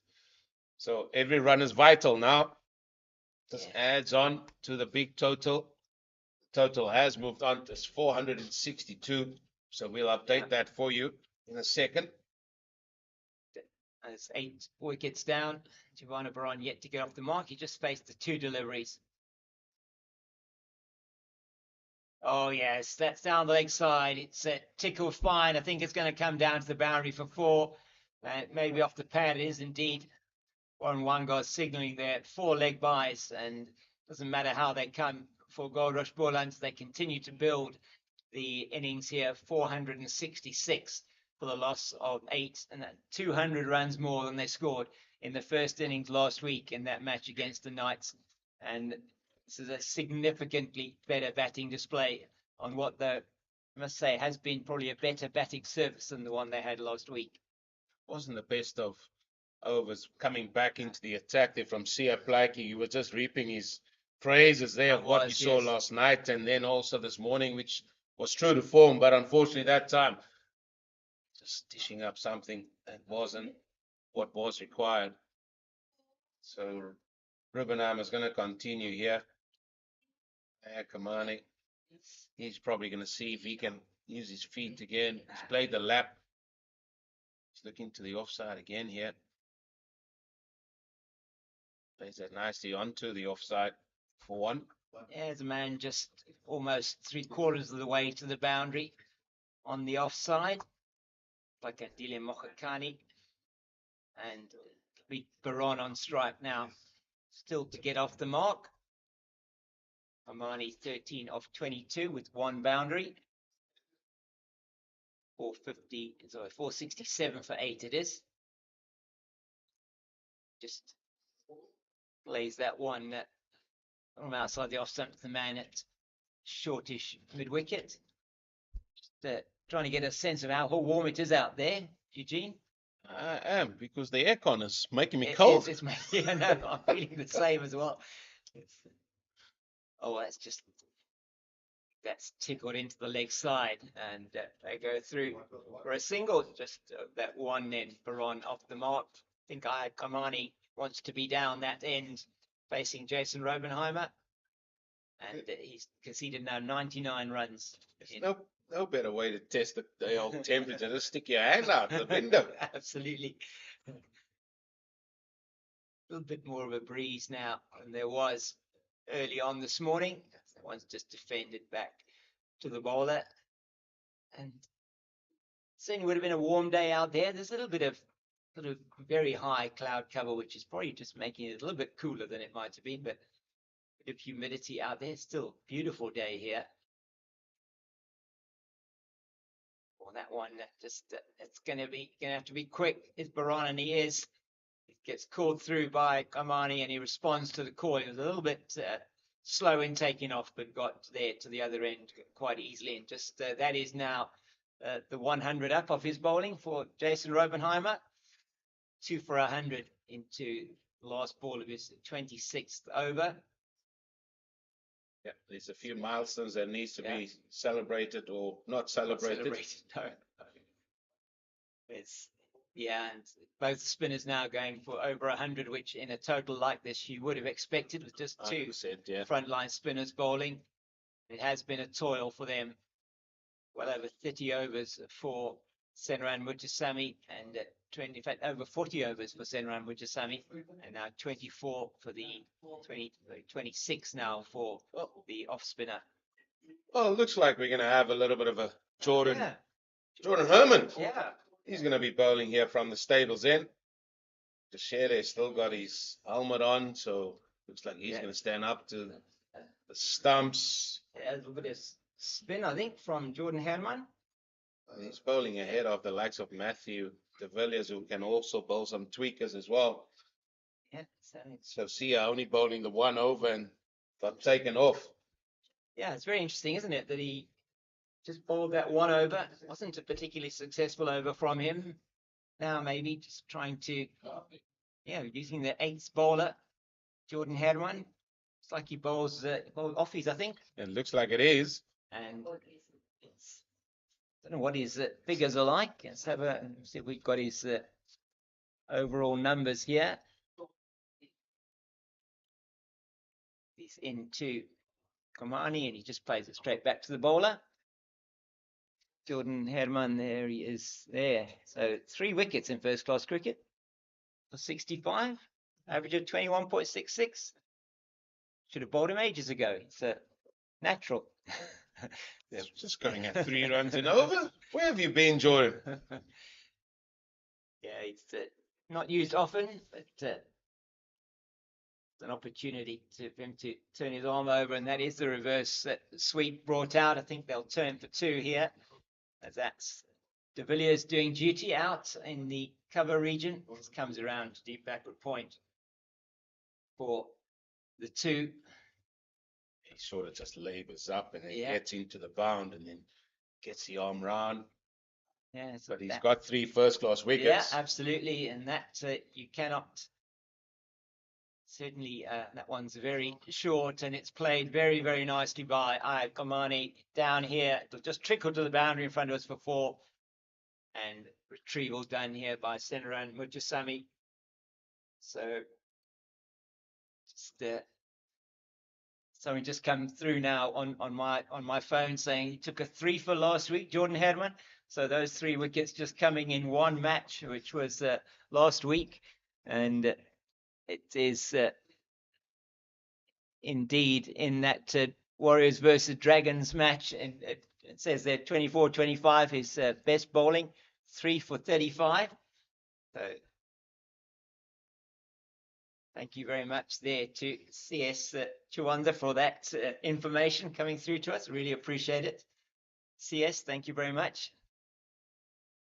And thank you for your comments yesterday. Some really positive comments about the broadcast, which we really appreciate. Thank you very much. Well, he's going to try a change of line here. Herman's going to come around the wicket.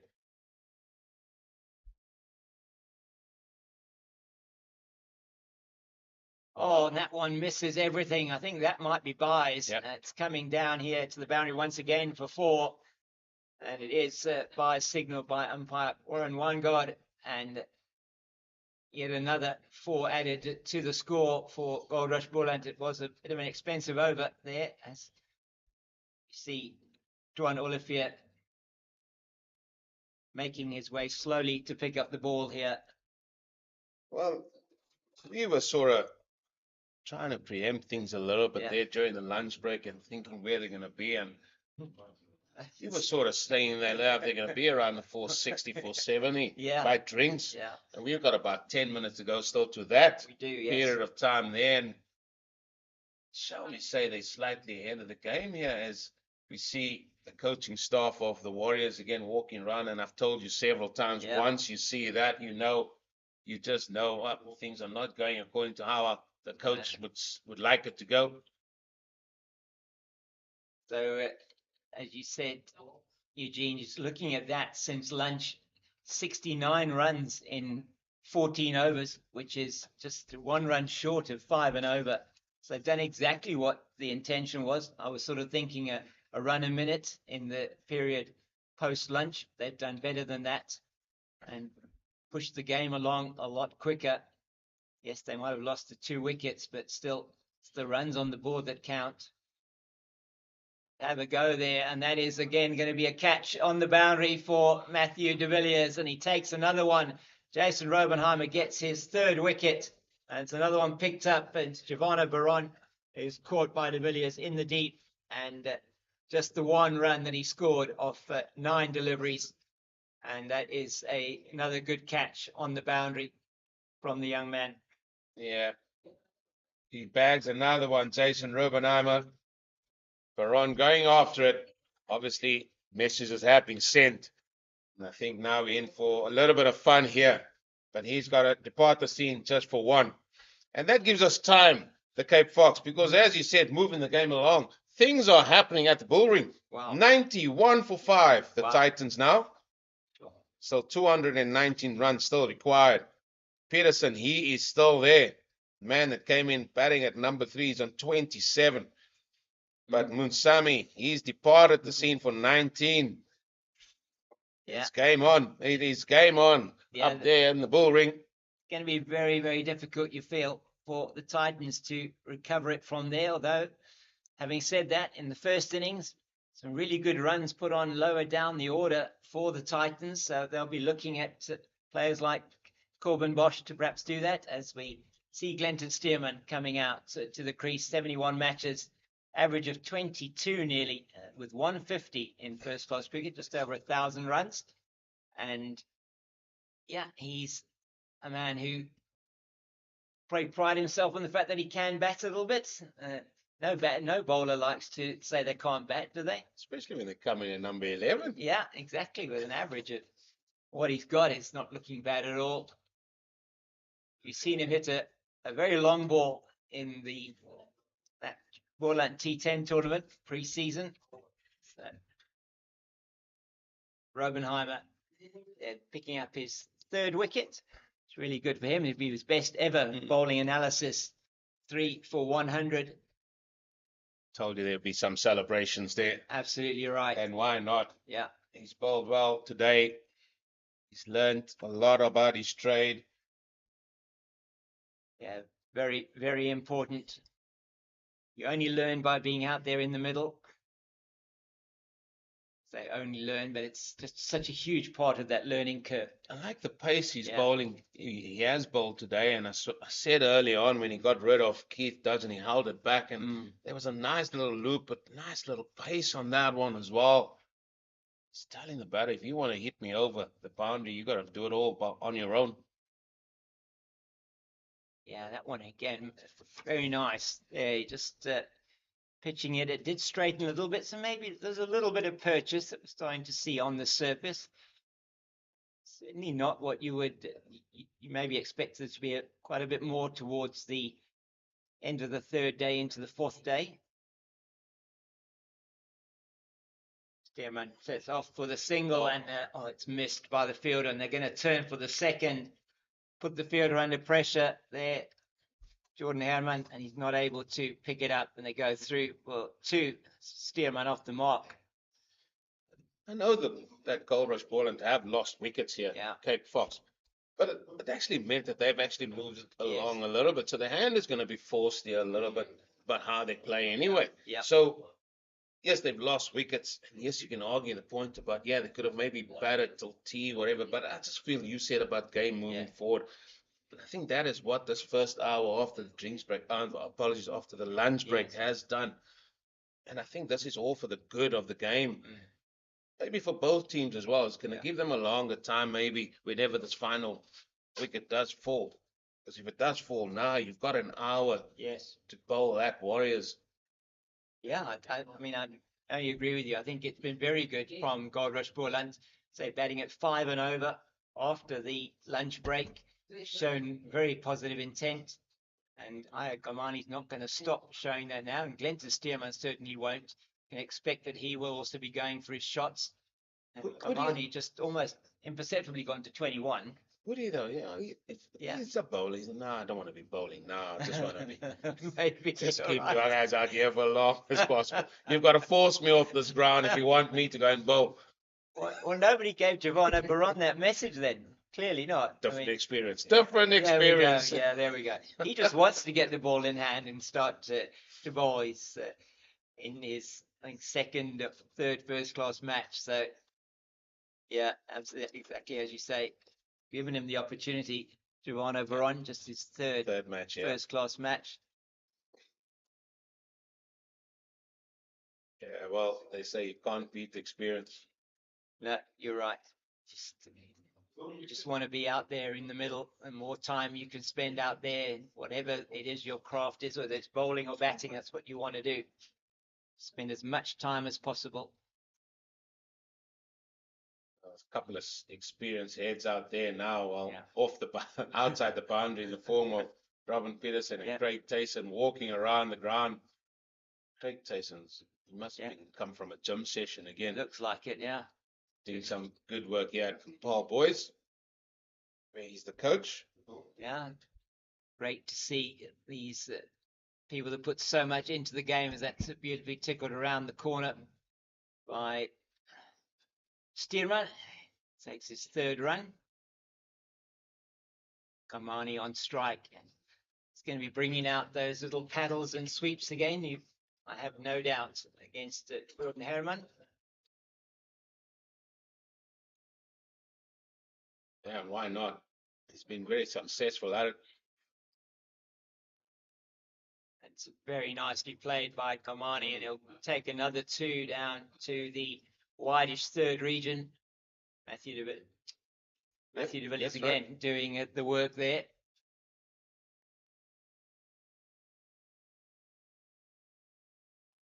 Been a good hand here played by Kamani, 23 off 32. Won't get a single there. Yeah, he's played nicely. He does know how to hold that bat, and again, it's a little bit easier for him as the situation dictates. He needs to be a little bit more positive going about his work.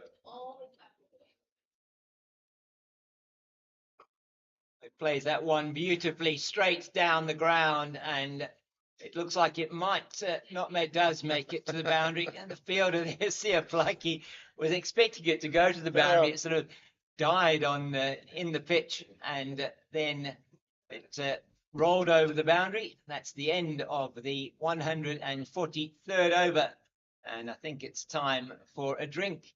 Or are they declaring it's time for a drink? Yeah, I don't think they are going to be declaring. The men come out now with the drinks for the players, and at 4.89 for the loss of 9 after 143. We'll be taking a bit of a drink ourselves, and we'll be back with you in a couple of minutes. They're not going to declare. No, they're not going to declare now.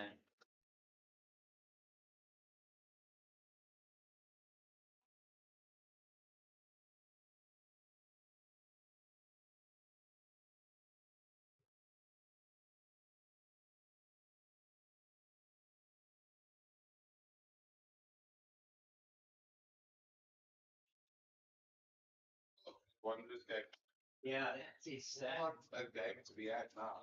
Yeah, that could be very interesting. They're going to be on all-out attack, the Lions.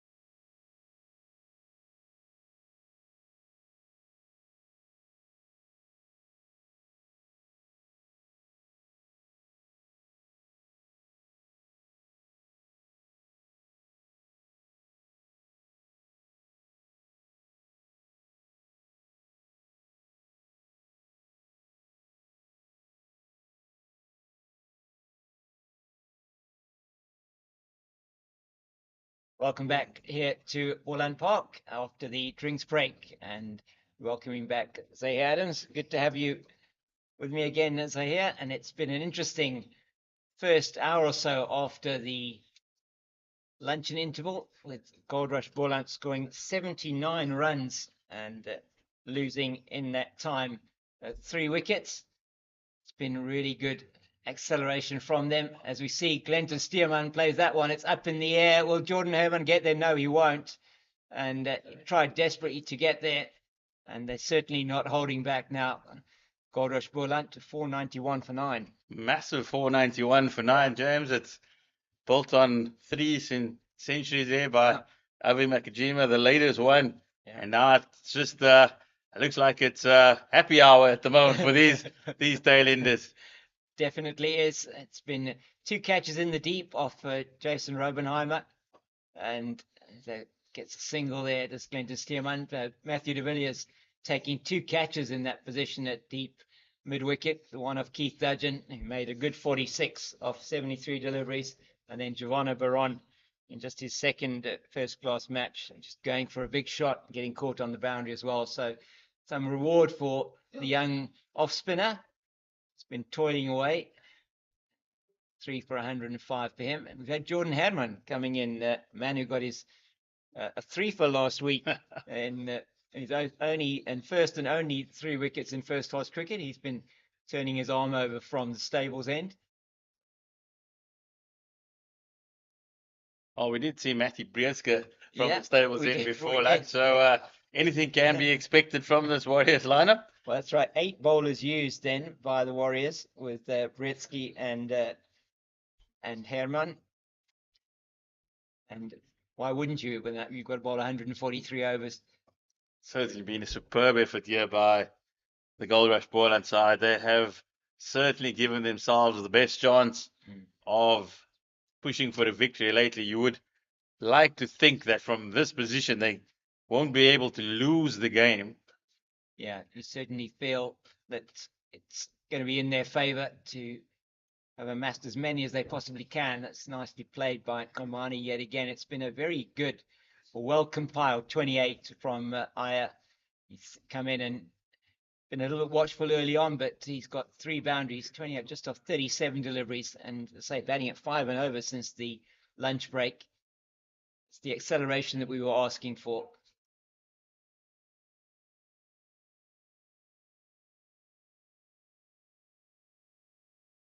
Certainly has set up the game nicely, James, and that's another year over. It's 493 for 9 after 144.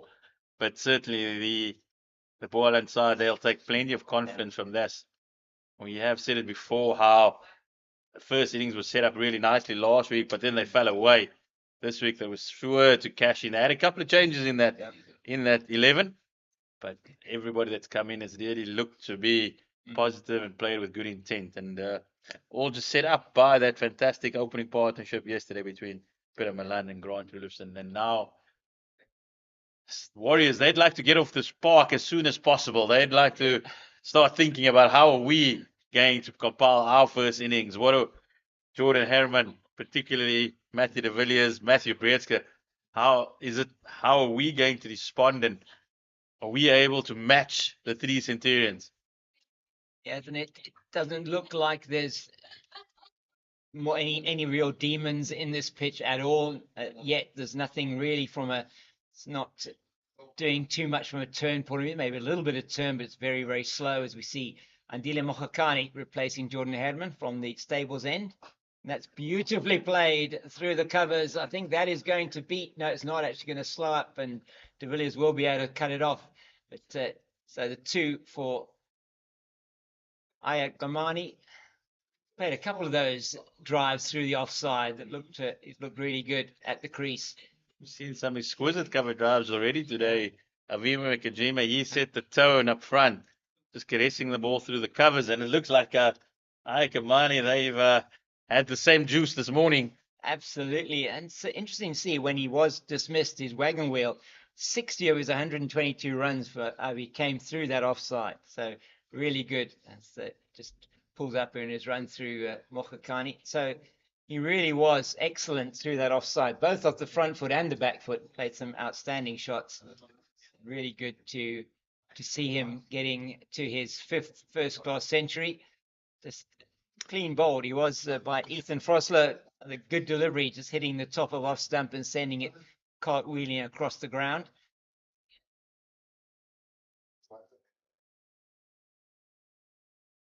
I'd like to think, though, that Boland, once they reach that magical 500, that'll be the declaration. Yeah.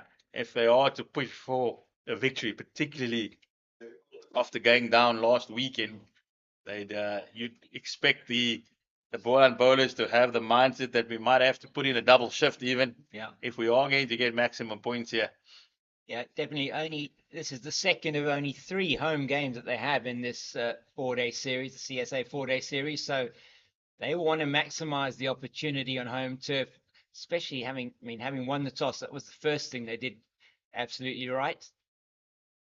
Just pulled that down to Duan Olafia and just bobbles a little bit in his hands, but that's no threat of them coming through for 2. Yeah, they want to make sure that they can, if they can, get in amongst the opening batters of the Dafabet Warriors as soon as they, in that session, perhaps you do sense that it's unlikely this pair will survive until tea. It could be wrong, but you would sense perhaps that if they do, then you're right, the declaration will be imminent. So it's played nicely into the leg side by Stearman, just straying down the leg side, Mokhakani, and give them a chance to bowl. Maybe we've got so tea is going to be taken at 3 p.m. So already with change of innings, gives them only about 40 minutes to bowl at them, or bowl them before tea. Maybe they will be looking at about half an hour, 20 minutes to bowl at them before tea. You've got to feel there's 50 overs left in the day after this one, so that should be a good little period. And as we have seen, taking wickets with a new ball hasn't been the easiest at Boland Park, so could be a toil, and you've got to give yourself as much time as possible to have a crack at the opposition. And you would look at it here saying maybe they do only want to, if they can only bat once, it will be ideal for them. You say the pitch not necessarily really giving anything to the fast bowlers. We have seen the short ball working. It has required a lot of effort. You do have players like Keith Dudgeon, Glenton Stearman, who can come in and bowl that heavy ball. Beautifully played by Stearman down the ground. They'll turn for 2. Straight back past the bowler. And that will take them to 500. And it's 500 for 9. Goldrush Boland. And that is after 145 overs. So that last 50 coming in just 9 overs from Goldrush Boland. That has been really good effort from them. 500 of 876 balls, 52 fours, 8 sixes, and that's a big total. Doesn't look like there's any movement on the Boland dugout as yet. Lots of yellow shirts, nobody in whites just yet. They're not giving us any indication. Not at all. They're not making it easy for us, are they? So just trying to see if there's any. Just looking at the series Division 1 records, this is in fact the second highest score that Boland have put on as a team since they became. That's played in the air, and it will be taken on the boundary. Oh, just in from the boundary on the leg side. It is taken, I think, there by Siaplaki in the deep, and it is Jason Robenheimer's 4th wicket, and the man out there was Gamani, just reverse pulling that one, and he's been caught in the deep, and it's the end of the innings at 500. So 500 all out. Gamani, the last man out. As we see this, he plays the reverse pull almost, and that goes straight into the hands of Plaiki at backward point position.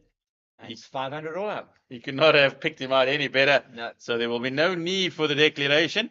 And that is 500 all out. What a mammoth total by by at least Goldrush Boland. Jason Obenheimer, he's come back nicely. He's picked up 4 wickets for his efforts today. But it's all been about the Goldrush Boland batters. On day 1, it was Peter Malan and Grant Rudolfson. And Aviwe Makajima, he added his name to the list with a 3rd century of the innings that has really set the same up really well for the home side. That's the scorecard. Aviwe Makajima, top scores 122, Grant Rudolfson 115, Peter Malan 106, and let's not forget Keith Dudgeon. He entertained us with a sprightly 46. Jason Obenheimer, top wicket taker, 4 for 106, supported very nicely by Plaatje and Olivier. We will be back in a short while with the change of innings. Yeah. Yes, sir. Second highest total they've scored as a As Boland Boland. team, as Boland, yeah. That's very good, isn't it? Yeah. 520 for 9 against the Knights in Bloom. This is the second highest score. Lovely. Lovely stuff. Yes.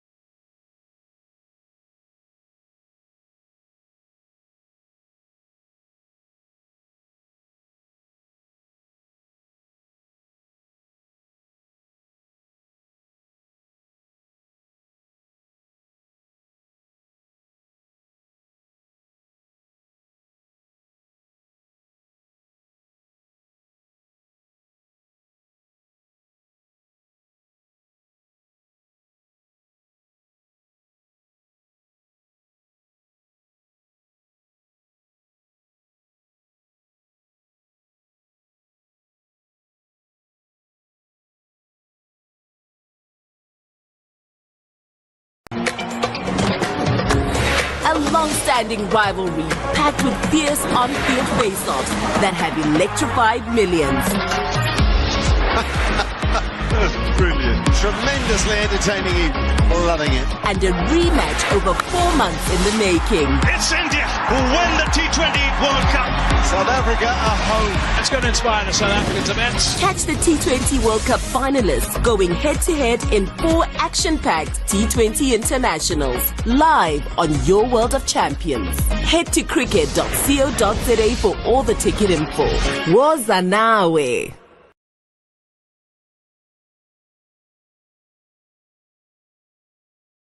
It is match day at the T20 matches between South Africa and India, and that match taking place today in about 2 hours and 40 minutes time at Hollywood Bet's Kingsmead in Durban, the first of 4 T20 internationals. We're all looking forward to those, but what we're also looking forward to here at Boland Park is the innings of the Dafabet Warriors, and they are out at bat now after Goldrush Boland posted 500 all out in their first innings. It's going to be Jean du Plessis to take first strike, and with him his opening partner Jordan Herman. James King, the Cape Fox, and with me Zahir Adams. And Zahir, a mammoth total there from Goldrush Boland, their second highest ever in since they've been an independent province in this 4-day series. Really good from the batting team there.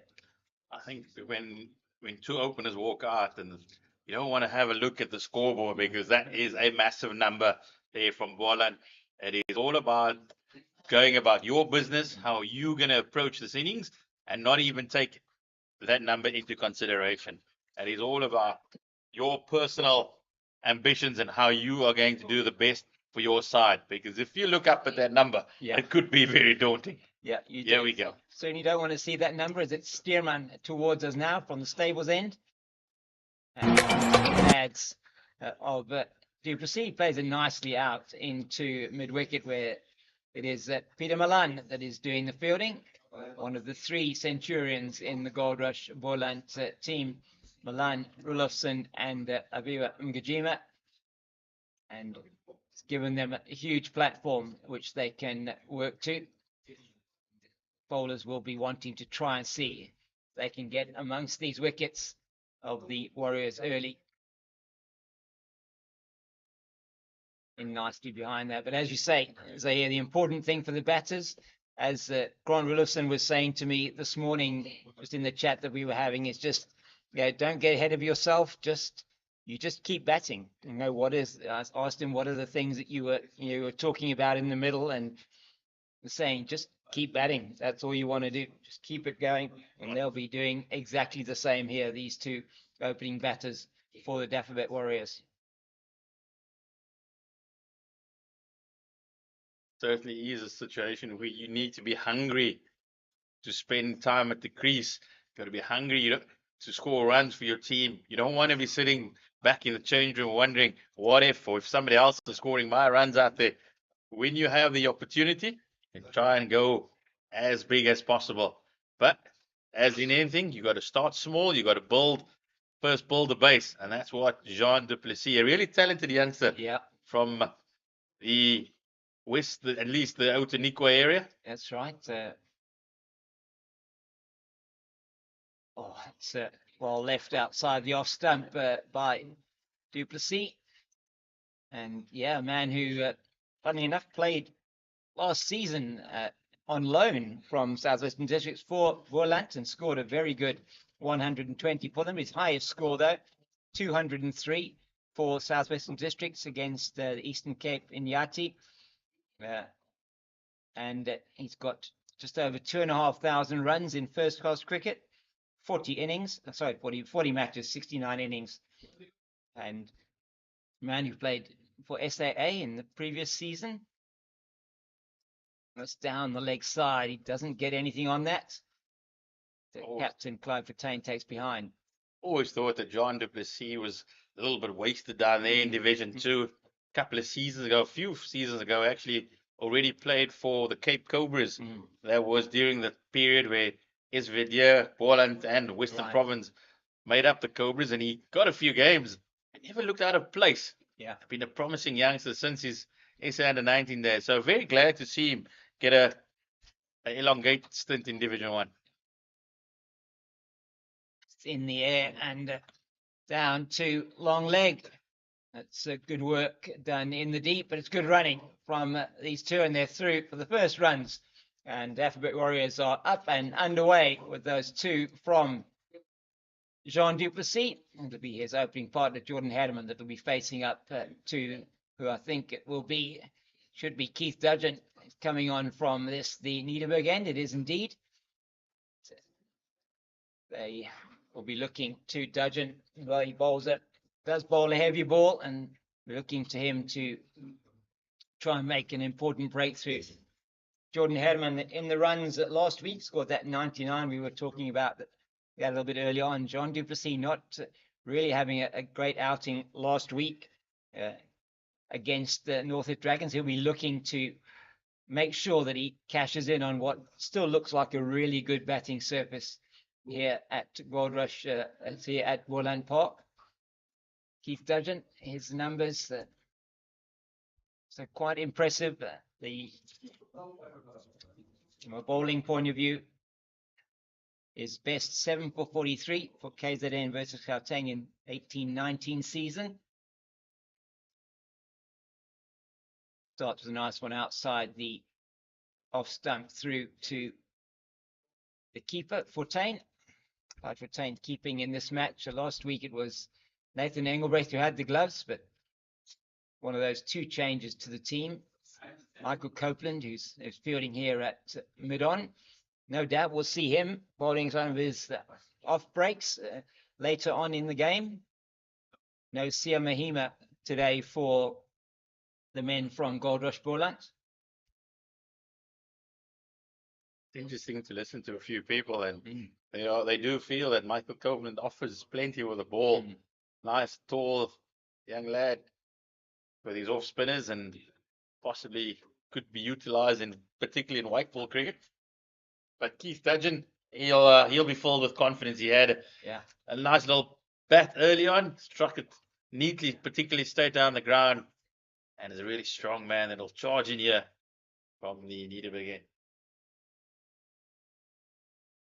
Oh, it's a very good delivery, and Hademan plays at that outside the off stump and just goes through to Fortuin. He is really energized here. Keith Dudgeon gives it everything, wholehearted cricketer. And they've got a total here that they certainly will feel that can put their batters under pressure. Try and get him in amongst them early. It is about another just over 30 minutes to the tea break.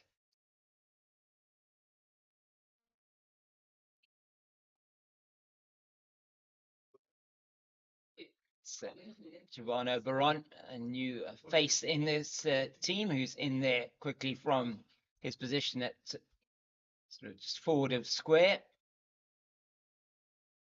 He just played the one at first class game in the previous season, Giovanni Baron. Yet to take a wicket in first class cricket. He'll be looking at this as a big opportunity for him in this game to do so. Dudgeon away from us again. That's too wide and dies on the pitch. Well taken by Fortuin behind. Not quite got it right yet, his line and length. I think he's having a look at the line all the time. We saw him struggle with it, but a few nobles in the last game. Hasn't overstepped, but just this morning looking at the popping crease, they did a little bit of groundwork, the staff trying to just fill up those holes. So the heat does play a role here at Boland Park, particularly in the delivery stride of the bowlers.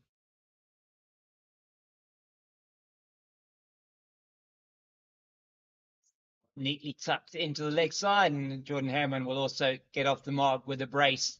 And that is the end of the Dudgeon over. Both bowlers going for two in their first over. Just looking at that again there, as you say here, just looking at where he's landing his foot. And yeah, they had done some running repairs there. It does tend to get scuffed up, and the pitch here does seem to certainly see on the popping crease there that you've got areas that are quite badly cut up. They try and patch those up every day. Going to be Steelman to continue from the stables end. Jason Stearman, also a Warriors old boy. Ironically, also from the Outeniqua region as well. Right, yeah. So the pathway is either to go up to the Eastern Cape or down to Boland. But these two will know each other very well, played plenty of games together for his video. Yeah, indeed. Stearman away from or towards us now. There has been a little bit of variable bounce from this end, a couple of marks outside the off stump that it has maybe just spat up a little bit on occasion. So they'll be looking to try and see what they can do with all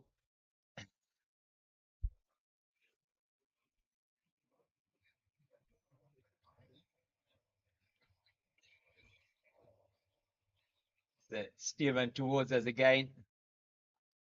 It's nicely played by Duplessis, just riding the bounce on that one. Good to see Coach Robin Peterson. He's walking around the ground. Former Warriors all-rounder Craig Tyson, that's alongside with him. Yes, indeed. As Eugene was saying before the break, coaching here. Yeah, in, one of the schools. Boland, yeah. Paarl Boys High. Was just given the information from Eugene behind there. So always good to see. Actually, just saw a post of Boys High, quite a few Boland representatives this year. Okay, fantastic. It's down the leg side. There's a huge appeal, and umpire Warren Weingard, as he always does, is signalling that in fact he feels that came off the pad, and Jean Duplessis is going nowhere. A huge appeal. You probably look at that one again. Maybe we have a replay. But it was a huge appeal. Well, and certainly seemed convinced. They did, didn't they? And they went up in unison. That is often a sign. Let's just have a look at this one again. We might not be able to see it. Yeah. So that certainly from behind, it didn't look like it was anywhere near the pad. But, you never know. So could be there that Duplessis is a bit fortunate there. Difficult to say from the replay. Go with the decision on field. The umpire's decision is final. The only one that matters. Yeah, it is indeed. We'll perhaps feel a little bit aggrieved there, but you say, I mean, they almost all went up in unison from the man under the helmet there to short fine. That's Michael Copeland, all of the slips and the bowler. And that's a pretty decent short delivery from Glenton Stearman. Just going to have one ball left in this over. More traditional fields this week. Yes, and thankfully we see that. Certainly are on the attack, Goldrush Boland, and we don't have anybody out in that deep point region. And we certainly, even in the Warriors innings, was only really towards the end when they were getting those runs that you did see that fielder in position. That's well bowled by Glenton Stearman. It's the end of the third over. It's 4 without loss. And I'm going to be taking my leave of you here, as I hear, and Eugene Molian will be joining you up until the tea break. Just quiet start here by the Dafabet Warriors, both Jordan Hammond and John Duplessis, just trying to assess conditions. As we want to see again, Warriors coach Robbie Peterson walking around along with former Warriors all-rounder. They were part of that magical Warriors side that won one-day trophies and also T20 trophies under former coach Russell Domingo. Now with the Lions, who keeps on winning trophies, doesn't he, Eugene? Well, he's certainly doing the trick. Doing the buzz up there is a very, very experienced man up there. And he's also a very good man off the field. He certainly having the Titans in a bit of bother, but the Titans are fighting hard up there at the Wanderers at the minute. So too here, the Warriors are going to bat their way through to T, still 25 minutes away. It's been a lot of oohs, a lot of ahs, few appeals.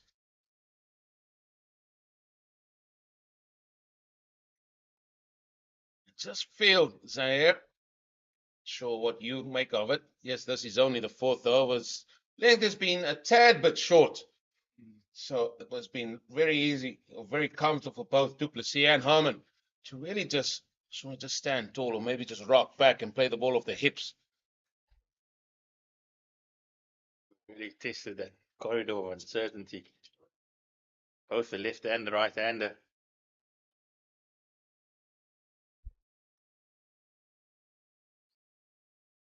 That's where you want to be. That's a length. That's a length. I think Clyde Fortuin would like to see his bowlers operate here. He's got Keith Dudgeon bowling here from the Nederberg end. He's second over.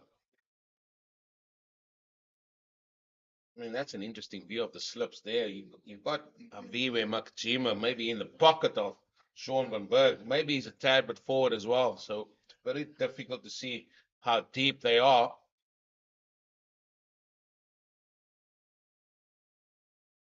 It's at length again. There is at length. And another batter gets hit with the fielder. That time Michael Copeland having a shy at the stumps. And again, another few oohs and ahs, and just feel you got to try and bring them forward a little bit here. Absolutely. It's just the bounce of the pitch. It just makes it comfortable for them to rock back and turn it into the leg side. You got to be testing that outside edge. That is where the business area is. Well, they put the heavy roller on, trying to flatten out some of the indentations made by the ball. So hopefully it could be a little bit more conventional bounce for a little bit longer. Hence why I feel the length should be a tad bit fuller. John du Plessis now facing up here too. Keith Dudgeon.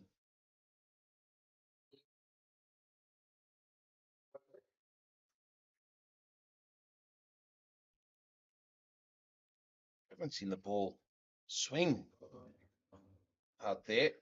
We thought with the sort of humidity that's out there as well, that red little cherry might move around a little bit more.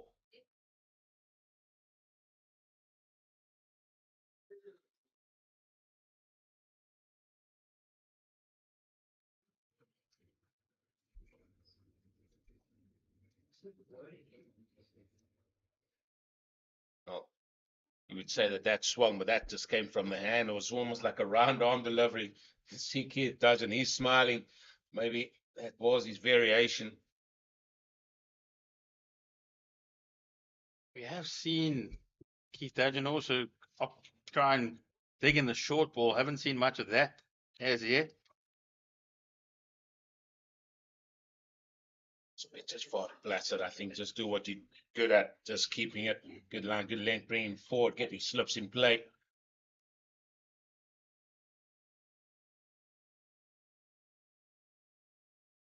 And about there, another over comes to an end. 4 gone, 5 without loss. Nice little quiet start here by the Dafabet Warriors. They were in good form last week.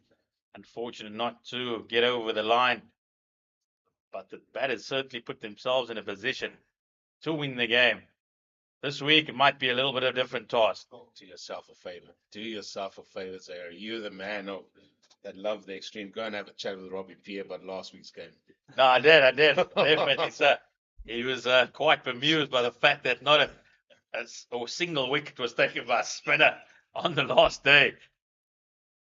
But they do have Senator Mutasami back. So he toiled away for them. But yeah, the batters, it's all about the batters looking up at that monstrous total. How do we eat little chunks out of it? Well, for starters, you wouldn't be looking at the total. You're just going to be batting, set your own platform here, first target here is to get through to the tea break. No wickets down, and then after that, just keep trying to pile on the runs, and that total is as far from your brain as you possibly can.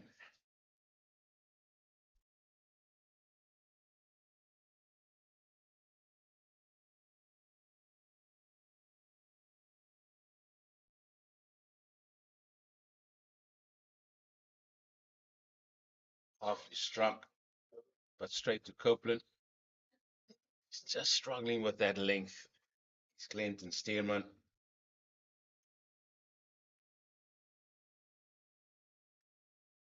I think it's just the right left-hand combinations.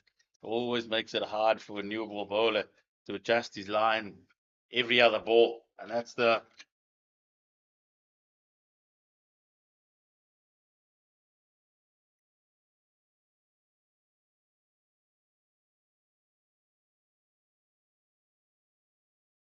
Getting a ball back of a length, and again just standing up. That's Jordan Herman.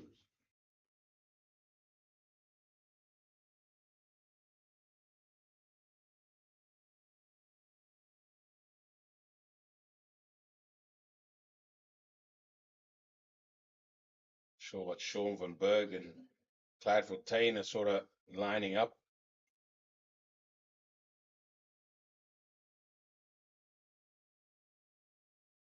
Of them in deep discussion. Harvey's been brought into it.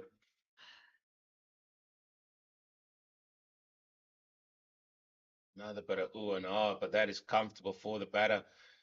And that's a misfield there by Baron. Are they going to come back for 3? Yeah, you betcha. Here they come. Hands up, apologizing. Clinton Stearman gives him the double teapot. Eugene, were you one of those? Get the teapot. I can actually see that, mate. Can see that definitely. Wasn't one. Misfield, and then I wasn't one for a teapot. just by rate, just having a full go at the fielders there. Yes, so simple, yeah, no, very it's simple, very simple. very I simple. mean, you play your cricket at Chukka Road, then I mean, you must feel there. They let you know, and if it's off your bowling, I would let them know. I mean, simple. It's like the simple game. It's like the kettle's boiling, and it's not about the kettle. It's about the whistling. You know it's done. You want the steam coming out, mate. That's when you know it's done. Almost. Just on that, some bizarre scenes in international cricket over the week. Alzari Joseph, have you noticed that? I know that. I mean, I've been involved in a few club games where bowlers have disagreements with captains and walking off, but not international cricket. Sorry, Joseph just said, I've had enough. Skip, I'm out of here. 2-game suspension. 2-game suspension. Is that what happened? I think I just read that as I came on. Yeah. So, yeah. I thought that was amazing. Darren Sammy, he wanted none of that. I will say to any youngsters watching this stream, please do not do that. Just have respect as well to the captains. If I was going to put on any money on any team where that was going to happen, I wasn't going to think it was Indies. I'm thinking maybe Pakistan. Possibly Pakistan. I can see Harris Raff just going, I've had enough of this. I'm out of here. But no, the West Indies, are they some chilled blokes, don't they? I mean, you're probably going to say you're not surprised by what I'm going to say. That kind of like happened to me. I knew it. I absolutely knew never it. stormed off the field. If you poke the bear long enough, it will happen. Let's hear this, Eugene. It was actually when I played a game for Boland. It was Boland 2s versus Natal 2s. Fantastic. And down here at Boland? No, it was up there in the humid. KwaZulu-Natal. And it was a long slog, and we had them 7 down, and the second new ball was available, and Eugene was warming up again. Again, full of length. And when the sniff of the new leather and you just warming up, you just sniffing first class wickets. That's what I was doing. I got the ball eventually, though. The bowlers were brought on again, and I'm not going to say who the captain was. Can we research No. this game? Can you give us a text? No. I mean, I'm sure James at the back here, he'll find it. And, You can archive. And he said, no, I want you to bowl short. And I said, no, I don't want to bowl short. I want wickets. There's 3 wickets left. Yeah, I want wickets. I want numbers. And I bowled ball, kept beating the bat, and he came to me. I told you I don't want you to bowl there. I want you to bowl short. I said, but I don't want to bowl short. And see, Keith Tudgeon, he's a great. He listens to his skipper. He runs in and bowls short. and I just went, no, because I want the wicket 7 down. There's 3 wickets left. How many do you have? I think you had 3 at the time. Chasing the 5 time. Chasing the 5. All I can think was, why on earth do you want me to bowl short? Then it was about 3 overs in, and I said, and then he says, right, he actually took me off because he had the power. He had the power to do that. Anyway, I you saw off? I just took my cap.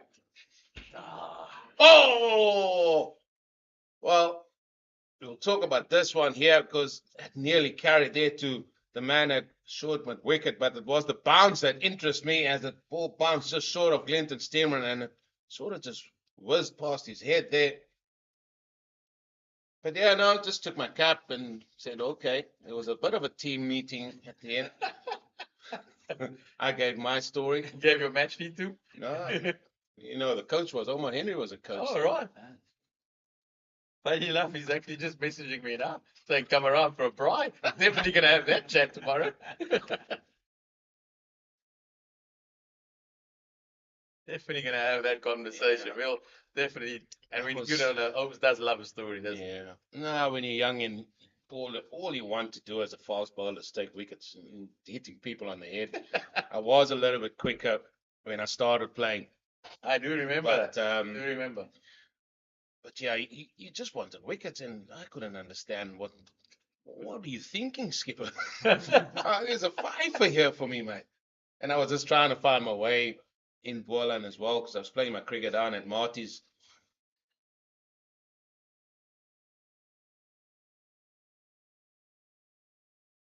Yeah, those are great stories. You poked the bear long enough. If you poked the bear long enough, it's definitely gonna come. That's for sure. Do not get away from the stream, lads. There are wonderful stories to be told. Yeah, wonderful. The cricket's just meandering along at the moment. Jordan Hellman, John du Plessis, working their way into the innings. Oh, there you go. There you go. There's an appeal. There's oohs and ahs. Umpire Tom. He just walks up. Here's your cap, Keith. Over's bowled. But that's where you want to hover. Round about there. Outside that off stump. Call it, Eugene. Once they got it into the right areas, immediately they were asking questions.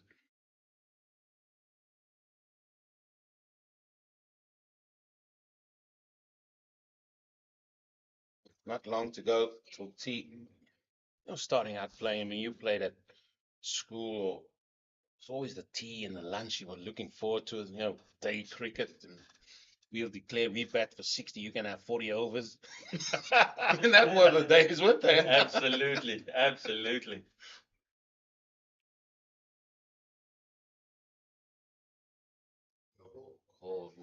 Had a bit of trouble last week to get into Stearman with the no balls. First one of this innings. And the line was also wrong.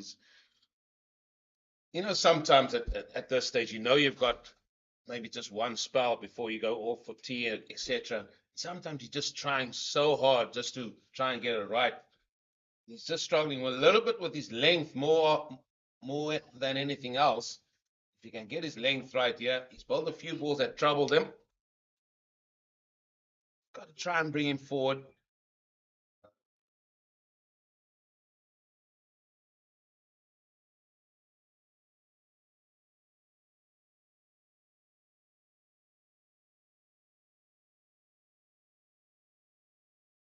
What do you make of it? I mean, you're a man, don't hold back, but there's a lot of oohs and ahs. I mean, but the batters still seem very, very comfortable out there. Oh, absolutely. It's quite a sedate start here from the Dafabet Warriors, and that's exactly what they would have wanted. Having been in the field for that long, sometimes, the mind just wanders a little bit, and before you realize you're facing the new ball and nicked off one and you're back in the dressing room. So they will certainly not mind not really moving the scoreboard along for the moment. It's all about survival, getting to that tea break, and then they'll reassess because there are some wonderful players in this Dafabet Warriors lineup, the likes of Matty Prietska, Senatemba Kishile, also the youngster Matt de Villiers. There they are. There they are. The coaching staff, we haven't seen them for a day and a bit because things have been going so well. Now they're in the field. They're going to try and walk a couple of wickets. That's what they do. I think that walk is a little bit too early, mate. I think, yes, you want one before tea time, but you also have to time them very well. You got to hold them back sometimes. So we never saw them. We couldn't smell them. Now all of a sudden they're out. You know that you played the game long enough to know that if things are going well, don't change it. Just stay exactly where you are to mess with the game. Have you ever seen Ezra Pooley with a baseball cap? It's always a wide brim. Anyway, welcome to the game, coaching staff. Oh, that's where you want to be. That is the length. Right there. You got to stay there, Mr. Steenman. If you want to get some success here, well appreciated by the captain.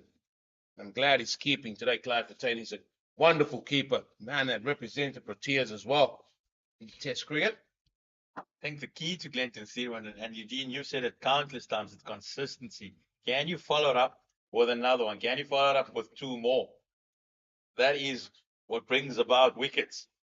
Asking the question continuously.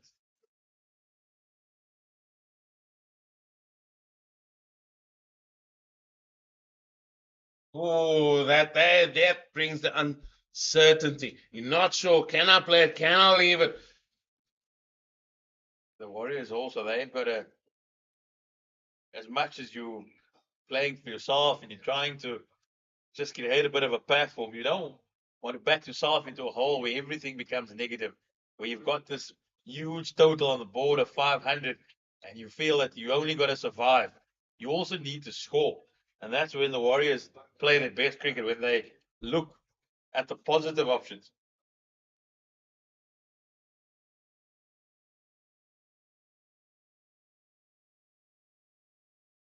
Oh, there we go. 3 balls. Then I'm sure Glenton Stearman will lock in his head there and start thinking, that is where I want to be. Good over, bar the no ball.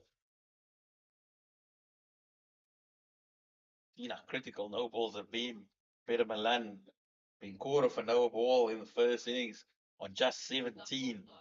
What a difference that could have made. Went on to get a big 100. Could have been the opening for the Warriors instead. So, just got to feel that bowlers might sound really trivial, but keep their foot behind the line, particularly when wickets are really hard to come by. Well, he's going to continue around the wicket here to the left-handed Jordan Herman.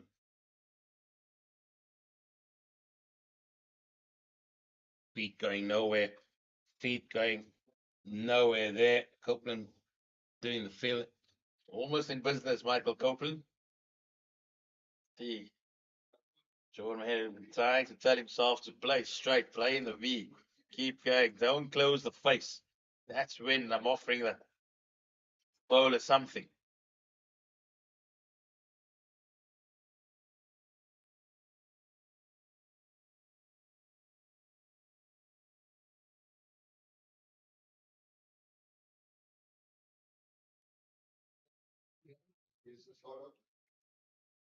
Yeah, just going down.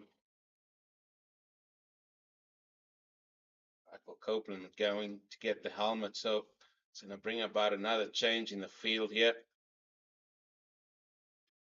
Biwe Makajima's also come out from the slips. He's parking himself there. Mid-wicket catching. There's a short leg now in place. It's only one slip and maybe a third slip. It's certainly an art to captaining here at Boland Park. You've got to think of outside the box. You cannot wait for something to happen.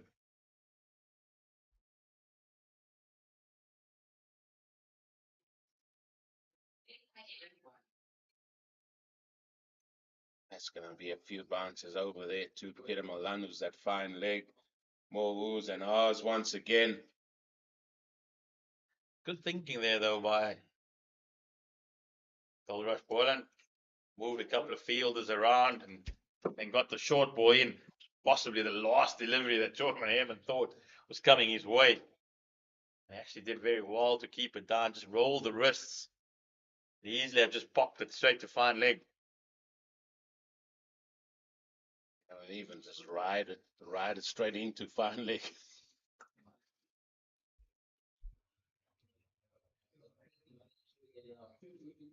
Oh, that gets the edge.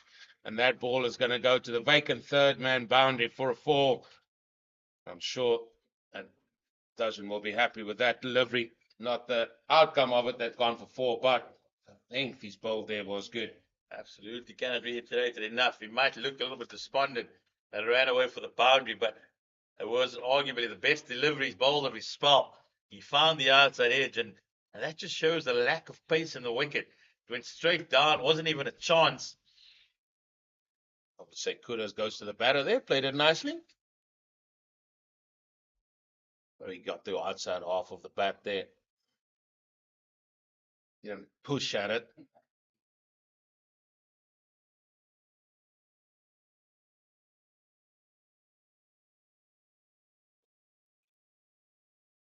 It's a big appeal. That was a big appeal. It was bat. Just not sure whether it was pad first or foot first. In fact, there was no bat there whatsoever. Guy Fontaine's got the teapot out. He's got everything out. Asking the question. Hasn't just gone Boland's way as yet.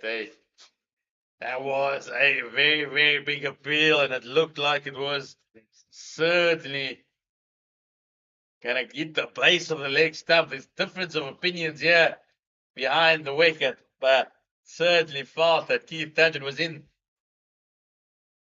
business there. Ball didn't have far to travel from where it hit to where those 3 pegs are at the back. By the time he gave the decision in benefit of the batter. A bit of feeling off his bowling. And that's going to bring an end to over number 8.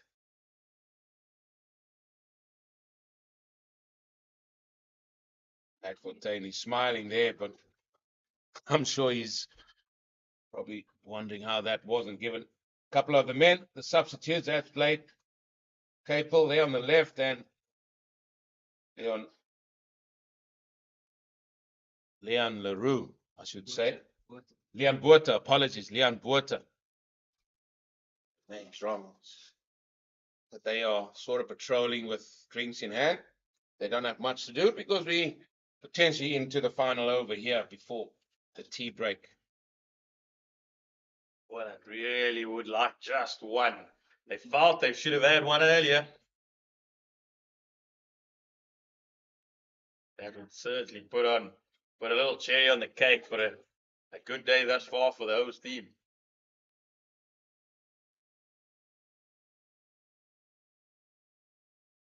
Again, clipped off the legs there. Just the one. Yeah, the cherry on top of the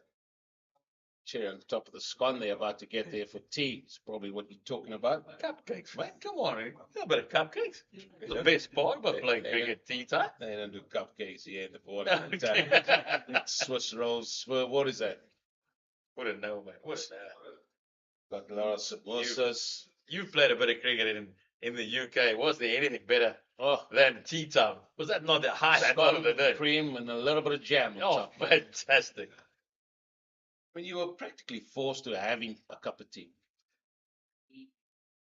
Mate, you ensured the game stretched at least till tea time. Whether you were in, whether you were in the field, you were wet. And those lovely sandwiches, weren't they? They were unbelievable. Sandwiches, cocktail sausages. I mean, it was just next level. Mate, And then you would just look out the window and you would just hope that that cloud comes in here and just rain.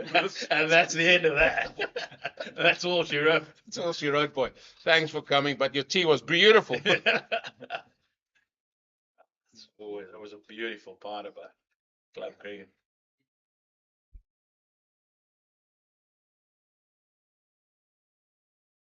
Oh, he turned around, but I think the height done him there. John du Plessis had a bit of a working over here. Had a big appeal early on, caught behind, which was turned down by Warren Weingart. He had another LBW by Keith Dudgeon, and now it looks like just the crown jewels has been disturbed. So he is looking forward to that tea time more than most here at the moment. Yeah, he doesn't need to do much because time is going to go. There's only 3 balls left. So it will definitely be tea at the end of this over.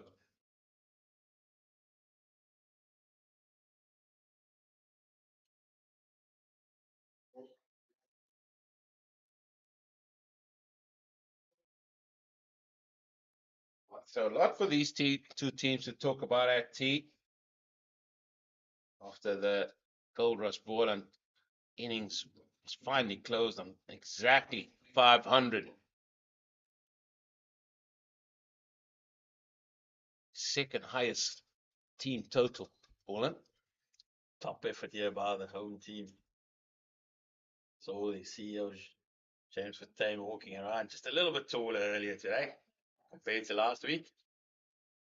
Change of stop definitely does that.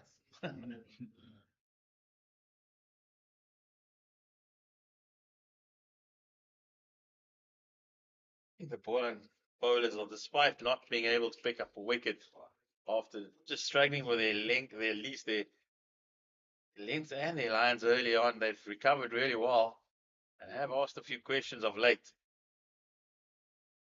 Sending out the deep square. Here's Glenton Steeman, picked him along going out to the boundary. Double bluff. Double bluff. This one is going straight at the off stump. On earth would you want to bowl a short ball, last ball for tea? Could be wrong. There you have it. There you have it. So that is gonna be tea time here at Boland Park on day 2. This 4-day series Division 1 game between the Goldrush Boland and the Dafabet Warriors. After the Goldrush Boland were bowled up for 500, the Dafabet Warriors have got to 19 without loss. That is the scorecard of the Boland side, and three men getting hundreds there. Milan Rulofsson as well as Jima. Well played there by Keith Dudgeon as well with a 46 at the back end of that innings. That was the bowling figures there, and the man there, Rubenheimer, Jason Rubenheimer, he would be happy with his work. 4 for 106. That's his best bowling in first-class cricket as well. But they've got it all to do here, as the men are going to go off and enjoy a cup of tea with the Warriors on 19 without loss after 9 overs. Join us in a bit for the continuation here in session 3 on day 2 of this 4-day series Division 1 clash.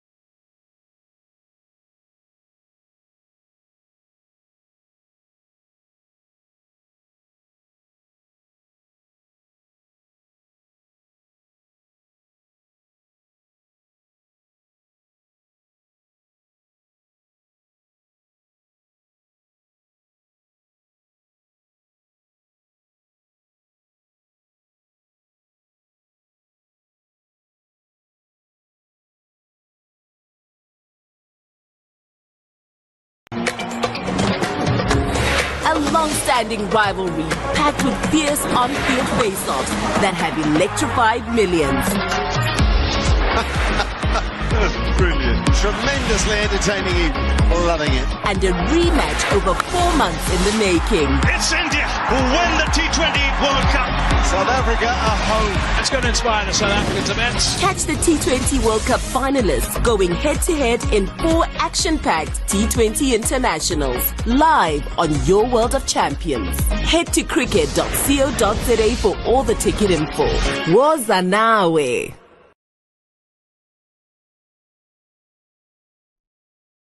And welcome back to Boland Park as we show you there the information around that match taking place in an hour and 3/4 time, and the one at Hollywoodbets Kingsmead between South Africa and India. Fascinating T20 series awaits.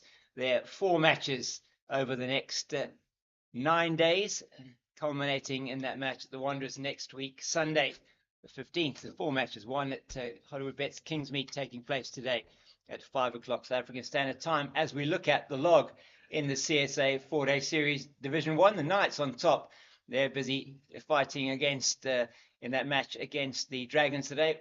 WSB Western Province, who play their second match next week, and then the Warriors and the Dragons, who drew that match last week in the 3rd and 4th position with Goldrush, Boland, and Hollywoodbets Dolphins 5th and 6th on the log. And we'll find out that result from the Lions and the Titans later on. It was the Titans 8 down, I believe, at tea time there, and looking like they are potentially going to be in a bit of trouble as Giovanna Baron is going to take up the attack in place of Keith Dudgeon from the Niederberg end.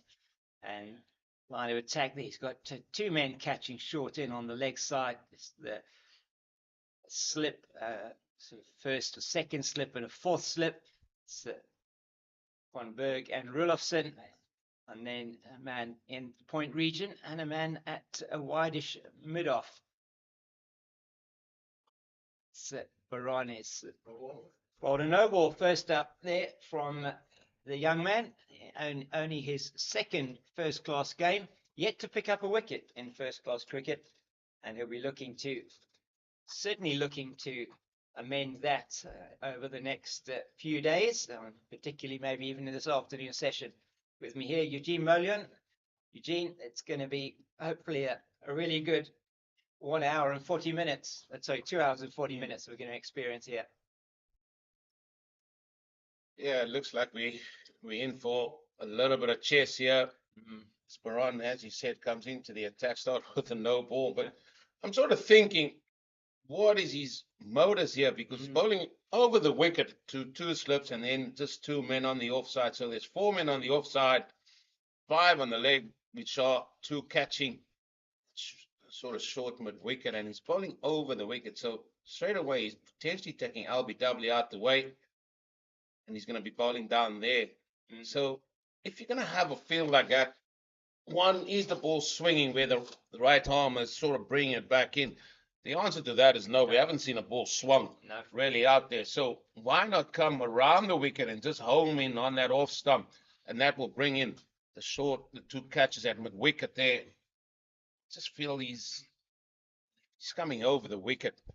He's going to pitch the ball outside leg stump first and foremost. So not sure about this tactic.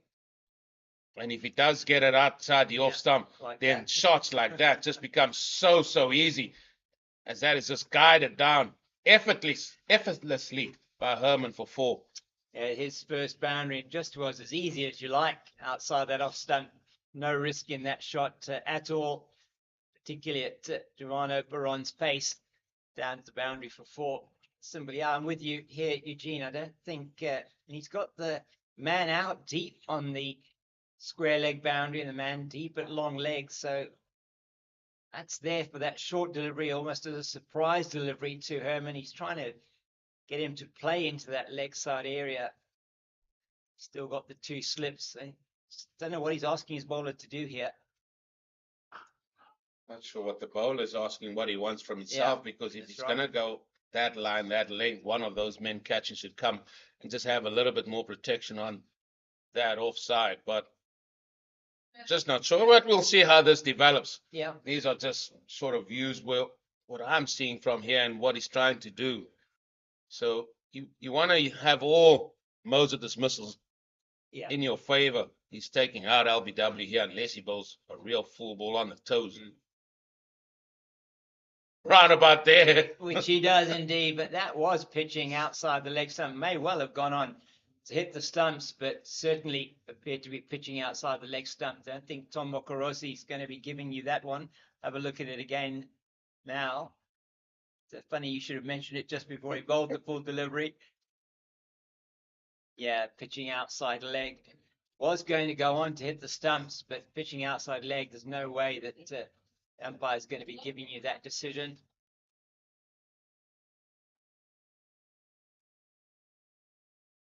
Another one angling in towards the pad. A little bit of shape perhaps there in towards the batter, but that's well kept out by Jordan Harriman. And first over goes for the 4 and the no ball on Giovanni Baron.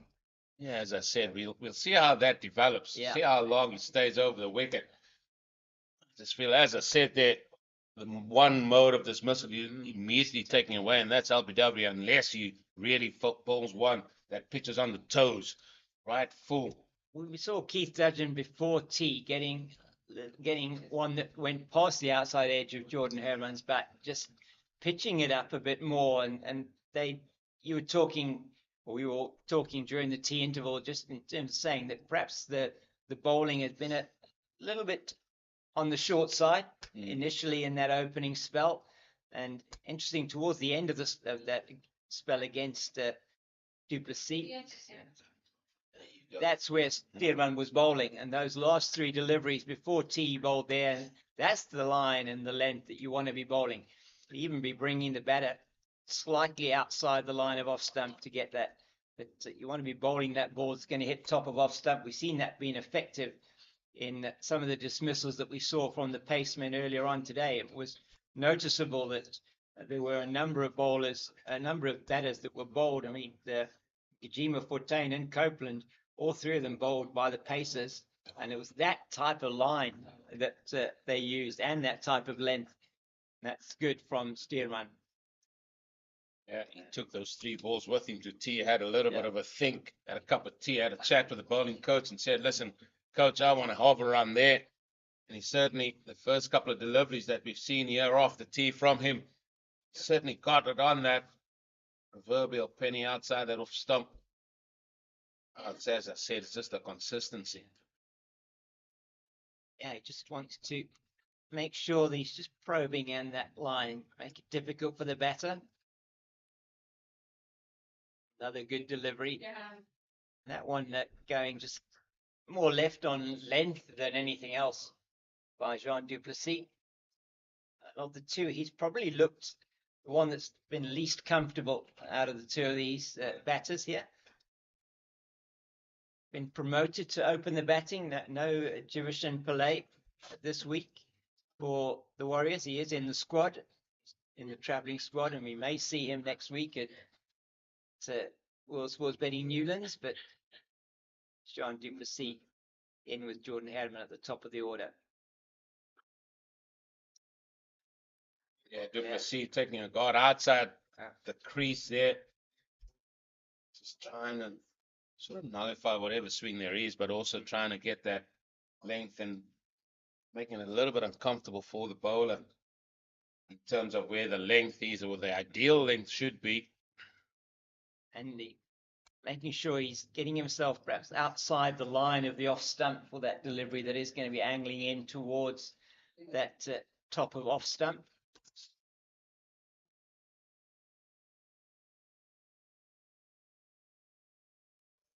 It's been a good over so far from Stearman.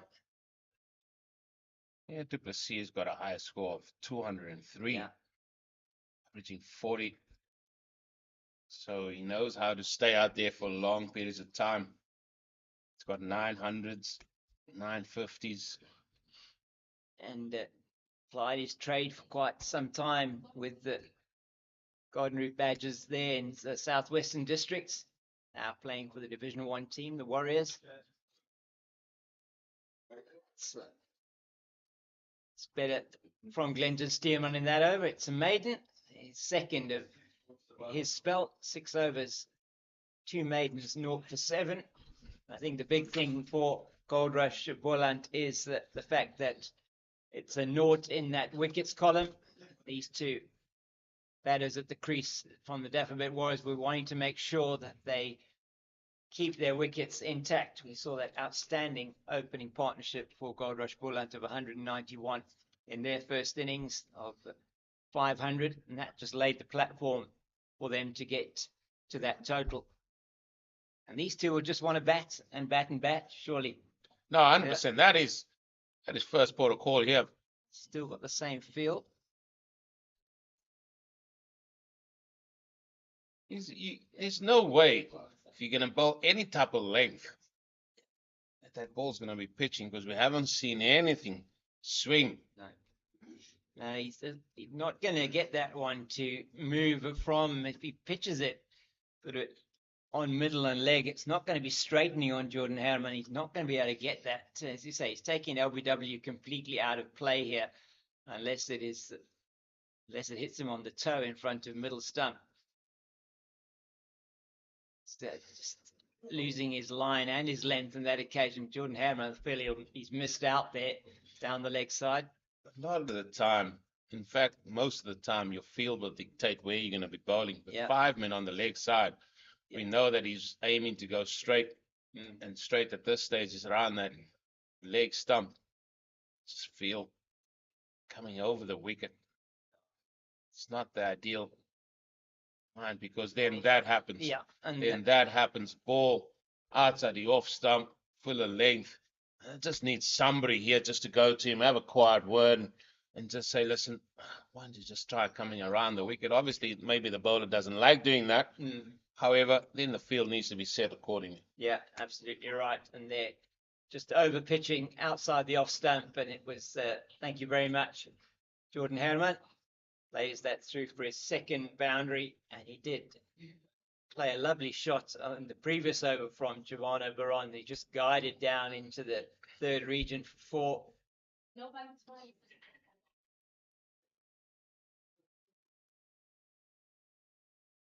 Going through for a quick single and make it easily as Ayat Kamani comes around and picks that ball up. So it's been just is a bit, as you say, a little bit puzzling in terms of the fact that the new ball is only 11 overs old, and you're in this situation. Glad there's no cameras in here, because I've been scratching my head trying to make something of what the plan is there, especially to the left-handed Herman. From this end here so far, well, you're going to see a change now with the right-hander on strike, Du Plessis. So immediately there's 2 slips. Let's just call it a gully. Yeah. And 3 on the offside, trying to save 1. Just your standard, sort of standard feel that you normally do see here with a fine leg out on the boundary. A lot more orthodox this is. It's one that keeps a little bit low. So is there the start of some variable bounce bowling towards the stable's end? That's the second one. We saw one in the Goldrush Boland innings. Yeah, kept a little bit low. It's one to Abiba Ingwajima, I think, and even Ayat Kamani kept a little bit low. That one as well, keeping low. Did well to get his bat down on that.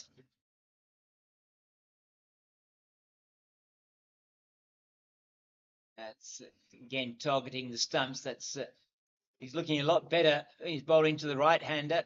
Is Jean Du Plessis from this end? Perhaps a little bit fortunate to be survive an LBW appeal earlier on in the piece from Keith Dudgeon. That is because he's bowling the right line and length, coming over the wicket to the right hand, and it's when he bowls the same line, same length to the left hand, it's just not working for him. And I think from the outset it looks like Goldrush Boland, they want to make the play. Yeah. How you make the play is first and foremost, how can we bring all modes of dismissal in? Don't let one go awry, don't get one go away. Just not doing that. Now we see Glenton Stearman. Now, this is a little bit different, because I think what he's going to try and do with the way the field is set, he's going to try and go across the left-hander here. Yeah, and he's going to then bring those 2 slips and that gully into play potentially. And he is across the at the right hand, and that could have been quite close had that hit from Keith Dudgeon at mid-off went off, set off for a very quick single, and they did well in the end to get through for that to single without damage, but looked very, very close. Yeah. Now then, Mr. Duplessis, you're back on strike. Clinton Stearman's going to bowl at you.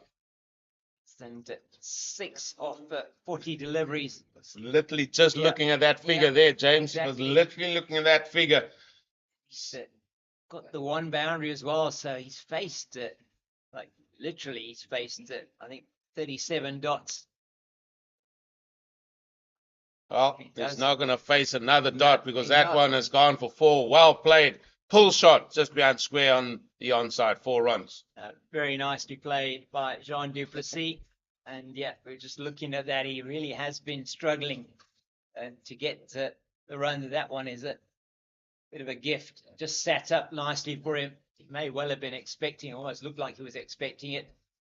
Just rocks back and plays it beautifully down to the deep square boundary for 4. Just feel they have to, they've got to give this new ball, I mean, so 12 overs old, they've got to really give it a chance to make something happen. Bowling in that channel, but once again, it's a little bit short of a length, and he's not going to, he just gets in nicely behind it. He is hanging back in his crease, is Jean Duplessis, so just fancy the length needs to be just a little bit fuller. Like to see his contact point when he does being brought forward, where that is. Is he getting out to it? As you said there, during the sittings, he hasn't had many deliveries where he had to sort of get on that front foot. In oohs and ahs and hands on heads. Just another ball that hit the middle of the bat. Yeah. The length there was probably better, but just then again, direction, just straying probably a little bit too much onto the pads, and that's not.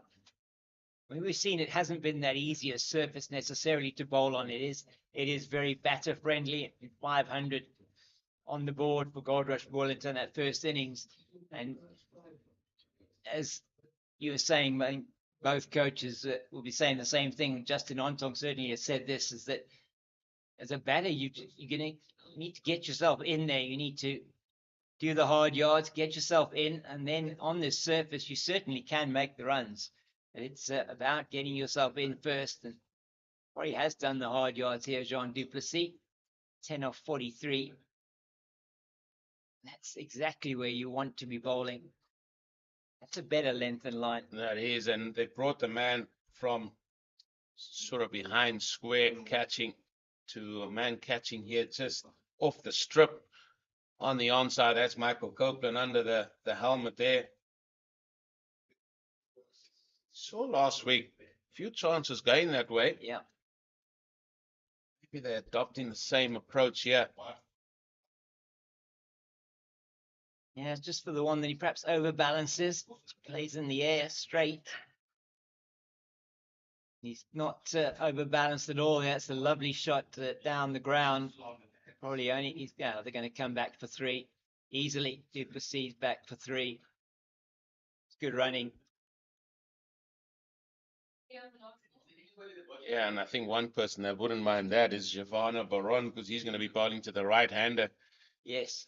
He certainly bowled a much better line. 37 without loss. This run rate is scratching near the 3 now, Mr. Cape Fox. Just looking at that as well, and I was about to say from tea time, 9 overs, they've only had 4 overs and they've scored another 18 runs, so 4.5 and over after the tea break. That's pushed them up to close to 3 and over. Batting at just over 2 it was in that first session, but the important thing for the Warriors is there's no wickets down in that short burst before the tea break. Don't think it'll be too long before we see a change of bowling at the stables end. Glenton Stearman as well. His first spell of 7 overs just broken by the tea interval, 5 overs before tea, 2 overs after tea. Giovanni Baron into his 3rd over now.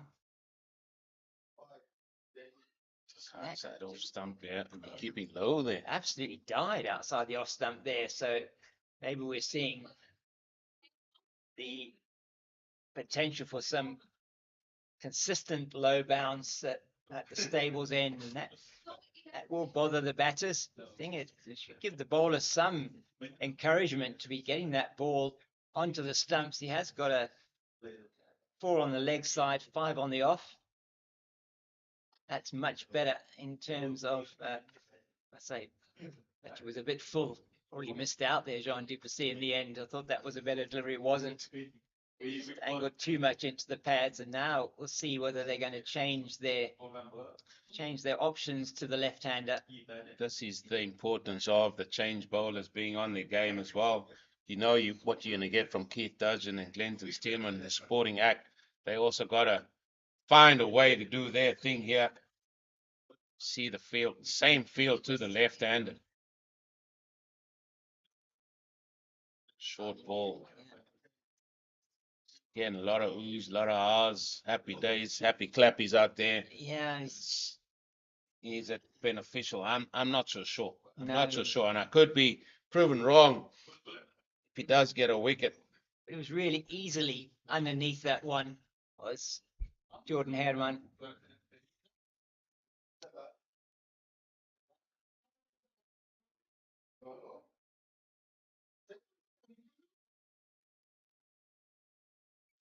That time he doesn't get hold of the one through the offside. And yeah, some applause from behind the stumps, but it would have been more a mistake from Herman than anything else.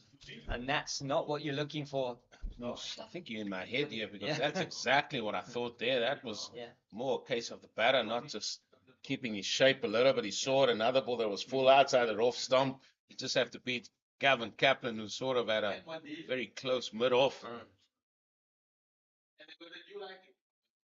It's almost he just sort of threw his hands at it, didn't he, without really any foot movement of the previous delivery. But you want to be, I don't know what they're searching for here, but it's certainly, okay, they are making another change here. Well, this is the change that's going to allow him to bowl that off stump, just outside off stump line. Because remember, he's coming over the wicket, right arm over the wicket. So if the pitch is on off stump and with the angle, it's going to go across him a little bit more.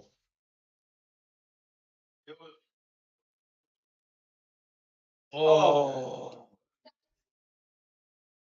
My goodness, that was close to the first wicket again. Herman trying to pull that one. He just did the roundabout with the bat, just got up the back of the bat almost. And I think he went through the shot before, and then I think so. It sort of almost made its way back to the first slip of Sean van Berg there. Just dropped it short. And see the potential of a message coming on with Justin Anton furiously calling Peter Malone across. You'll soon find out what that chat was all about. He's going over to Glenton Stearman. Just hope that the message just get relayed. What's that game that you have 10 people lined up and say something? The first one, you hope the last one's the broken telephone. Yeah, that's the one. Exactly, yes. It starts off, and by the time it gets to the 10th person, it's completely different. Yeah. So he could be saying just, keep it on line and length outside the off stump. But I guess the 10th person is keep bowling short at his head. Yeah. So the story getting wings. The story gets wings. It's Keith Dudgett to replace Glenton Stearman from the stables end. Stearman 7 over opening spell. That should be wide. Will be wide in. Signaled by umpire Tom Mokorosi at square leg and repeated by umpire Warren Weingart. He signals 1 for the over so far. Tony, I could have stood there and that ball had gone over my head. That was so wide. It was very wide. Doesn't, but just a loosener. But he's going to be bowling to the end where we have said that there's a little bit more indentations. Now, we'll have a look at the close of play if those indentations are still there. Yeah. I just want to go back to the last ball of the previous over. We'll do that after this delivery. Yeah. It's just a little bit short of a length. The one was the way he set up his field then towards the latter part of that over was telling Jordan Harriman that he was going to be bowling that ball across him towards the slip fielders. And then he surprised him with the shorter delivery. And he was onto the shot probably a little bit too early in that instance and just off the back of the bat. So you would be much happier with that, surely, Eugene, in terms of what the line of attack was. Because he had a fine leg in place, he got a deep square in place, and he had a mid we can catch him. So he's got those bases covered. There we go. Oh, that's the length. So he had those bases covered, which also gives you the chance to go a little bit full and go out off stump or outside off stump, because you then have the slips that are in place, and you got your ring off fielders trying to save it. Far better field for me, because he looks like he's comfortable bowling over the wicket. So if you're comfortable bowling over the wicket, what is your best chance here to be more consistent? First and foremost, and having the adequacy of using your fielders in the right position. And that is certainly what we saw towards the end of the over. Perhaps a little bit unfortunate not to have got better than just the ball dropping in front of first slip, as that's neatly played into the gully region by Jean du Plessis. So now they might say, right, Eugene, now they've got 4 men on the offside for the right hander where Keith Dozen is playing. So again, I'm not too unhappy about this, because you know he's going to go straight. And straight being trying to hit off stump. He's got 2 men very close in at mid wicket there, and sort of the backward square leg or backward gully with the helmet on, and then he's still got a man out on the boundary on the deep square and the fine leg boundaries. Plays that one with soft hands at du Plessis into that fourth slip region. Rulofsson does the fielding. So this has been reasonably good from Dudley. You probably would want him to be pitching it up just a little bit more, giving maybe Jean du Plessis the option of playing on the up through the offside, and he could then potentially get that edge through to the slip fielders. Just looking at that slip cordon, or just the 2 slips, again, quite a big gap between them. Short ball. That's a much better one. Just swaying out of the way, Jean du Plessis, but it's been a better over to him, as we saw the last over from Glenn Stearman. Dudgeon perhaps wants to make him play a little bit more outside that line of the off stump, or on the off stump line.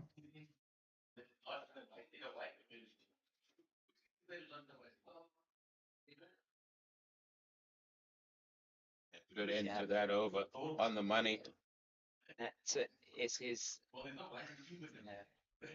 Wasn't a maiden, but just the one run, I think, coming off that over. 39 without loss after 15. Adding it 2.6 exactly to the over. That it's going to be Giovanna Baron, surprisingly, to continue. It's into his 4th over of his spell.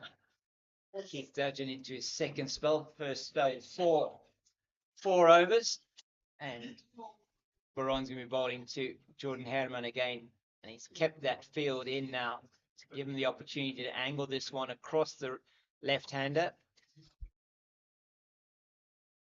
Dudgeon just grazing there, deep square.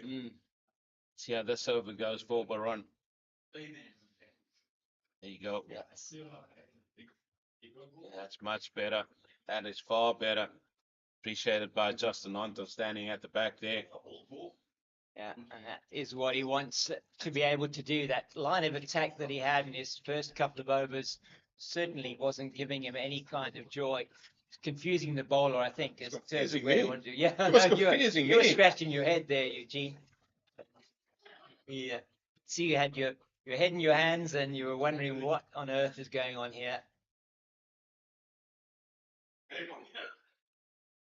Ball down the left side again. He's struggling with that, but he has yet to try and come around the wicket. And again, I don't have anything wrong, or don't see anything wrong with that. He prefers bowling over the wicket. That is fine. I think the field he's got now is perfect for him. He's just got to be consistent. Here, the men, the think tank. Yeah. There they are. see what they can do to get their team to get a wicket here. That's just nicely rides the bounce there, does Jordan Herman.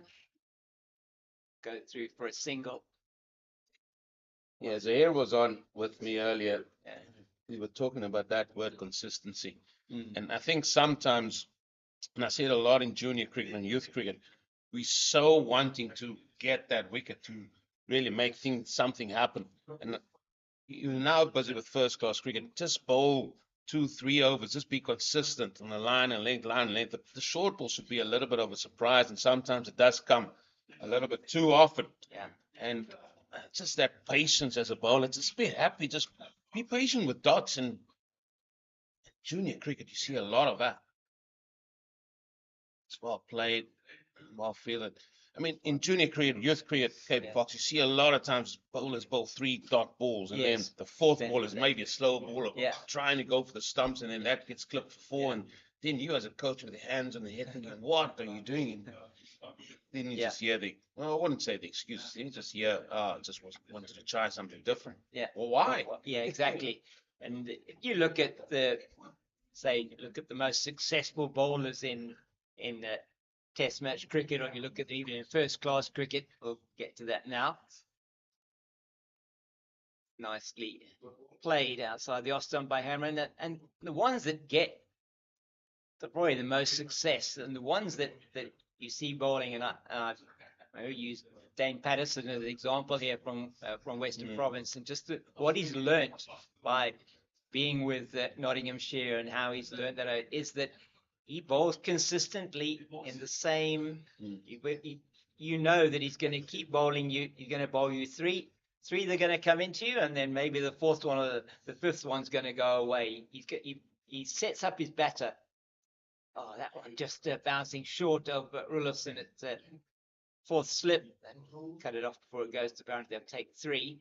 But it's that consistency, and you as a fast bowler, I mean, that's what you want to do, isn't it? You want to make sure you're bowling in that channel all the time, and then give the batter something to think about. Set him up in terms of what you're trying to achieve. I go back to, I think I spoke about him last week, and I go back to a bowler by the name of Aldin Baptiste, who had brilliant success there at St. George's Park. He did indeed, didn't he? Yeah. Everywhere he went, he was a very good bowler. But sort of listening to how he sort of go about his work in the longer format of the game, and he bowled 8-over spells, and he was a really fit guy. And what he sort of said was, I need to build up so much credit to allow me to do something different. Right. So by that, he meant like if I bowl 3-4 good overs, 5 good overs, and he's building up his credit for him to maybe try the short ball or something like that. It was act as a prize, but that was sort of his mind and how he sort of thought about his overs and how he got through it. And I think sometimes, if I just see this ball, sometimes I think our bowlers are thinking, I bowled 2 balls, I deserve to do something else. And I mean, 2 good balls in the right area and over, that's not good enough. No. So you got to build enough credit, build it up, takes over after over to allow you to then say, right, I'm going to throw in a slow ball even, or Yorker, or short ball. That surprise ball has to be a surprise. And I think that's what made Aldin Baptiste very successful. But what he was good at was being consistent.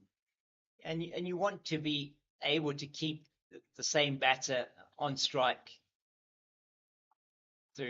ideally throughout your over. You don't want them rotating strike, particularly here where you've got a left-hand, right-hand combination. What you want to be doing is being able to just work on the one batter all the time during that over. And no, look, the ball's not zipping around at all at the moment. It's not doing anything. We've seen it sort of being gun barrel straight all day today, and it's even with this new ball now with the bowlers from Goldrush Boland, we haven't really seen anything. Maybe 1 or 2 kept a little bit low, but it's just to try and create maybe that little bit of uncertainty. That's not a bad bouncer there from Keith Dutton, maybe a little bit too high once again. Jean du Plessis had thoughts of ramping that over. Tried Fortuin there. maybe saw, oh, it's a red ball, not a white one. If that was white one, he would have played it all day long. Yeah, it's he's still got 3 balls left in the over. Bowled one already to Duplessis. Let's see what he can do now.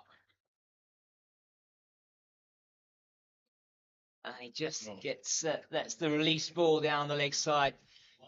Not able to get to that one, Michael Copeland, at that leg gully position. Now he's going to the helmet down. It's the left-handed hammer on the strike. Duplessis off strike already. Dudgeon's going to have to change his line and length to the left-hander. It's been a good opening partnership from these two, Herman and Duplessis. You have to say they came in with 9 overs before the tea interval, and they batted well. They battled through those 9 overs. After tea, they've certainly been a bit more positive, playing their shots. Oh, that's played or pulled away over the man. It was at, let me say, leg gully or so. Gonna come back for 2. Just gonna continue on that point. I mean, Aldin Baptiste played 245 first-class matches. Yeah, He played a lot of places. 723 wickets. Incredible. Now, the thing I want to highlight there is his runs per over. He went at 2.5 runs per over, which means he was very miserly. Incredible, yeah. And what that does is he built up so much pressure as well, and then he would sort of, as I said earlier, the credit was built up and he could do something else, and he was extremely successful. And that is the point I'm trying to make here, is that be happy with going at 2.5 runs and over. That is sometimes where our bowlers that I see, especially our younger ones, they're not happy with just bowling dot ball after dot ball. They're more interested in that final column, which is wickets, as well at times. But sometimes it is a little bit of a partnership where if you build enough pressure, the other man on the other side, he might take the wickets. But he's so focused on the outcome and not the process. And Aldin Baptiste, he believed in his processes. Yeah, it served him exceptionally well. If you look at those numbers there, what an incredible number of first-class matches that he played in.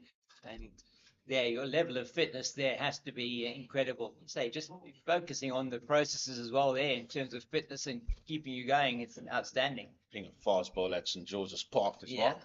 Absolutely. Not always the easiest place to be a fast bowler. Much better glowing. Well, but they've had some good fast bowlers. They have, haven't they? They've had some brilliant fast bowlers. They had an Australian as well. Yeah, Rod Rod McCurdy. McCurdy, yes. Who was there? Rod McCurdy, yeah. And with him in that era that was so brilliant for Eastern Province when they won their first ever, what they called the Curry Cup in those days.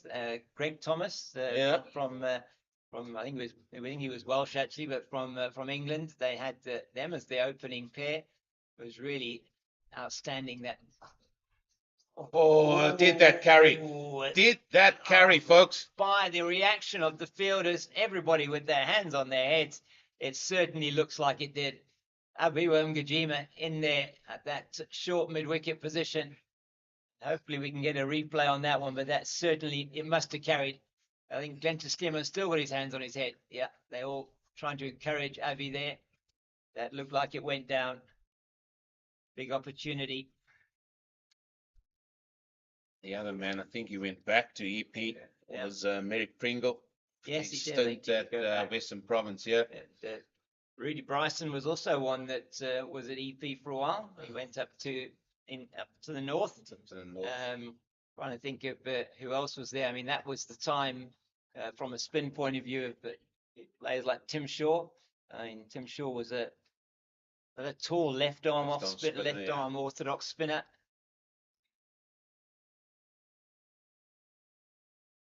That's well played this time. Better by Duplessis. They only threw for the sink. Good work by Kamani in the deep. Trying to think, during the white ball competition, they had an opening batter that literally just swung at everything. I want to say Flam Micha, but I could be wrong. I'm just thinking of Flam myself because I remember him in the late 80s. It wasn't. I don't know if it was him. I mean, he played. I remember specifically going to it was the 1989 Nissan Shield final played at Centurion, and EP did win that game. David Richardson was playing in that match as well. Tim Shaw took a good few wickets to win that match for Eastern Province. That was at the time. Yeah, Flammicho was a really hard hitting. I mean, he also took the gloves as well. He was a wicket keeper, and so 50's up in the 18th over of 110 balls with 5 fours. So it's they've increased that scoring rate up to close to 3 and over, after it was just over 2 at tea time. They were a formidable side. Mark Rushmere, Philip Van, Kepler Vessels, Yeah. Dave Callahan. Yes, indeed. They've the year below me at school, Dave Callahan, and You and your Ewans are here in your schools, eh? yeah, I know. And we don't stop, do we? And talking over Zahir, it is going to be Zahir is going to be joining me now for the next half an hour of play. 50 without loss, coming at on the last ball of the 18th over. It's been a good start by Duplessis and Herman for the Warriors. Certainly seems like a carbon copy of the Boland innings earlier. If you are an opener, this is where you want to come and face the new ball. Absolutely right. It's been pretty much gun barrel straight. It's been a couple of shouts for catches, and 1 catch and 1 LBW. It's been, we think, perhaps potentially a catch that went down at short mid-wicket in the last over. But it has been. Certainly, they've gutsed it out and they've done well to get to 50 without loss. Dudgeon to continue to Herman here from the stables end. Just the 3 bowlers used so far by Goldrush Boland. I think maybe, I know if Giovanni Baron is going to get another over, he might. Maybe don't see Ayak Amani warming up at all. And certainly don't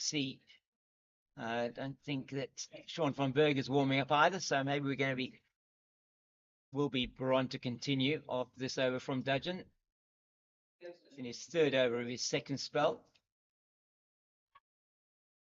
That one, that's a couple of bounces down to the man at long leg, and they go through for the single. Been a couple that has just evaded that short fine leg and just thought for a moment that he was in business, but hasn't quite gone to hand. See Sean van Berg, he's starting to loosen up. You could see spin fairly soon. Yeah, I don't think it'll be too long before we see spin. Maybe with a ball that has still got a little bit of hardness to it, might be able to get something out of what is a pretty unforgiving wicket for the bowlers here. 500 scored by Boland. Yeah, and that is exactly where you want to be bowling. And Keith Dudgeon is outside that line of the off stump. John Duplessis on a couple of occasions been caught sort of in the crease, playing from the crease, not really getting foot movement there. Yeah, that's the one thing on this surface. You've got to be assertive. You don't want to be caught in no man's land. That's when you are prone to finding the outside edge.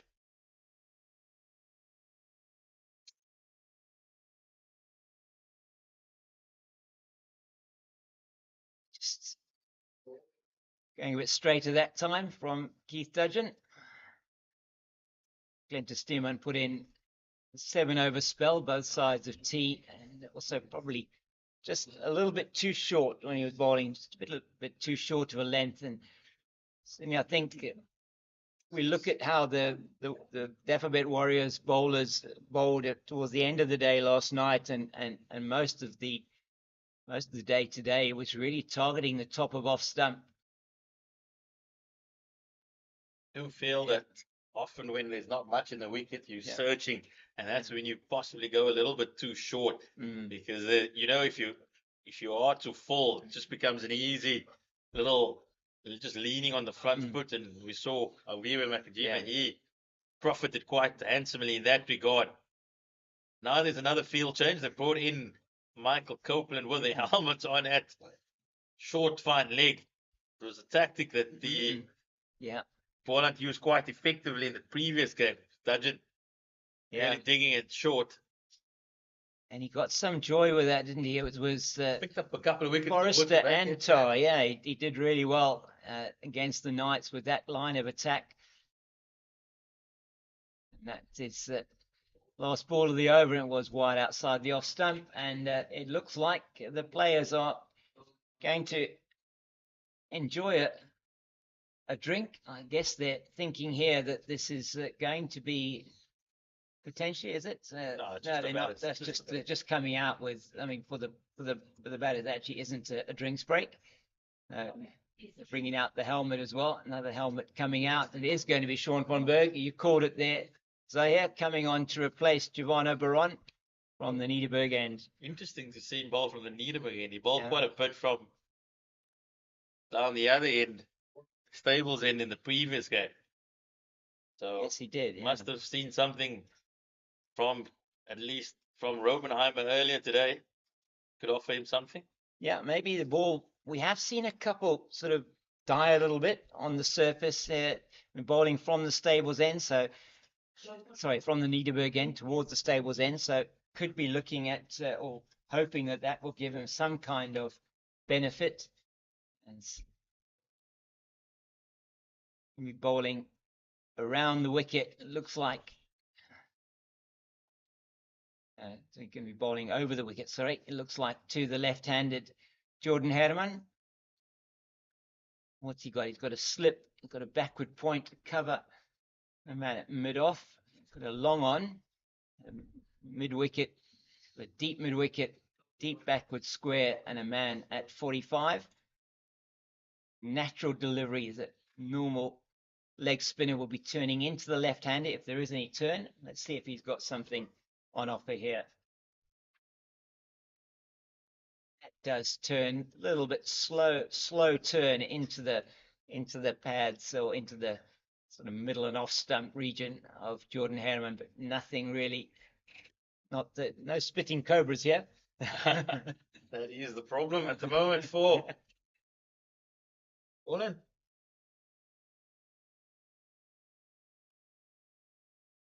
And that one, just a little bit more bounce on that one than it was from the first one, but certainly going down the leg side from Sean von Berg, but maybe there's just something in it that's giving him a little bit of encouragement.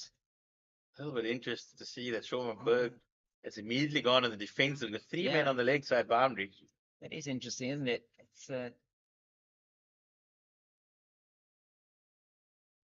that's a big shot there. He's got him. And it's been given LBW.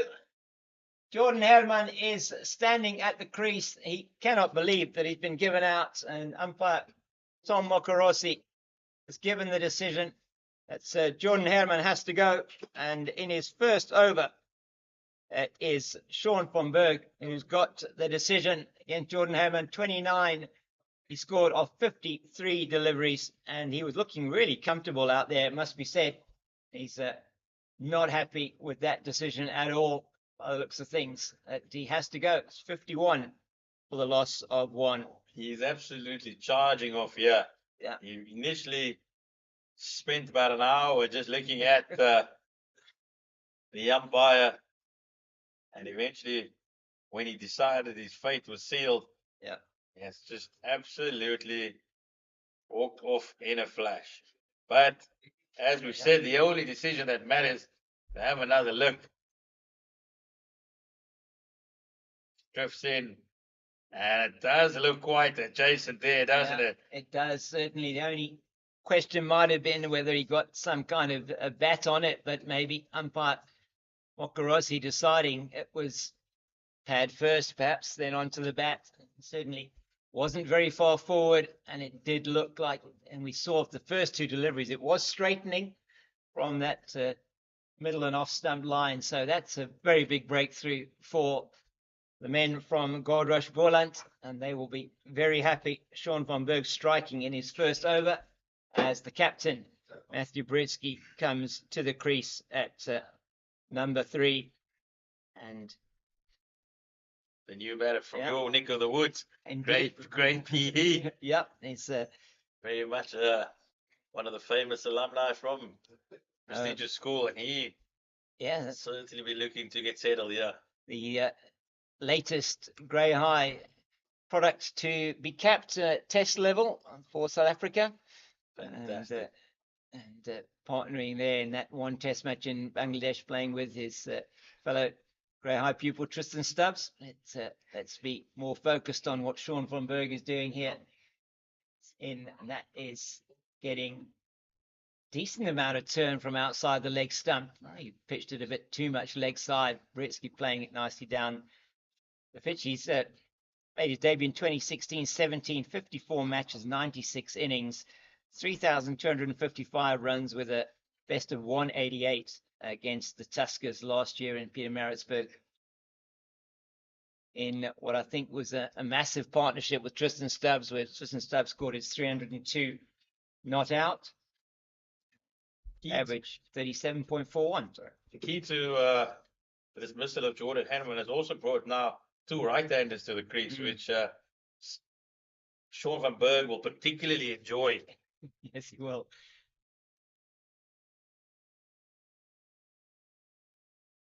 Yeah, he manages to sweep that and sweeps it beautifully, does Matthew Britsky right down to that backward square leg boundary for 4. So spoils what would have been a wicket maiden for Sean van Berg, but I don't think he'll mind that at all.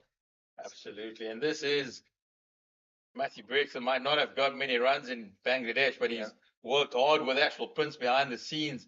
And one of the key factors listening to the guys coming from Bangladesh was how important the sweep shot was against the spinners. Yeah. And you could see that the moment it drifted towards, a little bit towards the leg side, Matthew Britsky, he was on it, bounced, and he put it away for a boundary to get him off the mark.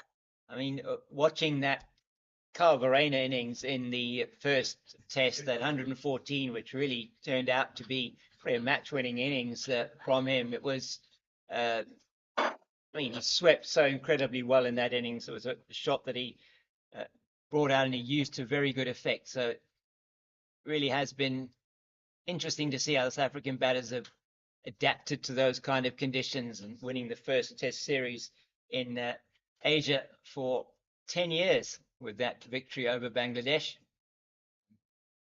As we see now, it's Aya Kamani coming into bowl. That's on the money, straight up, and that's exactly where he wants to be, wicket to wicket, bowling there to Jean du Plessis. And Kamani's got 219 wickets in 85 games, average of 24.5, 9 wicket hauls. Just shows what a quality cricketer Kamani is. He's all energy. He'll run in and bustle towards the wicket. Just lovely follow through, lands up almost behind the wicketkeeper. Yeah, wholehearted cricketer. What a great addition to Goldrush Boland. That's a fantastic. He's given him. Got him. LBW. Jean du Plessis is on his way, and the second wicket falls within 5 runs. Jean du Plessis trapped just halfway forward there. Warren Weingart giving the decision, and Aya Kamani takes the wicket. What a great change of the bowling here for the Goldrush Boland team. They've taken 2 wickets in the space of 5 runs. A Midas touch here by Clive Futani, brought a Sean van Berg. He's struck in his first over, and Aya Kamani, it's taken him just a couple of deliveries, and he is into the game. Goldrush Boland, they've gone bang, bang. 2 wickets down. It was meandering along. We thought the openers were comfortable, but the introduction of the changed bowlers has certainly just given the Warriors dressing room a little bit of a wake-up call here with Jean du Plessis. Survived a couple of LBW decisions early on. But that one, unfortunately, was plumb in front. And Warren Weingart, just as you have a look-see. Yeah. Kamani hit his pad and he didn't even turn around. He went straight away. He knew, Jean du Plessis, you're on your way, mate. And that was what we have seen from du Plessis in this innings. He really was caught on his crease. He'd been sort of hanging back and didn't get a big stride in. So certainly height's not an issue there at all from Kamani. Gets that ball to skid on, and that is then a drinks break. It looks like that they are taking now with the fall of that wicket, and really has been a very interesting last 5 minutes. Zahir and myself coming in here and taking the wickets for Goldrush Boland, but it was a good opening partnership from Herman and Du Plessis, and it just looked like they were very comfortable at the crease. And Sean van Berg getting the wicket of Jordan Herman, and in the next over, literally another over later, after we had seen Britsky play a lovely sweep off van Berg for 4, it was the wicket of Jean Du Plessis, and that is 2 down now for 55, and a bit of a foothold into the Warriors batting lineup. Just shows what happens when you go wicket to wicket, and that's what Aigamani does. He is not a very tall seamer, but he does know exactly where the stumps are. And as soon as it hit the pad, he didn't even turn around and look at Warren Wine. Got a bit of Charles Langeveld in that dismissal as he went away, running away for his first wicket of the day. And the captain coming out now, and I think it's going to be Matthew de Villiers potentially that's going to be coming out to bat with Matthew Britsky as we look at him coming back onto the field. And de Villiers just playing that one match last week, his debut in first class cricket, and a couple of good 50s that he scored in that match, really to assist the Warriors they did draw that match in the end. Probably should have won the match. We've been through that, I think, a couple of times, just in terms of not getting those wickets in the final innings of the Northwest Dragons. Great innings in both of those 2 innings for the Dragons by Ruan de Swart, just keeping the tail going as well. Kieran Mungru scoring a couple of good 20s and 30s there for them as well. James, we introduced Matthew Britsky as your Grant High School. We'll introduce Matthew de Villiers as my alumnus from Wynberg Boys High School. Absolutely right. He's been plying his trade down here in Cape Town for a couple of years after school. Played at Western Province Cricket Club and also Claremont Cricket Club. Has really plundered a few runs, and unfortunately not being able to crack that Western Province side. But now been given an opportunity by Robin Peterson and immediately showed his class with a 94 and another half century on debut last week. But this is an altogether different challenge. Yeah, Kamani into him now. And that is on the money again from Kamani.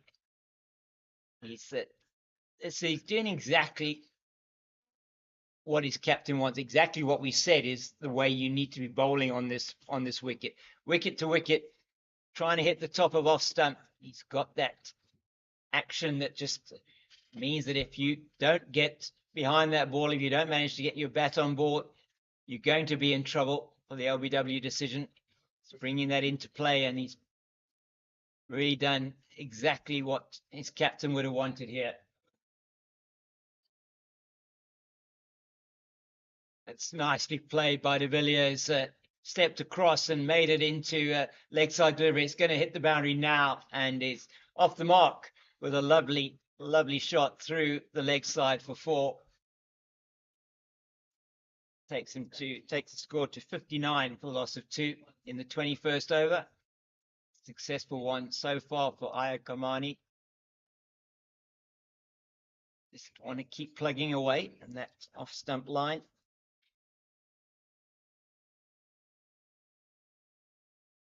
But now it does become key for Boland to maintain the pressure. They were searching for those breakthroughs. And they eventually managed to get them. Want to be taking a foot off the pedal right now.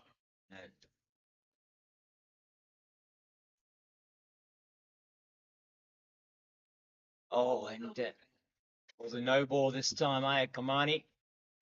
It's his first no ball. We've seen one as well from Glenton Stearman. Just have to bowl that one again.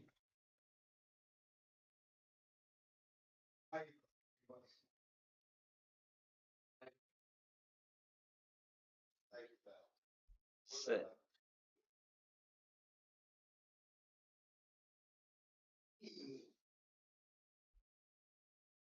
towards us now from stables end. That's a good delivery again. Just getting De Villiers just also on the crease, just playing that one. Just Back to the bowler. Just love how after the wicket, Mm. Aigamani's followed through, got even longer. He's just having a little bit of a chat, just telling the young man, you are just in your second game. Your team's trailing by over 400 runs. What are you made of, young man? Yeah, I'm sure that's exactly what he's saying to him. Maybe in a shorter format. And that is well left there by De Villiers outside the off stump, and it is the end of a successful over for Goldrush Boland. It is 60 for 2 with De Villiers and Brzezinski both on 4, and it will now need some rebuilding to do for these two, just both at the crease as both openers gone within the space of 2 overs. 19 overs and 3 balls, the loss of Hammond, and 20 overs and 2 balls, the loss of Duplessis. And as you said, Sean von Berg will be quite happy bowling to the right-handers here. Matthew Brzezinski and Matthew De Villiers. Now, just interesting in that, just talking about right-handers, but there isn't a single left-hander in the Goldrush Boland lineup. Every single one of them is right-handed. Nathan Engelbrecht was the only one last week. Yeah, that's right. He was the only one last week. Yeah. And yeah, it's where he wants to be operating, isn't it? Just outside that off stump, maybe pitching on middle and off, and just meaning that the batter has to come forward.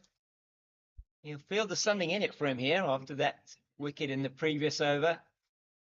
Certainly have his tail up. Any expert striking early, that'll just settle the nerves. Yeah. Another one that comes forward. Certainly feel this is going to be an intriguing battle against Matthew Brzezinski. He's not a batter that's going to sit back and allow Sean van Berg to bowl dot ball after dot ball. He's always one to looking to dominate and basically transfer the pressure back onto the bowler. Fascinating contest ahead. Getting a good stride. He's Matty Brzezinski. Yeah, it's good. He needs to be making sure that he kills any chance that Von Berg can get that ball to get some purchase and maybe move off there and get the edge through to the slip. Experienced campaigner against the young pretender here. The young pretender. Feels like Matty Brzezinski doesn't grow old. He's been around for a few years. He has, hasn't he? Yeah, 2016. Sorry, I'm trying to see it. 2016-17, his debut. Yes. Nickname Pup. Pup. Okay. He's got him. He's got him. LBW. He goes for the sweep. It hits him on the back leg in front of middle and middle and off. And Matthew Brzezinski becomes the second leg before wicket victim for Sean von Berg. Said that Matty Brzezinski was not going to sit back. He was going to look for that sweep shot. He executed it beautifully in the previous over, but on this occasion misses it. And it was always going to be a problem if he was not going to get back on ball. And Sean van Berg, 2 overs and 2 wickets for the big guy. Yeah. That is hitting middle and the middle of middle. Yeah. And unlike his contemporary, he should not have any fault with that decision from umpire. Now, that was certainly not going to miss the stumps at all. It was a good decision from umpire Tom Mokorossi. Hit him on that back leg as he was trying to sweep that delivery. And just live by the sword, die by the sword in that situation. Perhaps not the length to play the shot. He just missed it completely, as we see Sinetemba Qeshile coming into bat. He as well on back of a good innings last week. I think got a 72 in one of those innings there against the Northwest Dragons. And really is very, very important now for the 71 he got in that second innings against the Northwest Dragons. And he'll be looking to set out his stall here. But Sean van Berg's got his tail up now. 2 wickets in 2 overs, 2 for 4. And Sinetemba, Kashile, 42 matches, 72 innings, 2,214 runs, an average of just over 36. The highest score of 124. And he has... how the complexion of this game has changed. It's just, yeah, absolutely. 51 without loss, and it looked like they weren't struggling at all.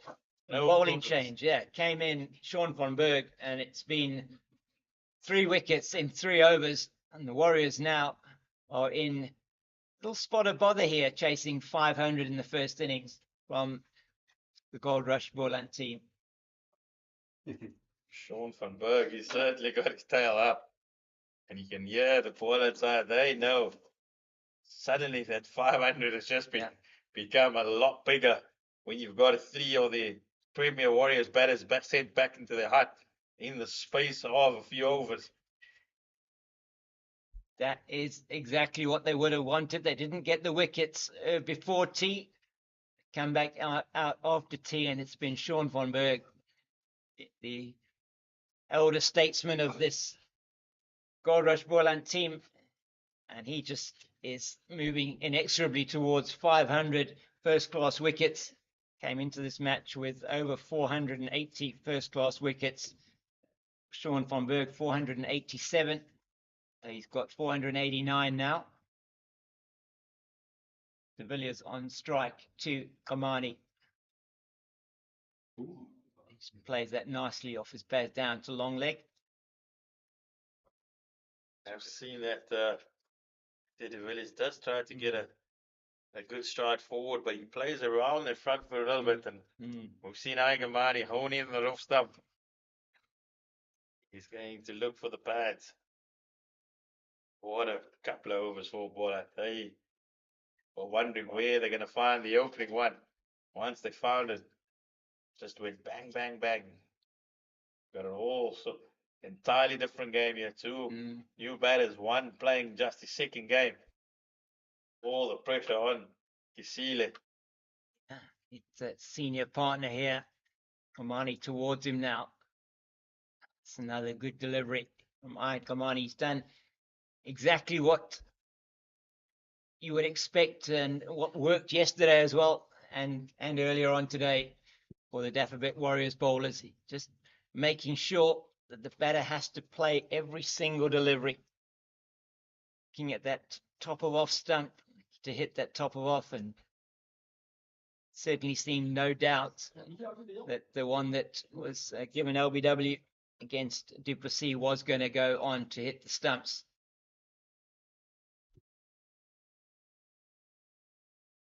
Once again, Kisile just in 2 minds. If he's just dropping the bat on it. Can't do that on the surface. It doesn't rush you, but it will just give Aigamani some little bit of a hope. He can get through those defenses. And he's done well here in his first over, and now into his second. He's got 1 for 7, 1.3 overs. De Villiers played him beautifully through the mid-wicket region for 4 when he just straight onto the pads in the first over. Just that's 1 for the over, and umpire Mokorosi signaling that from square leg. Aigamani just showing Max De Villiers, you're not going to lead forward here. Might be a small man, but I do have a mean bouncer in my locker. He's got that trigger movement across the offside, doesn't he, Matthew De Villiers? Just moves across to try and cover his stumps, maybe. Just now he's expecting the delivery to be honing in on off stump. He's batting probably on leg stump at the moment.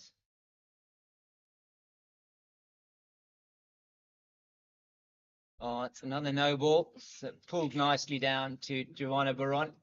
Long leg. It's his second no ball Ayad Kamani. And Certainly has been a challenge for Agamani over the last 2 years. Yeah. 4 no balls so far. 2 from Kamani. I think 2 from Glenton Stearman. Moving Grant Rulofson now into that leg gully position again. So maybe another short delivery coming from Iyer in this over.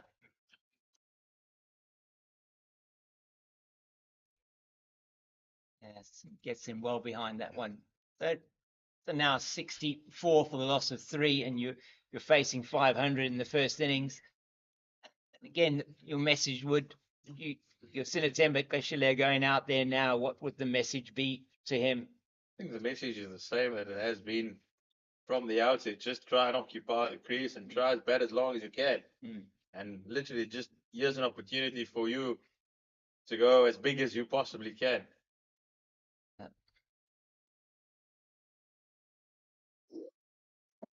And they've taken out the slip and gone away. That is a little bit naughty there from Boland. Gets through that slip cordon and goes down to the boundary for 4. Keshile moves on to 5.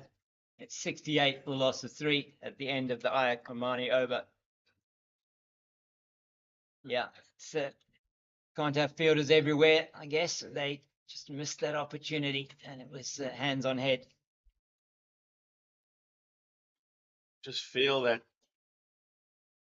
Got 500 runs on the board. Yeah, just keep a slip. Keep a slip in. Yeah. Keep the slip, at least one. Yeah, especially when you've got the team that's against you. 68 for the loss of 3. Oh, no, 60. So it's 23 overs bowled, batting at about 3 and over. But that is not really that important at this stage. What's important here is that de Villiers and Kashile managed to put a partnership together. Just take it in 10 runs at a time at the moment, maybe.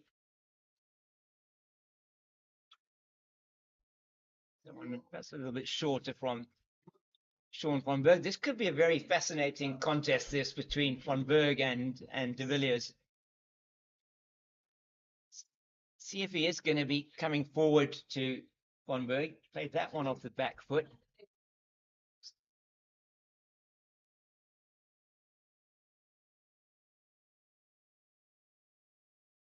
Quite a bit of purchase on that one outside. Van Berg definitely being able to get some assistance off the surface. You didn't see it much with the Dafabet Warriors spin bowlers. Sure, Van Berg really taking it nicely away from the right-hander.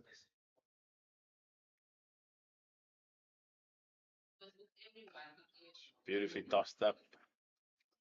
It's got definitely a game of cat and mouse at the moment. Absolutely. When's he going to give him the googly? And that's the question. If that was the googly, and I don't think it was. He tossed that one up a bit. Normally tends to be a little bit flatter, the googly. Will Matthew de Villiers be able to pick that? He's well forward there, killing the spin. Certainly seems content to try and read Van Berg up the hand. Yeah, I think that's very important to be able to do that and just have a view of what's going to happen. That I think hit him outside the line of off stump. Tom Mokorosi is saying that as well. Did look like he might have been just outside the line there. Have a look at it again here. Just inches outside, but Sean van Berg, he is on a roll here. He's picked up a wicket in every over thus far, and it's one delivery here remaining. Was mightily close, that one, just hitting the flap of the pad and then onto the bat outside the off stump. Trigger movement, de Villiers getting him outside the off stump. And it's well bowled by Van Berg. That's a maiden over. Now got three overs, 2 for 4, another maiden from him. So it's been outstanding from Sean van Berg so far, and it's going to be me out of here, and Eugene Merlin will be joining Zay Adams. Welcome, Eugene, and you've walked in just when the Proteas side has been announced in Kingsmead. The Proteas are bowling in that first first T20I against India. Ryan Rickleton, Captain Aidan Markram, Tristan Stubbs, Henry Klaasen, David Miller, Patrick Kuger, Marco Jansen, a debut for Andile Simalani, Gerald Kutsi, Keshav Maharaj, and Nikaba Peter.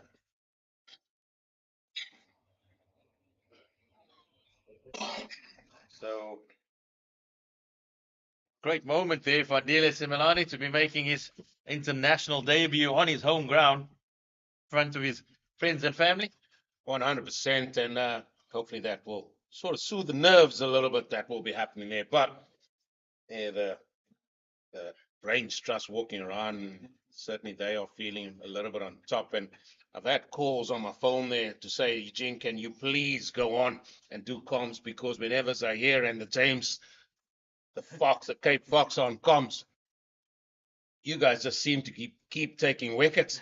Obviously, the phone calls came from Caberta. That's correct. Definitely not a hometown. No. Not a 021 number there. They were trying to block me out coming in there. James 14 trying to get back into the huts here. But yeah, what a spell that was here for the Goldrush Boland. 3 wickets. Absolutely. We make things happen, yeah. We make things happen. We move the game forward. I told you, it's all about entertainment. It's entertaining the masses.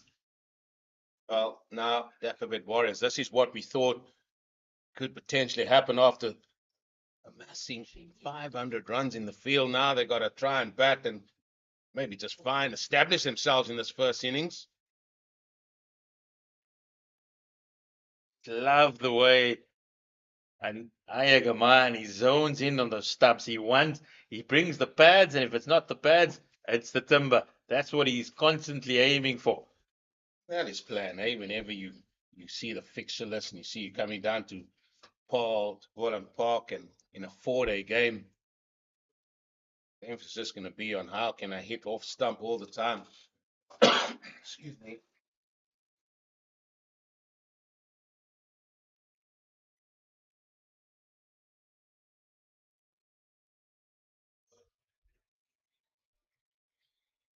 Good stuff here from Ayakamane.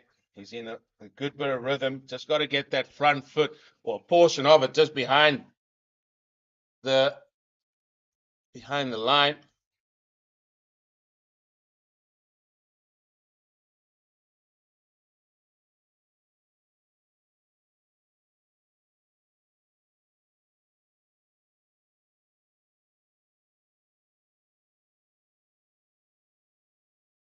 Got a slip in place now. I saw the ball the previous over just go through that vacant slip area.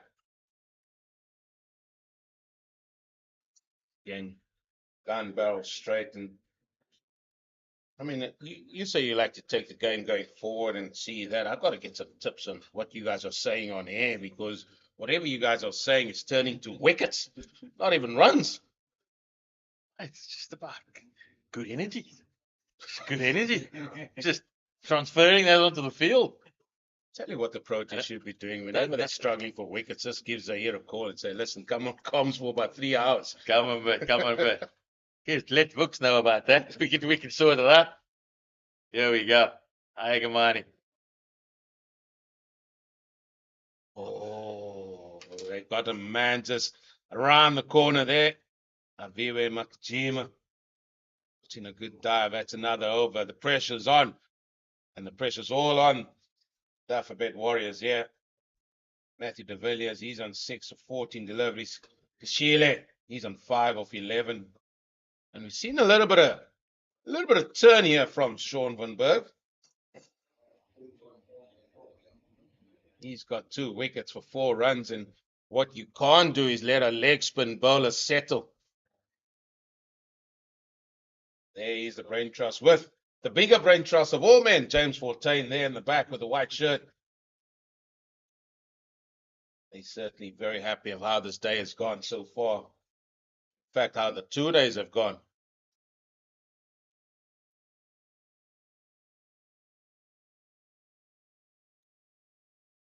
Oohs and ahs, there we go again. It's just a fascinating spectacle at the minute. Why not get a few more men around the bat? Why not get in the bubble of the batter here? This is an important potential half an hour or so here for Matthew de Villiers and the Warriors team. Can ill afford to lose another one.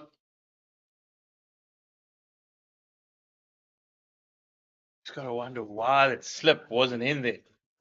Eugene, I felt like when you just taken 3 wickets in 3 overs, surely you don't take out your first slip. Could have had even more for you, mate. No comment on that. Excuse me, no comment on that one. I'll let you simmer on that one yourself.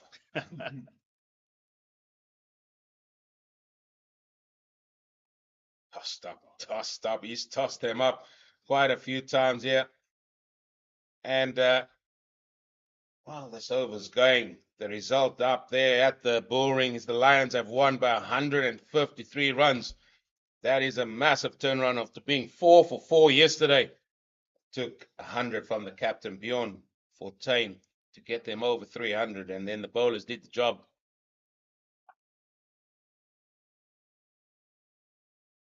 That's a good victory for them. Yusuf, your man there, getting 4 for 36. The captain himself, Bjorn Fontaine, he getting 3 for 50. So all in all, it's been a good match for those two in sundry, as well as the Lions. Tossed up again. The Knights, what a recovery that has been. And led by the captain, Senakwane, who's got to 135 not out. He's batting with the other statesman of the side, Saboto. He's on 13. They are currently 244 for 8. That game is as evenly poised as what they have been here last week when the Knights were up here against the Goldrush Boland team. So a good 100 there for the captain of the Knights.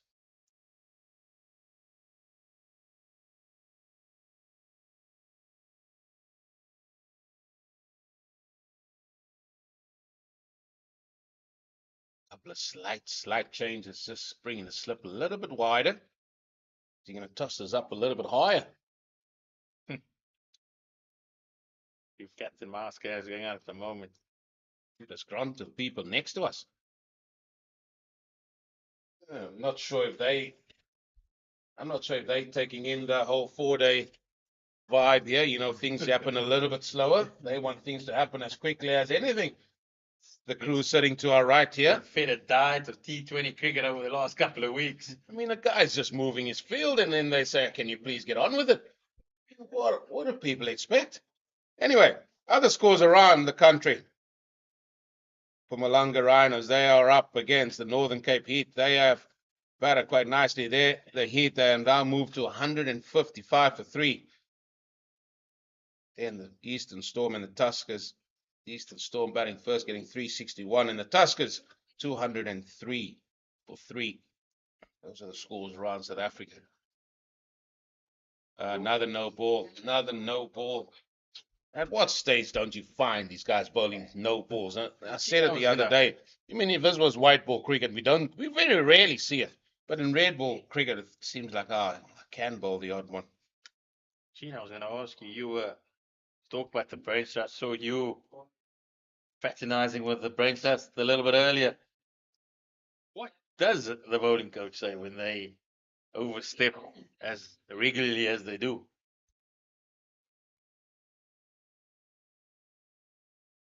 Well, ultimately, you got to understand and get them to understand that if you do overstep and it's going to be a wicket, you're not just costing yourself or really costing the team. So you'll be sort of begrudging the team a little bit. So I think fines got to come in board. I mean, these guys are well paid, aren't they? They can donate the odd 10, 20 rand, maybe more, to a charity of their cause.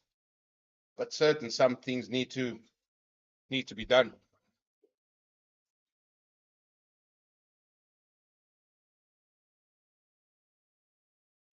I think Kamani, he's been excellent. He's come in and just changed this game on its head. He's run in, gone wicket to wicket, and really asked a few questions of Kishile and de Villiers. And funnily enough, now you see 2 slips in for Kishile. Chasing the ball a little bit here. Like I said, when you've got 500 runs on the board, you don't have a slip. Boggles the mind.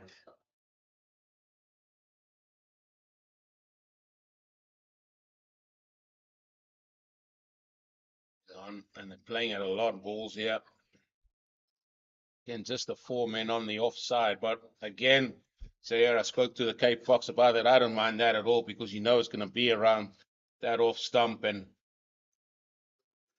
quite a few men more, 5 men in fact, on the onside.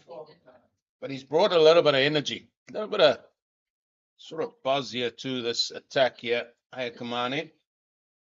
What a tall man.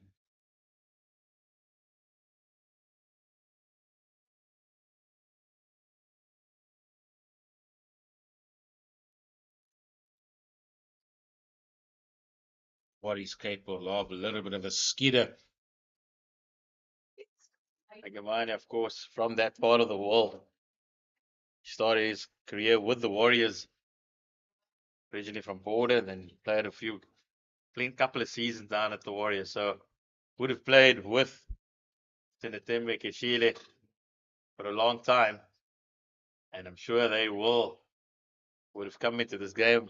You always have a batter that you'd like to get out. Keshile is certainly top of Kamani's list. Short ball. Just to continue to chat about, I actually went for a little bit of a walk around the ground, but I was stopped there.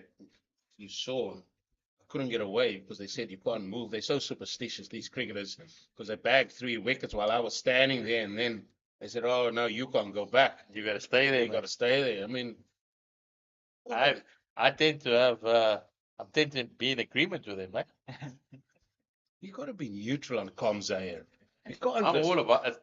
It doesn't matter. We take wickets for both sides, not just one. It's also true. That is true.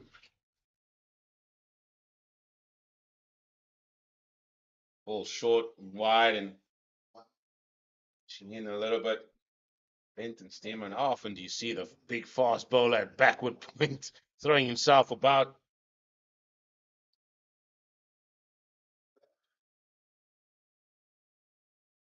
That brings the end to another over 27. Well, that 3rd wicket did bring about their first bowling bonus point for the Boland or the Goldrush Boland team. They only had to wait 27 overs, unlike the Dafabet Warriors who had to wait an eternity for their first point. In fact, I'm being told it was 88 overs before they were enjoying a bonus point in their favor.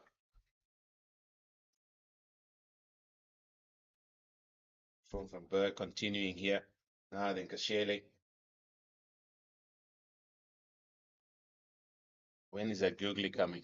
You can be back to Mike Tyson, Yowie. I think he's holding it in the locker for Matty de Villiers. We've seen de Villiers just plant at front foot. I think he's holding it back.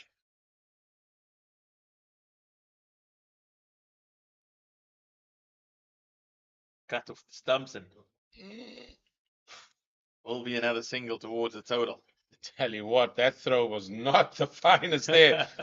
Clyde was getting the skates on backwards just to see if he can just make something of it. Yeah, the cover field is a little bit deep now. Then Matty de Villiers, he's on strike. Here we go. This is when it's going to get pulled all out the cupboard. 4 deliveries. He'll set him up with 2 leggies. 3rd one. That'll be it. Different type of pressure on Matty de Villiers in this game now, in this innings, what he had last week.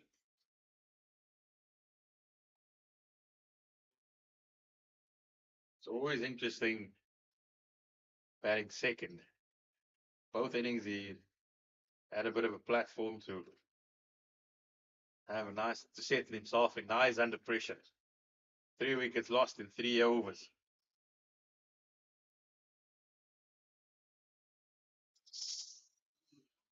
He's there. He's tossed up very nicely by Sean van Berg. Van Berg is a wily old character. He is rubbing his hands in glee with this youngster. But this is all about the test for Matthew de Villiers. And a good start to his provincial career last week.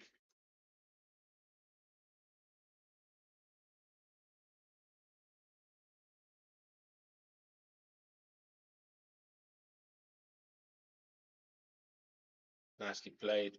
Just pushes that through to the offside and single there. Sean van Berg stands. He's thought maybe he was in the game. Spinners are always thinking they're in the game, aren't they? I mean, you can play a forward defense, it's the middle of the bat, they'll be screaming, who's ours, and giving you a little bit of a story after that.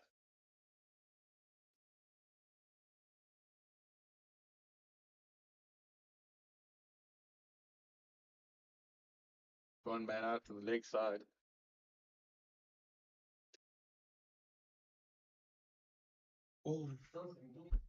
Clive Fontaine.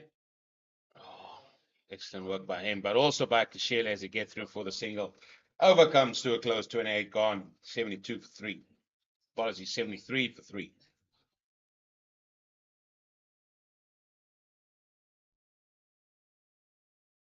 Kishele, he averages 35 with the bat.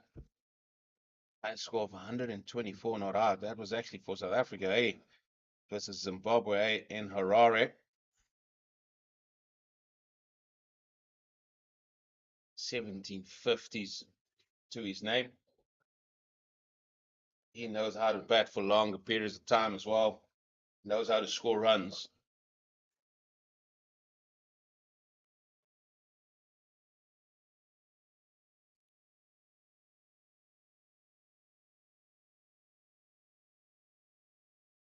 Now he's going to be having Aya Kamane at him all the time here.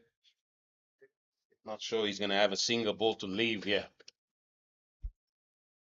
Way Kishile sets up, it's very much leans on that, on the bat of his. Comes a target for the ball coming back into his pads, and that's exactly what Aya Kamane will zone in on.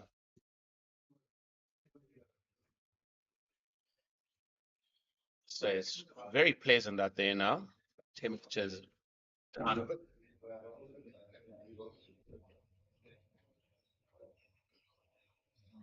See that he's bowling towards a plan, and that's why every time I look at Sean van Berg at first slip, it just calls me. It feels like Kishile got away with one earlier. Just fortunately, just not letting it go there. He just came to the wicket as well, and why wouldn't you?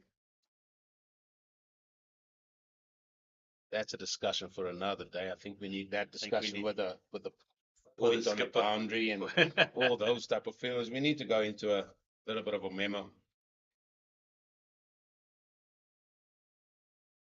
Oh, he's played 3 out of 3 balls this over. Just feel that if he gets a little bit of movement, he just needs one to just straighten a little bit.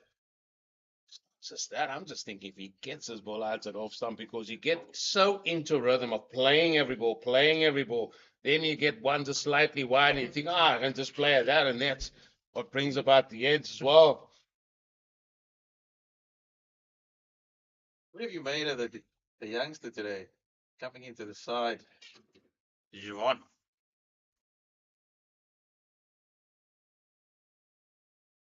Seems to be having a little bit of a following here in the local leagues in Boland. We've heard that might get a few spectators down here from the clubs looking at watching their man in action. Tell you what, if Nathan Jacobs was playing, you're going to be struggling to get through the commentary box, because he did I not proper rent a crowd. Have I not said where? Did I not ask that question last week? Where is he?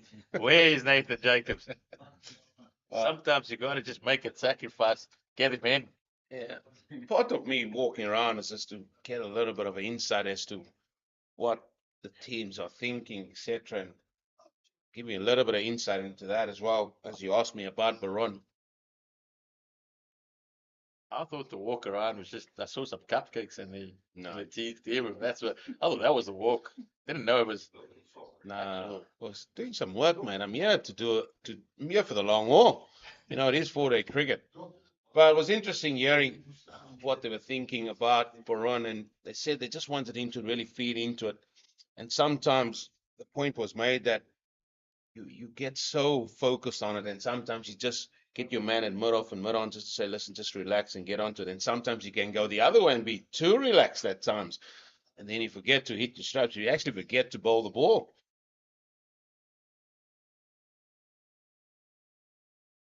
Is that one just outside off stump? There's that one outside off stump, brings it close. I made an over bowled by Kamane. No balls in that over. And I just felt I think when he was bowling to the left-hander, I think early on he got his tactics all wrong. First and foremost, you want to be going wicket to wicket. The reason why you want to bring all those dismissals in, and the way he bowled there was to LBW out the way. So felt if he had that field, he needed to come around the wicket. But then when they moved it across, he was bowling a little bit more channel. They do like him around this parts here. He's a fit man, and they're going to call upon that. Yeah, he's also in the early stages of his career. So they'll swamp him, because I think if he does get a wicket, it will be his first class.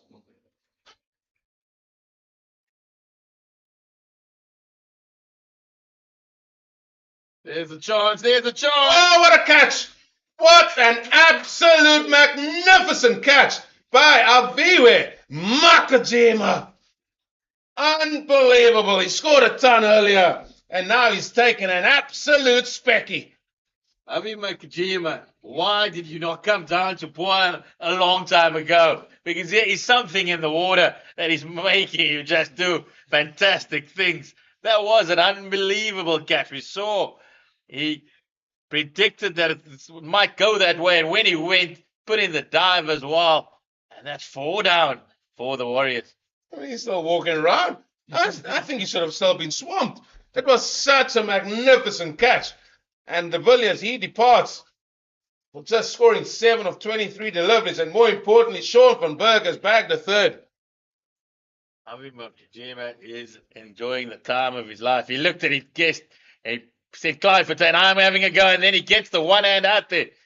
Look at him. He can't even get up. That is excellent stuff from Avi Makajima. Looking at the fielding coach here, he said, that's all my work.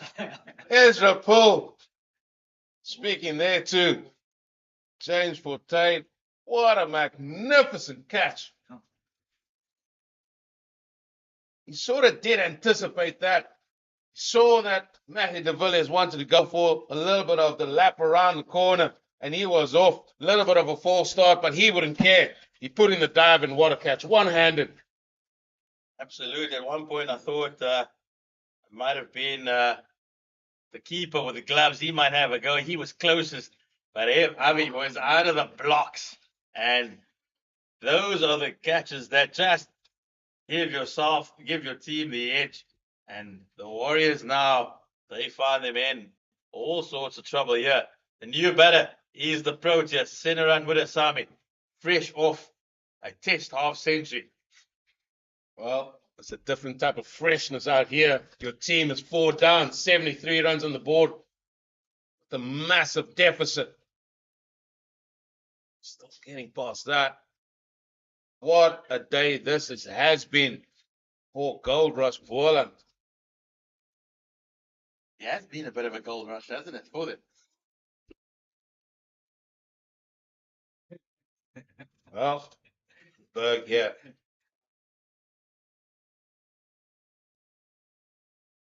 There's nothing more that Sean van Berg would like more than getting the prize wicket of a Protea with the Sami. 3 for 7. Can you believe it? 3 for 7.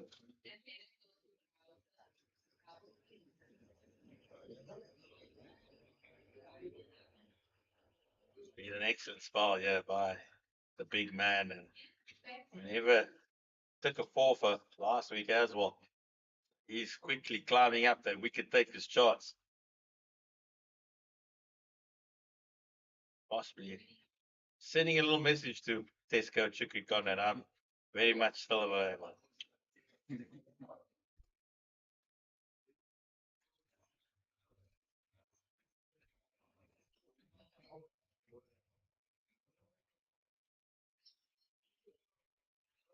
Gets off the mark there. Would have liked to have seen somebody just around the corner in a catching position. Surely the score dictates you can sort of have any type of field you want now.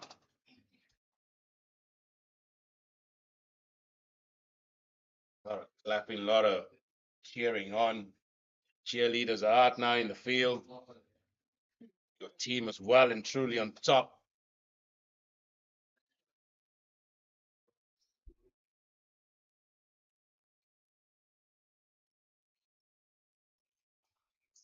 Powerfully hit, but for no run.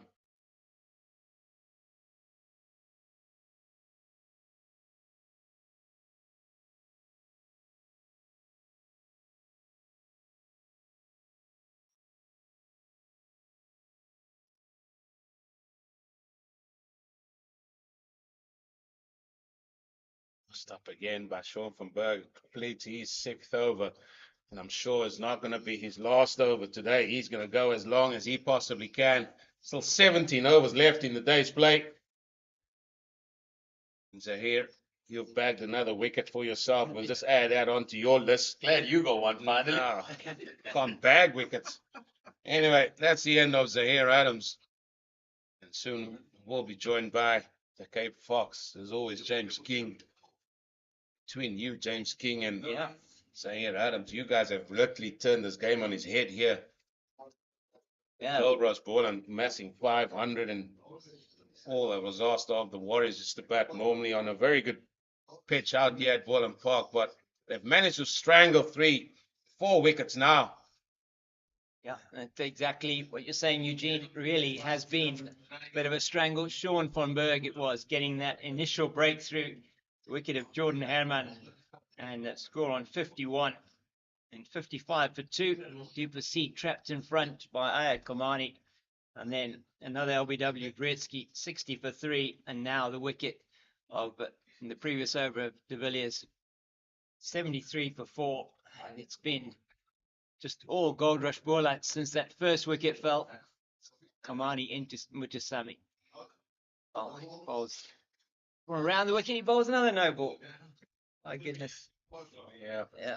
Just got a message there that when we were talking about the no balls and was raised, are they doing no balls in practices? And one could only suggest, maybe it is that the no balls are being bowled in practice. So you only practice. If you don't practice how you play, and then this happens. Yeah, But- you're not looking at that front line when if you are coming in, and even if you're bowling like out in the middle, you're having a little bit of a middle bowl with maybe going for the one stump that you're doing that in practice. You're not really looking at your front foot. Beats him outside the off stump. It's been a brilliant spell here from Ayad Komani into his 6th over, 1 for 16, and him and Sean van Berg put the skids here under the Dafabet Warriors. It's been an outstanding display from both of these two. And how was that catch in the previous over of Matthew de Villiers? Brilliant from Abiwa Ngajima. What a day he's had. His 5th first-class century, and he comes on, takes a brilliant catch. Well, Ayad Komani is bowling a good spell here. It's his 6th over. And what I would potentially like to see here is maybe this would be maybe his last over from Ayad, and then with the left-hander in, why not give the ball to a Copeland or even a Makajima? I would throw the ball to Aviwe Makajima. I mean, everything he's touched has turned to gold here for sure. Just to see if he can prize or turn the ball away from the left-hander could be an option. But Ayan Kamani, he's in good rhythm, good form. Just get your foot behind the line. Or outside the off stump, and another play of the bat. That just shows the pressure that's out there. The Cape Fox. Yeah, and that pressure is on, trailing by 425 runs, 4 wickets down. Senran Mutasami, because you still have got Dila Mokhakani due to come in at number 7, but you don't have that normal lower middle order or into the tail that you normally have with the Warriors. You don't have a Bayer Swanepoel in there coming in at an 8, and just feel that the lower order of the Warriors perhaps not as good as it normally is. Another big appeal. Maybe I should say half-hearted. Yeah. Because it was sort of belated as that. Went through. He was trying to play that. That is a very difficult shot to try and play. He was trying to play it above your eye line. Very, very difficult. And you can only really get yourself into trouble playing there. But Sen Witasami looks like he's trying to play his shots. And if he can get through this period, he has to get through this period. He's played at one that was wide outside the off stump. He's played at one that was around about fourth stump. He's played the short ball. Yeah. He's just looking to put bat on ball. He had no chance. He had no other decision but to play it because that was straight. And that's what Ayat Kamani has done so well. We perhaps didn't see from the opening bowlers, the opening 3 from Goldrush, Boland, perhaps not attacking the stumps as much as we've seen from Ayat Kamani. Can't fault them for their effort, but certainly wasn't as perhaps incisive and as accurate as you would have wanted it to be. Perhaps a little bit too short of a length, whereas Kamani's really been able to get that on the money. There's another one, exactly where we want it to be.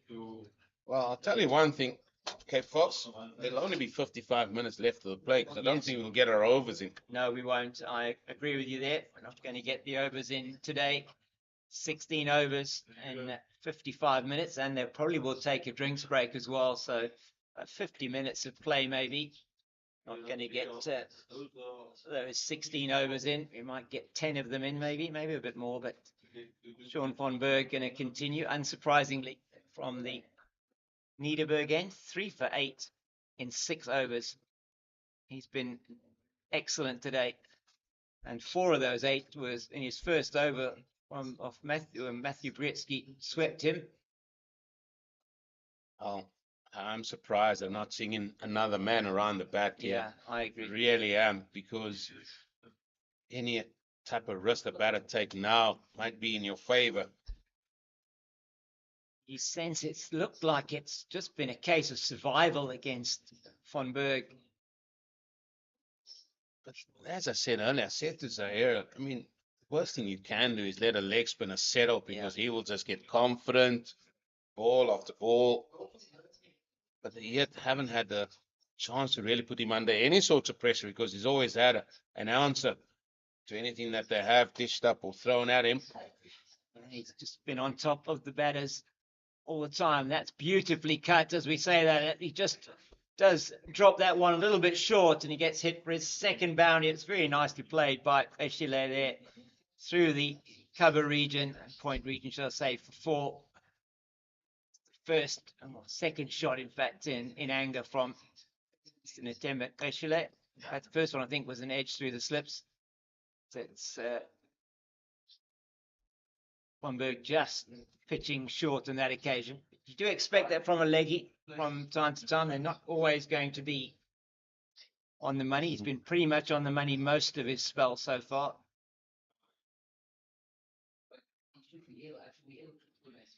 Again, just holding that back a little bit, and you can see literally how slow that sort of turn there. They haven't been able to transfer any pressure back onto von Berg. He's been able to dictate to them.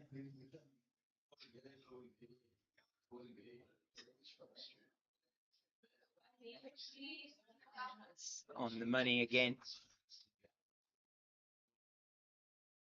Yeah, he'd probably be bowling, I think, unchanged until the close now if he carries on like this. Sean van Bergen. I think your option of bringing in maybe a VM Gajima or Michael Copeland is a good one. Perhaps once Kamani's finished. Sometimes you just need to see, you're having a good day. Why not throw the ball to you and just say, listen, go have a little bit of a trundle. In fact, it looks like it could be Stearman that's going to come back here into the attack. I mean, that was an excellent spell by Kamani. 6 overs, 2 maidens, 1 for 16. And he did create that pressure from the one side. I mean, both bowlers there creating pressure.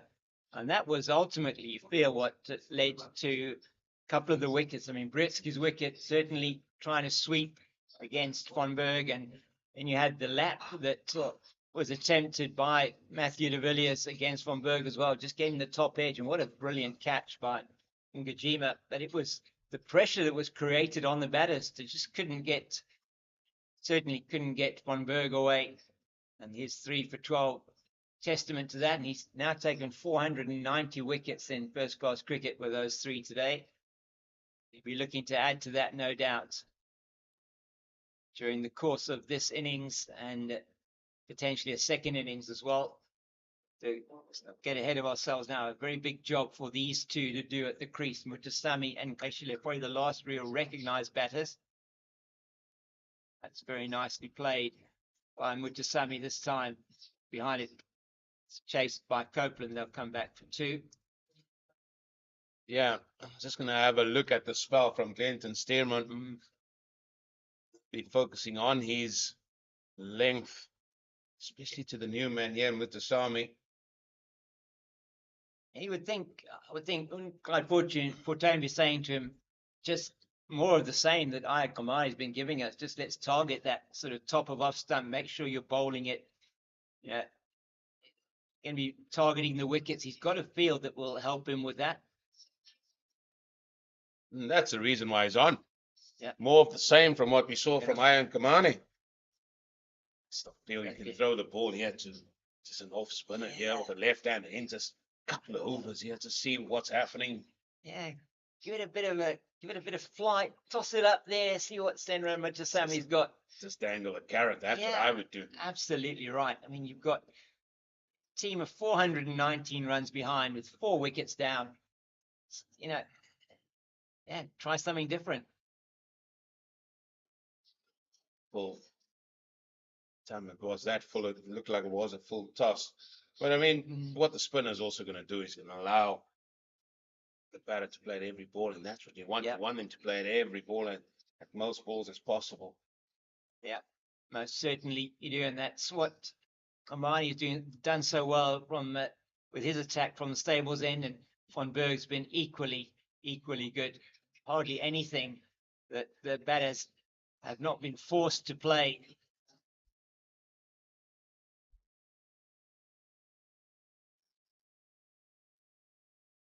In that length, he's trying just to go and try and get him forward.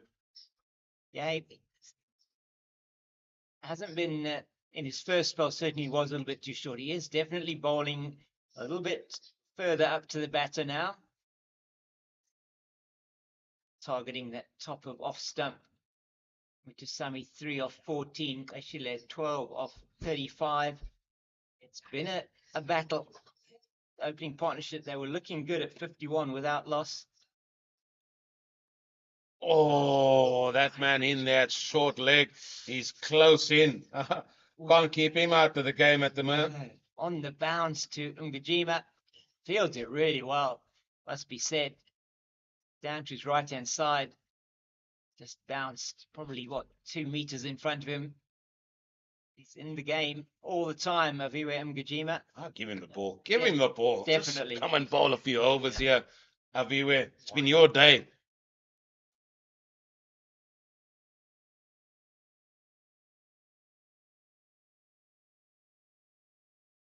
Yeah. With the Sami and Kashina, these two have got a job on their hands. And they are more than capable of batting long, both of these two. No doubt about that, as they do take a drinks break. We will have few minutes drinks, and we will be back with you shortly. The score 81 for 4 after 33 overs. Mutasami and Eshile at the crease for the Dafabet Warriors. Oh yeah, oh yeah. Oh yeah. Can you please keep up with the score? Please.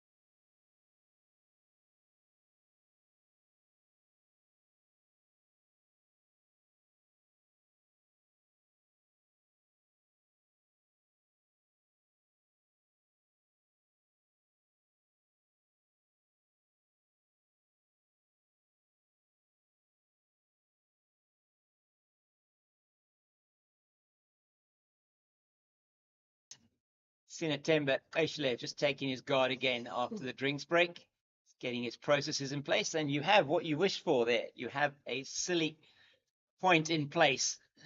It is they have gone on the attack, so certainly the drinks break, something may well have been said by the coaching staff. Surely, Just has to be. try and attack a little bit more.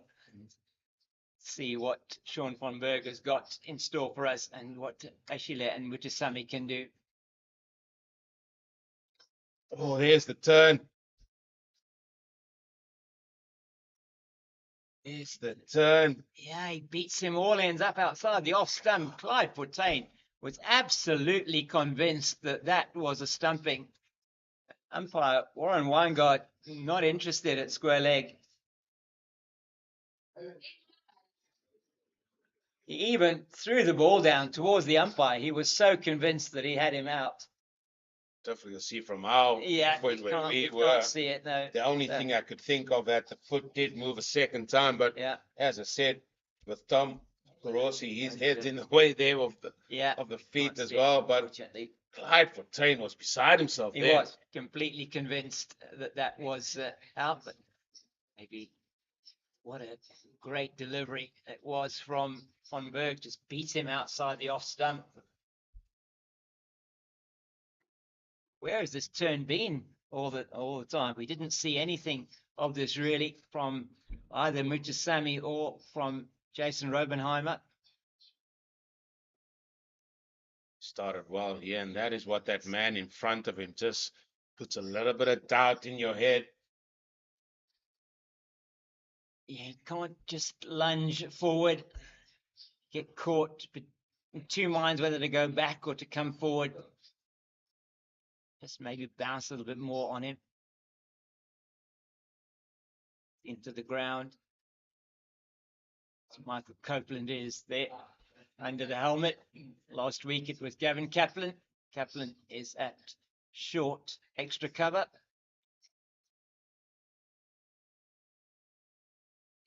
Just going to give you a result from Schools SA 20. Oh, it's a hit into the padding, is it there, of looks like Michael Copeland. Yeah. He seems like he's okay. Hopefully he took it well. Did just hit him on the padding that he's got under his whites there. Took that shot very well. He did indeed. Telling Sean van Berg, please, mate, pitch it up. Absolutely.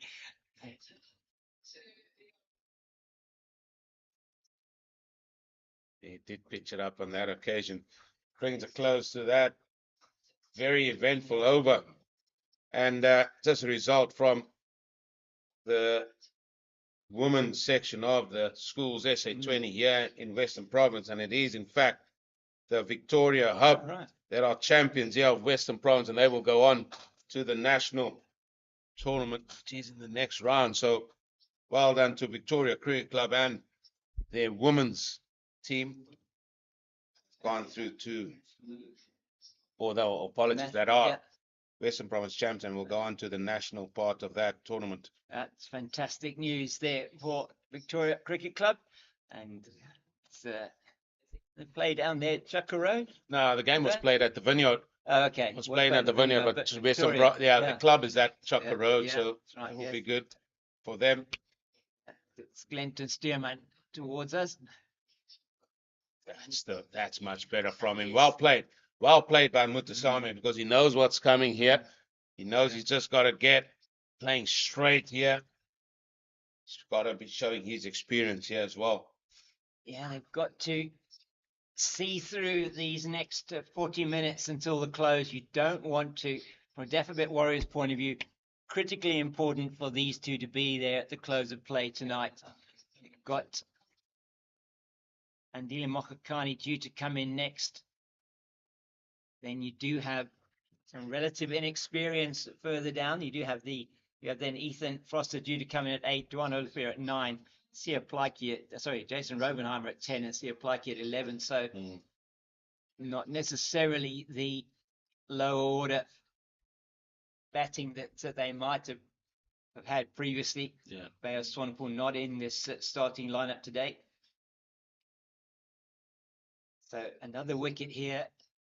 Goldrush Boland will fill it into lower middle order and again targeting the stumps. He's been very good, hasn't he, so far in this over? Yeah, that's his where he want to be, and he's had his warm-up over, and this has been a much better over.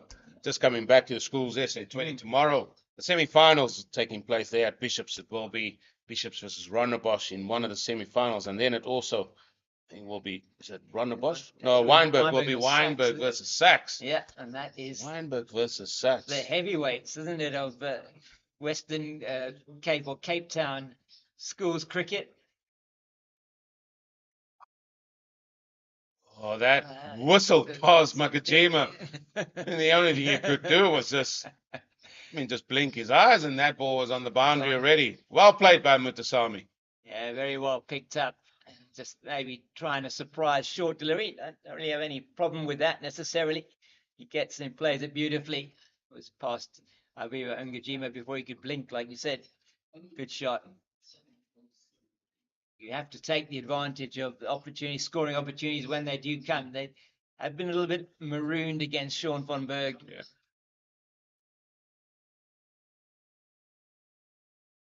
Can you imagine the amount of people that will be at Bishops tomorrow? Yeah, it will be. Those four schools. Huge. Yeah. Those four schools. Yeah. Having a section, maybe a quarter of the ground. Yeah. You can just sit there, park off, bring your little barbecue if you want. Oh, I'm not sure. Sorry, Bishops. I'm not sure what you're allowing. But I mean, they'll have the 2 semi-finals in the morning and then the final in the afternoon. So it's going to be all action there tomorrow at Bishop's.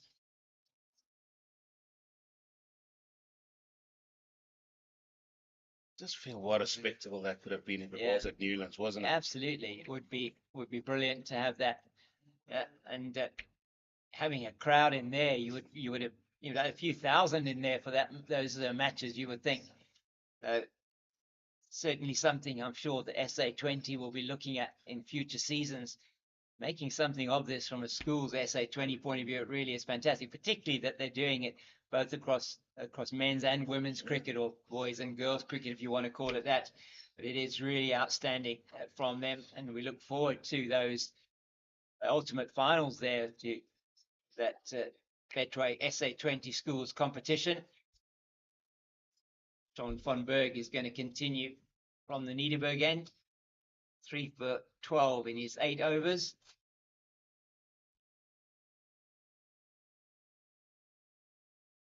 It's just this time paddled well around the leg side, and they'll come back for 2.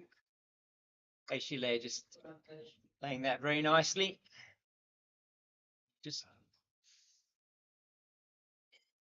That was the same type of shot that Matthew de Villiers played. He just got the top edge to that and was well caught, and brilliantly caught by Ngajima, anticipating it and running down behind the wicket keeper and taking the catch. You still got to be patient here, Boland. Again, beating the outside edge, feels all around. Umpire Weinberg, he's got nothing to do with that. Yeah, I don't think he took the veils off there, did he? Clive Fortain, confident appeal in the previous over for a stumping off Eshile. Got all the men around the bat on that offside. Von Berg, it's a bit short, just pummeled into the ground, straight to Gavin Kaplan. It's turning into a beautiful late afternoon here in the Boland mountains in the distance. Almost look like it's a painting with the light we have there. Just have a framer on that. Oh, beautiful, isn't it? And slower outside the off stump on left, and Sean van Berg is getting into his work here, and just got to be careful. He's still got the googly in. Yeah. Because we've seen the ball rip a little bit. When is that googly coming? Easy building up his credit, as I spoke about earlier, to bowl that ball. He's going to throw it in at some stage, isn't he? Another one that gets just defended down to that silly point position. Sure that Michael Copeland there, he knows what aftershave Sinatevin Eshile is wearing, that's for sure. So close. Oh, beats the edge again. Beats the edge. Some significant movement there off the pitch. It's got to really encourage him. 87 for 4, trailed by 413 to the Dafabet Warriors. And are we going to see? No, we're still going to see Glenton Stearman from the stables end. The light is much better here now. We are going to definitely get play through until the close at 6 p.m. The significant thing about that, Mr. King, is that it's turning it from the straight there. Yeah. That's where necessarily you find a lot of rough, and he's getting a prodigious turn. Sean van Berg. Yeah, from what looks like a completely solid surface from what we saw earlier on in the day, it didn't look like it would offer really any kind of assistance, even to the spin bowlers, but he's certainly getting it to rip off a length there. Yeah. Good ball again. Oohs and ahs go crying out once again. And just a little bit of maybe lack of bounce, I wouldn't say variable bounce that we're getting, but it just does look like it's a little bit coming in a little bit lower than it was. And maybe the wicket been baking in the sun for a couple of days. It's just started to deteriorate a little bit. Then this is an interesting field. Yeah, He's got a fine leg and a deep backward square. They are on the boundary. Then he's got Aviwe Makajima, who's that square leg, fairly tight in. He's going to be stationary. Then they've got a man, sort of deep square leg, in front of square. Oh. Angled into the pads once again. And Stearman really has been really good in this spell now. His second spell is into the third over of the spell. First over, and perhaps not exactly there. Yeah. Second over, really good. And now after 2 deliveries, I think it is, in this over, it's just 1 delivery in this over. He's again looking at attacking those stumps. Yeah, I would say one more ball on the stumps and then the short ball's coming. Tried for the short ball, but what a stop by Michael Copeland. Good right hand, diving away to his right. Stopped.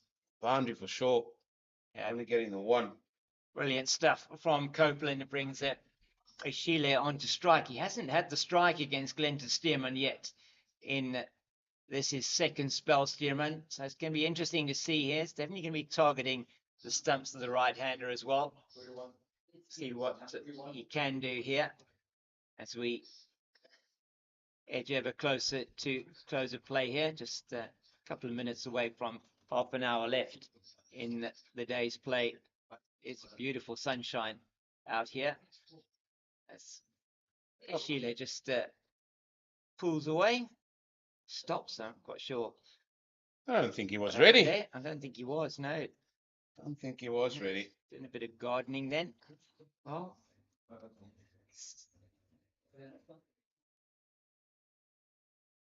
Chile 14 of 47. Mutasami 8 of 25. Survival is the key for them here. The excited, good movement by Clyde Fontaine. Yeah, it started out, it was an innings that started out just to bat, and now you say you use that word survival, and maybe it is that, trying to get through to the close of play here on day 2. Certainly seems like that. I mean, not that they've been given that much to hit. I mean, in the last period of time, Ayad Kamani very good in his 6-over spell. Stearman's come in and he's very much continued that trend. Just the 1 short ball that Mutasami put away really beautifully through square leg. Big appeal again. That is certainly more in hope than in judgment. On that occasion was a big appeal earlier on against Jean Duplessis down the leg side. I think was certainly had more chance of success than that one did. By one guy just looking and saying, really?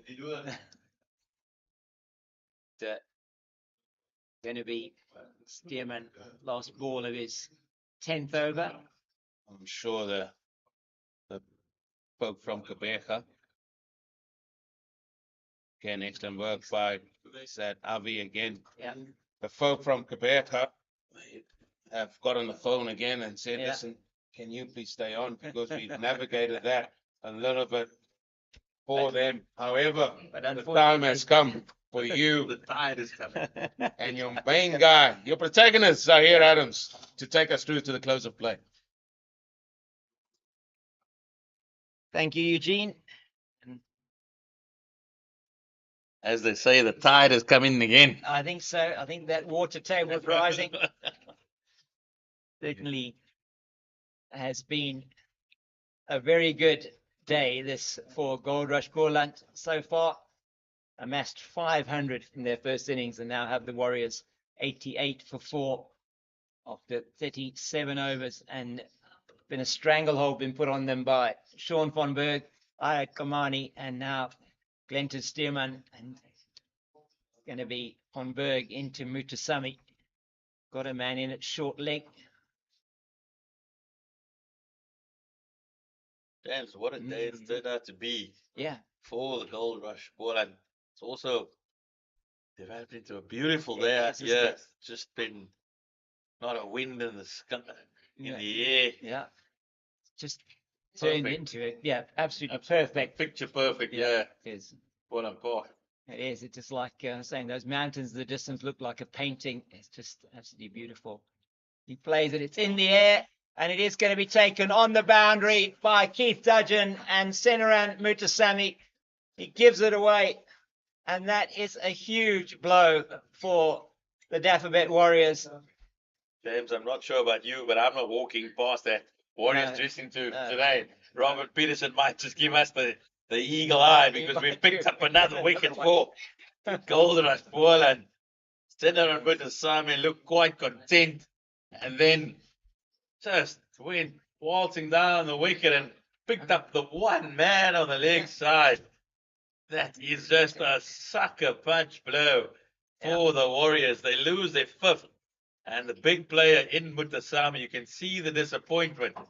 He was trying to hit it a lot squarer than he actually did, and eventually, and instead he has to go for 8 off 26 deliveries. Half the Dafabet Warriors, they're in the change room, and I know you're a man from Gqeberha. You might not want to go home there, Jack, because you got the golden touch at the moment for the Boland. Well, you'd already been in here like 30 seconds and they took the wicket. I think my strike is getting better, isn't it? I think so. Definitely it is. And that was, you just feel, I mean, it was probably a release shot, but he just played it, as you said. It's the one man out there on the boundary, on the leg side, and Keith Dudgeon, as easy as you like, takes the catch. And it is now Andile Mokani coming out to the crease, and it'll be very, very important that he can stay there with Sinatembe Kaishile. John Bomberg's picked up 4 for 14. What an afternoon for the big fella.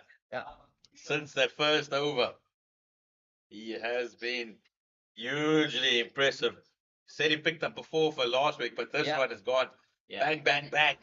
And this one is so much more important than, I mean, same important, but the one last week taking more of the lower order batters. This one, he's taking out the cream of the top order of the Dafabet Warriors, and really has been outstanding bowling. He's created the pressure that led to that dismissal, you have to say, together with his bowler from the other side. They're bowled in partnerships. I mean, just to give you an idea of that, I mean, just in the 8 overs that Mutasamy was at the crease, only 15 runs. And you just have to say, I mean, pressure created, that run rate's gone right down.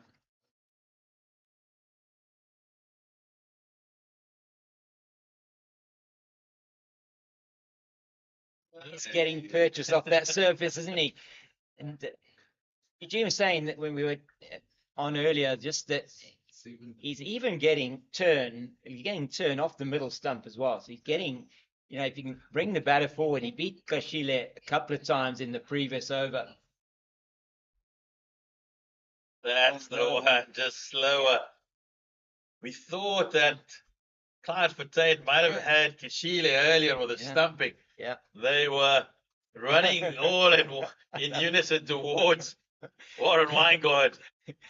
Threw the ball to the umpire, didn't he? In anticipation of getting the decision, but didn't get the decision from umpire Warren Weingard. Now we see a fielder coming in at that short catching second slip position. It's Gavin Kaplan, I think, in there on the attack. And the outside edge and runs away for a single, but you can be sure that Sean van Berg, he's plotting here. He's got a plan. Most certainly does have, and he's made life very difficult for all the batters. Figures tell the story. 4 for 15, and he's just one ball away from finishing his 10th over. It has been a masterclass from the Goldrush Boland leg spinner.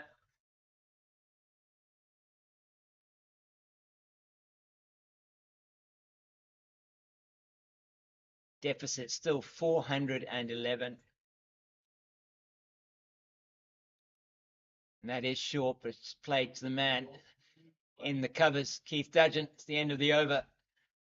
38 gone now, 89 for the loss of 5. Certainly didn't see this coming. So yeah. Absolutely not. It was 51 for no wicket. Yeah. And it looked like it was following the same trends of Goldrush Boland with the openers just accumulating runs comfortably. What has transpired over the last little while has been nothing short of sensational.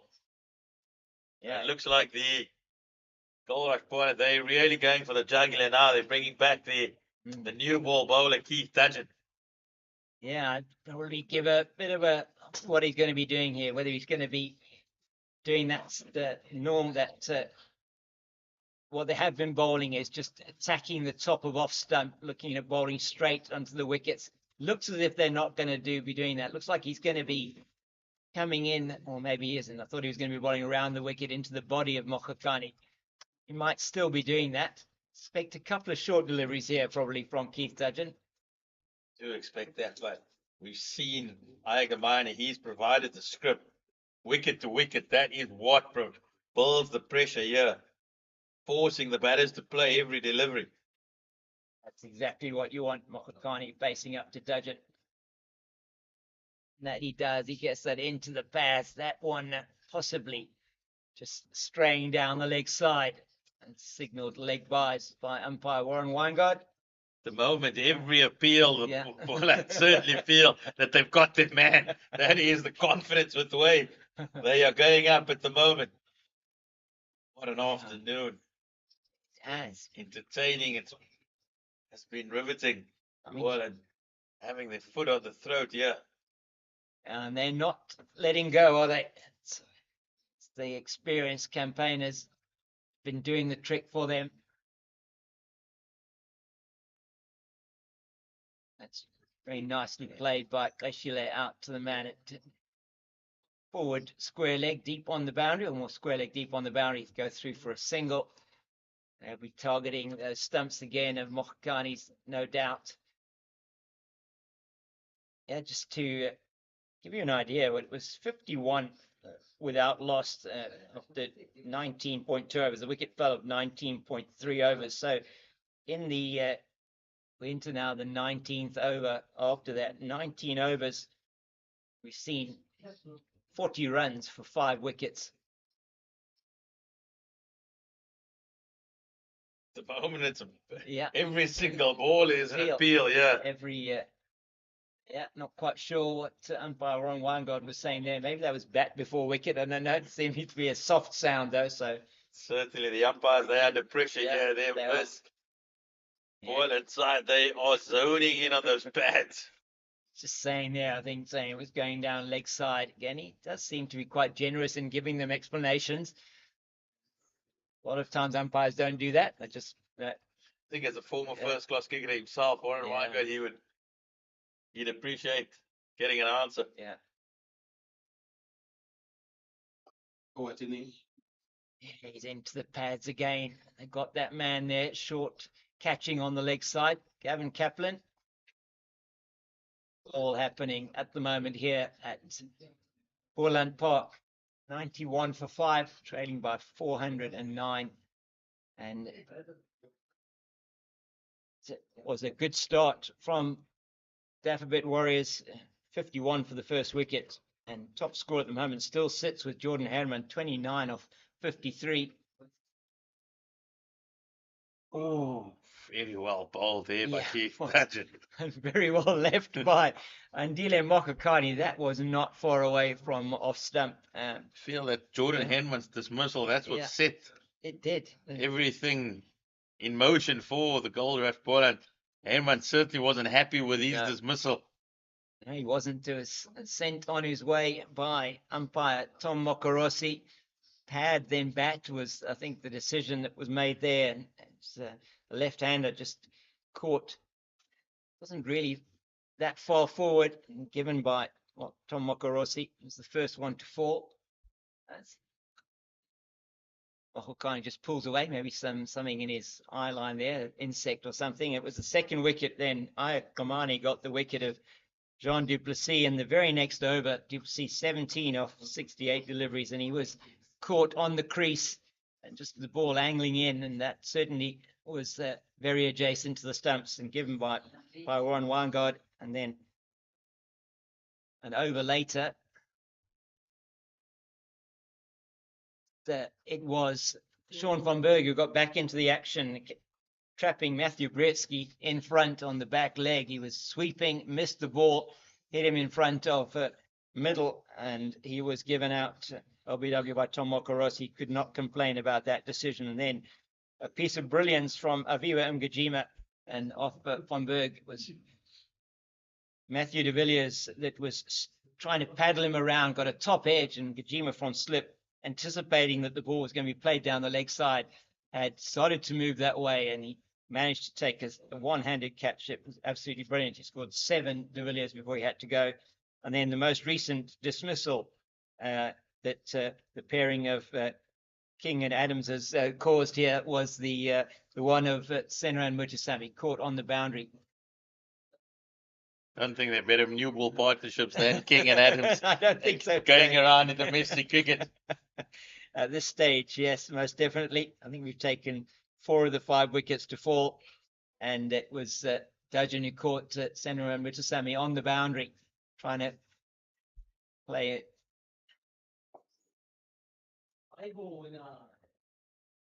Oh, hits the stumps. Does Giovanna Bromley safely in?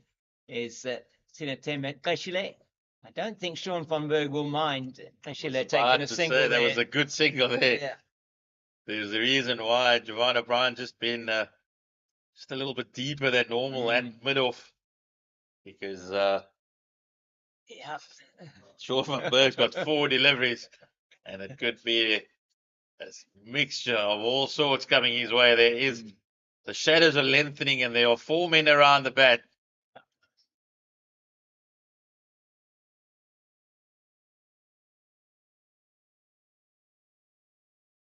And that's what Sean van Berg will appreciate. He puts his hand up. It wasn't a great delivery, particularly with the men close to the bat, but it's been saved there by Aigamani. Yeah, brilliant work in the covers there to prevent that going through. Keeps Mokhakani on strike. Fielders backing up the bowler here. So feel that spoke about it last week about Clyde Fontaine not being behind the stumps, and the skipper back again with the gloves, and it just gives him greater vision. Yeah. And his captaincy, you can see him just being a lot more involved this week.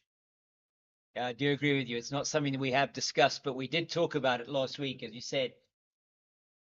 That's another one that's perhaps a little bit too short on that occasion.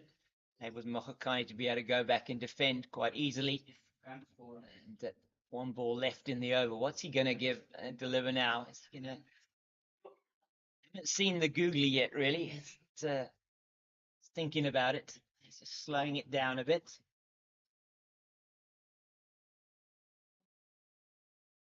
And that one is a rank long hop, and Andile Mokhakani does not miss out with that, and he plays it into the square leg region for 4, and that is a welcome boundary for the Dafabet Warriors. They move to 96 for 5. We'll give Andile Mokhakani also just a little bit of a confidence booster. Yeah. Often when you're defending, you can get into that defensive mindset and not realize and pounce when the opportunity arises, and that's exactly what he did there. A rank bad ball, and he put it away. So just shows that he's still looking to score. And that is very important for him to do that. He's played 19 matches, 28 innings, 541 runs, with a top score of 98. So he is certainly a player who can bat, coming in at number 7. He averages just over 20 in first-class cricket. Made his debut in 2018, 2019. Another one of a bit of a late bloom. Had a good season last year for the Warriors. He did fairly well in the white ball competitions as well. But now faced with a test of character here. Yeah, most certainly. This is an absolutely crucial innings that he has to play for his team here. 97 for 5. Lets that go again outside the off stump. Keith Dudgeon's been excellent since he's come back. He's certainly got the memo from Aigamani. Possibly in the first spell, a little bit too short and Whereas here he has just zoned in another off stump. He's not making the better play. He's certainly asking questions in that corridor of uncertainty. And just seeing who's going to crack first here. It looks like if the batter going to be playing it outside the off stump, if you can just get it that little bit closer, you feel. Mokhukani, they will want to get in right behind that. Does that one a lot straighter. Good fielding. Glenton Stearman out there at mid-on. Designated shiner of the ball. Looks like it's Gavin Kaplan at the moment. He's just enjoying himself standing in the shade of the floodlight pylon. Yeah, absolutely. And getting now about 12 minutes to go before the end of the day's play. We are not going to see all 7 overs that are due in the day.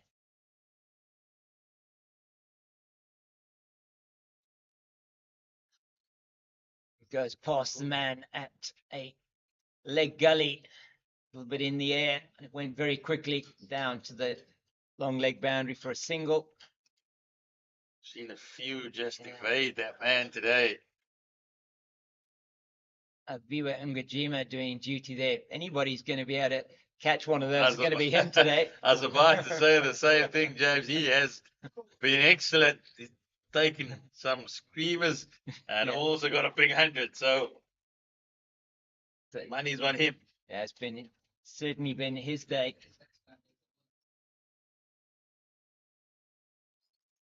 Get a little bit closer there. Yeah, he'll leave those all day, Achille. This time of the evening, the less he can play, the better. Yeah, absolutely right. It's, as you say, turned out to be a beautiful evening here. Earlier on, it looked like there was going to be cloud over. We may have some light as an issue, which we did have last week in the match between the Knights and Goldrush Boland. It has turned out to be an absolutely beautiful evening. Been the pacemen easily be able to keep them on right until the close of play. Been nicely behind that, and I don't think that Goldrush Boland will mind that. Sean von Berg will be bowling to Andile Mokhukani beginning of this over. So 6 overs left in the day, and we might get 3 in or so. Maybe we'll get 4 in. I don't know. 3 probably only. And it has been a day which has belonged to Goldrush Boland. No uncertain terms. And they started the day this morning on 328 for a loss of 4. And they were able to put on another 172 runs before they were bowled out about 40 minutes before tea. And 500 it was all out. Got the Warriors 98 for 5. Just lost his length and line there. So Mokhukani gets off strike. If you had asked Boland at the start of the day, yeah, what would you like? I don't think even they could have envisioned it to go this well. The extra 170 taking it up to that mammoth 500, and now Sean van Berg just getting into his work. He's bowled unchanged here from the Needham again since he's come on, and what an impact he's made. Yeah, absolutely outstanding. Took a wicket in his first over, a wicket in his second over, and took a while, but then a wicket, I think, in his 8th over. Oh, no, not his 8th over, it's his 6th over. So it's been absolutely outstanding. Oh, that just going to the right of the man there at short leg. It's a bit of confusion there between Keshile and Mokhukani, and the last thing that the Warriors need right now is a run out. I think if anybody gets run out now, better not run straight to the dressing room. No. Because you don't want to run into Robbie P. Definitely not. Makes it into a full toss, and he plays it straight to Glenton Stearman at mid-on. Nice use of the feet there from Achille.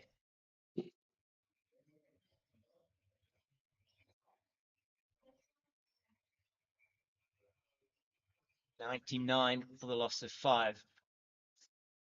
41 overs. I'm batting it just under 2.5 an over. It's a bit short, and that is beautifully played by Peshler. Past the man at short extra cover down to the wideish long off boundary for a 4.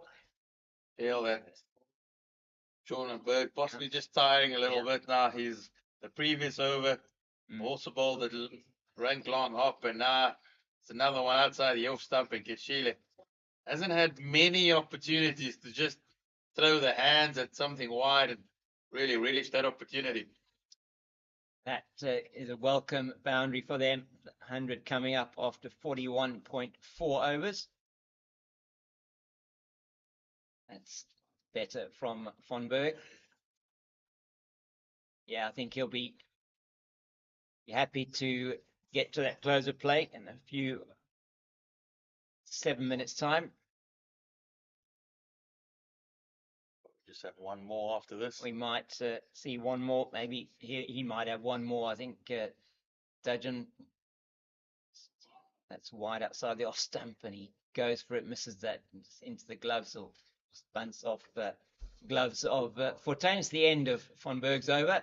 And now we'll see if they are running a bit between overs. Maybe they want to get another 2 overs in tonight. They're certainly wanting to get another one in there. And why not? So you've got a team 103 for 5. You want to make sure you're going to keep bowling at them. Dudgeon will be continuing the attack from the stables end.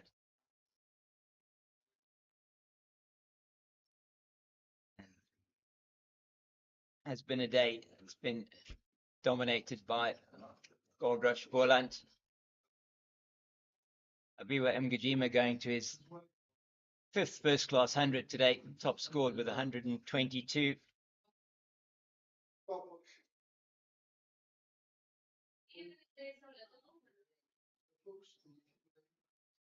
And then it's been the spin of Sean Von Berg. 12 overs, 4 for 25. That is taken out the majority of this took out the top order of the Dafabet Warriors. Cannot discount the contribution of Ayagamani as well. He Absolutely. also picked one up in his first over and just maintained the pressure for Sean van Berg to strike from the other end. Yeah, most certainly. That was a very, very important spell. I think 6 overs, 1 for 16. Often speak about bowling in partnerships, and that was the perfect partnership for Goldrush Boland. And it just seems that Makaghani's been head on the hand here, and he'll take all the time. He will. And this will certainly mean that we may, in fact, I'll see, we've still got 4 balls left in this over. This is a long delay. We might not get another over in after this. Just hit him on the hand there.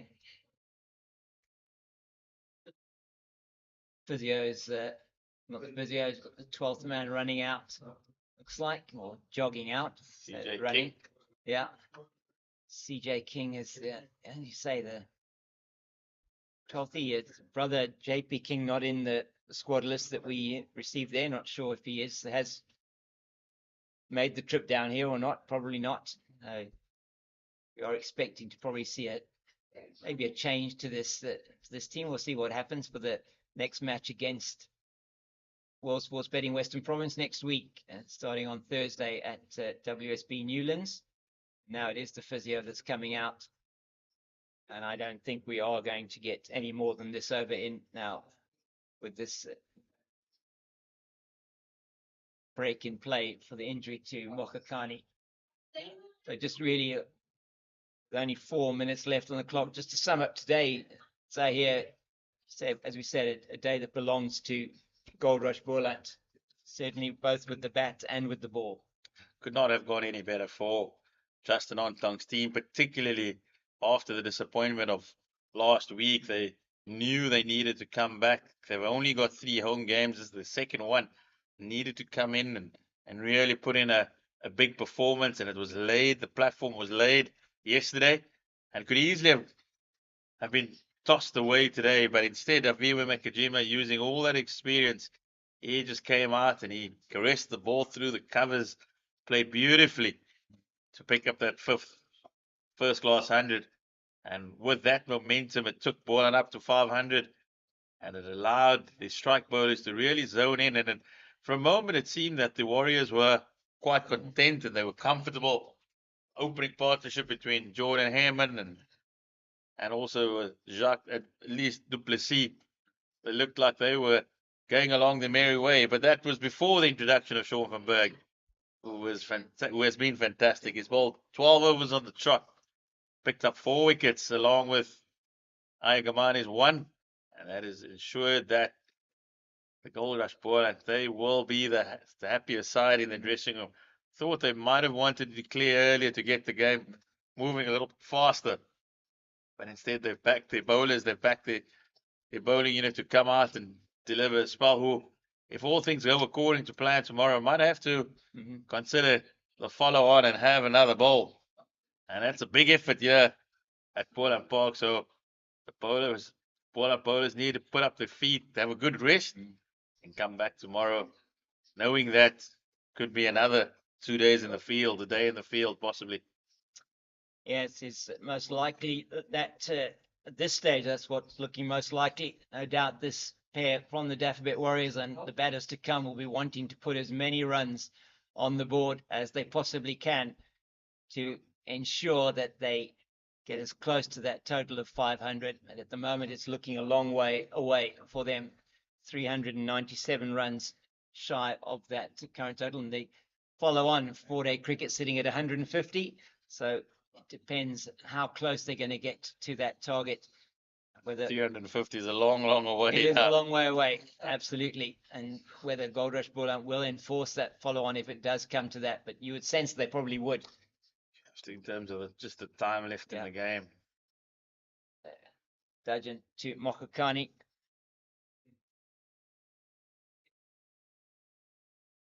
Oh, that's down the leg side. It's going to run away here, but it's going to be fielded. No, it's not going to be fielded by Giovanni Baron. He tries to pick it up one-handed, and it's gone down for 4 byes. He'll be a bit disappointed that he didn't manage to pick that one up. It was a loose delivery from Keith Dudgeon. And just a wasted delivery, which is most likely to be the last over of the day. Yeah, it is, especially because he did hit Mokakani on the hand. You want him to play the first delivery after that. Just lost his shape there a bit.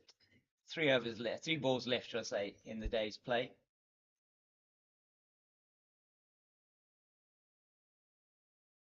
Understand the short pitched attack here, but again, there's no slip in James, and that just bothers me a little bit. Yeah, I know. Puts me on. I mean, if you're really gonna bother, you don't. The fine leg, is he really necessary at this stage? Yeah, I wonder if he's going to pitch it up and he's going to be bowling it wicket to wicket for the last 2 deliveries. I really think if that ball goes through first or second slip, they're going to be absolutely mortified themselves.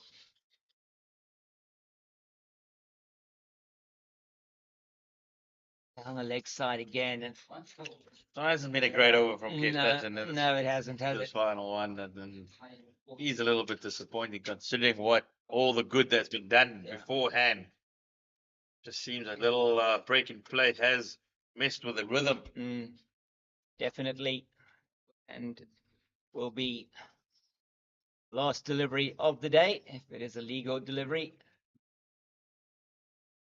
on what has been an absolutely beautiful day here in the Boland for cricket, and it continues to just be amazing. The view here, absolutely lovely from the commentary position here. They're just bringing in somebody a little bit short on the leg side. It looks like it in that short mid-on catching position. They're bringing in the square leg as well, all for the last ball of the day.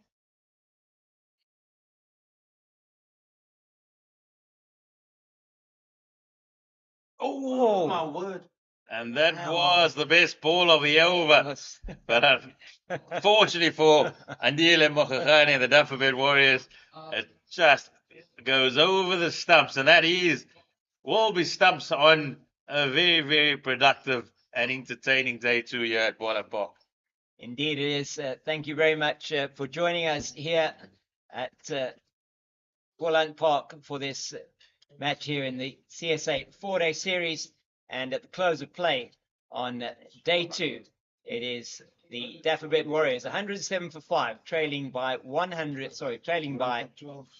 393 runs. And we'll be back with you tomorrow morning at 10 a.m. South African Standard Time, when we'll be able to give you what else is going to be happening in this match, which is turning out to be a really exciting one. It's good night from us all here at Boland Park. Right. What have we got? Barney. 107 for 5.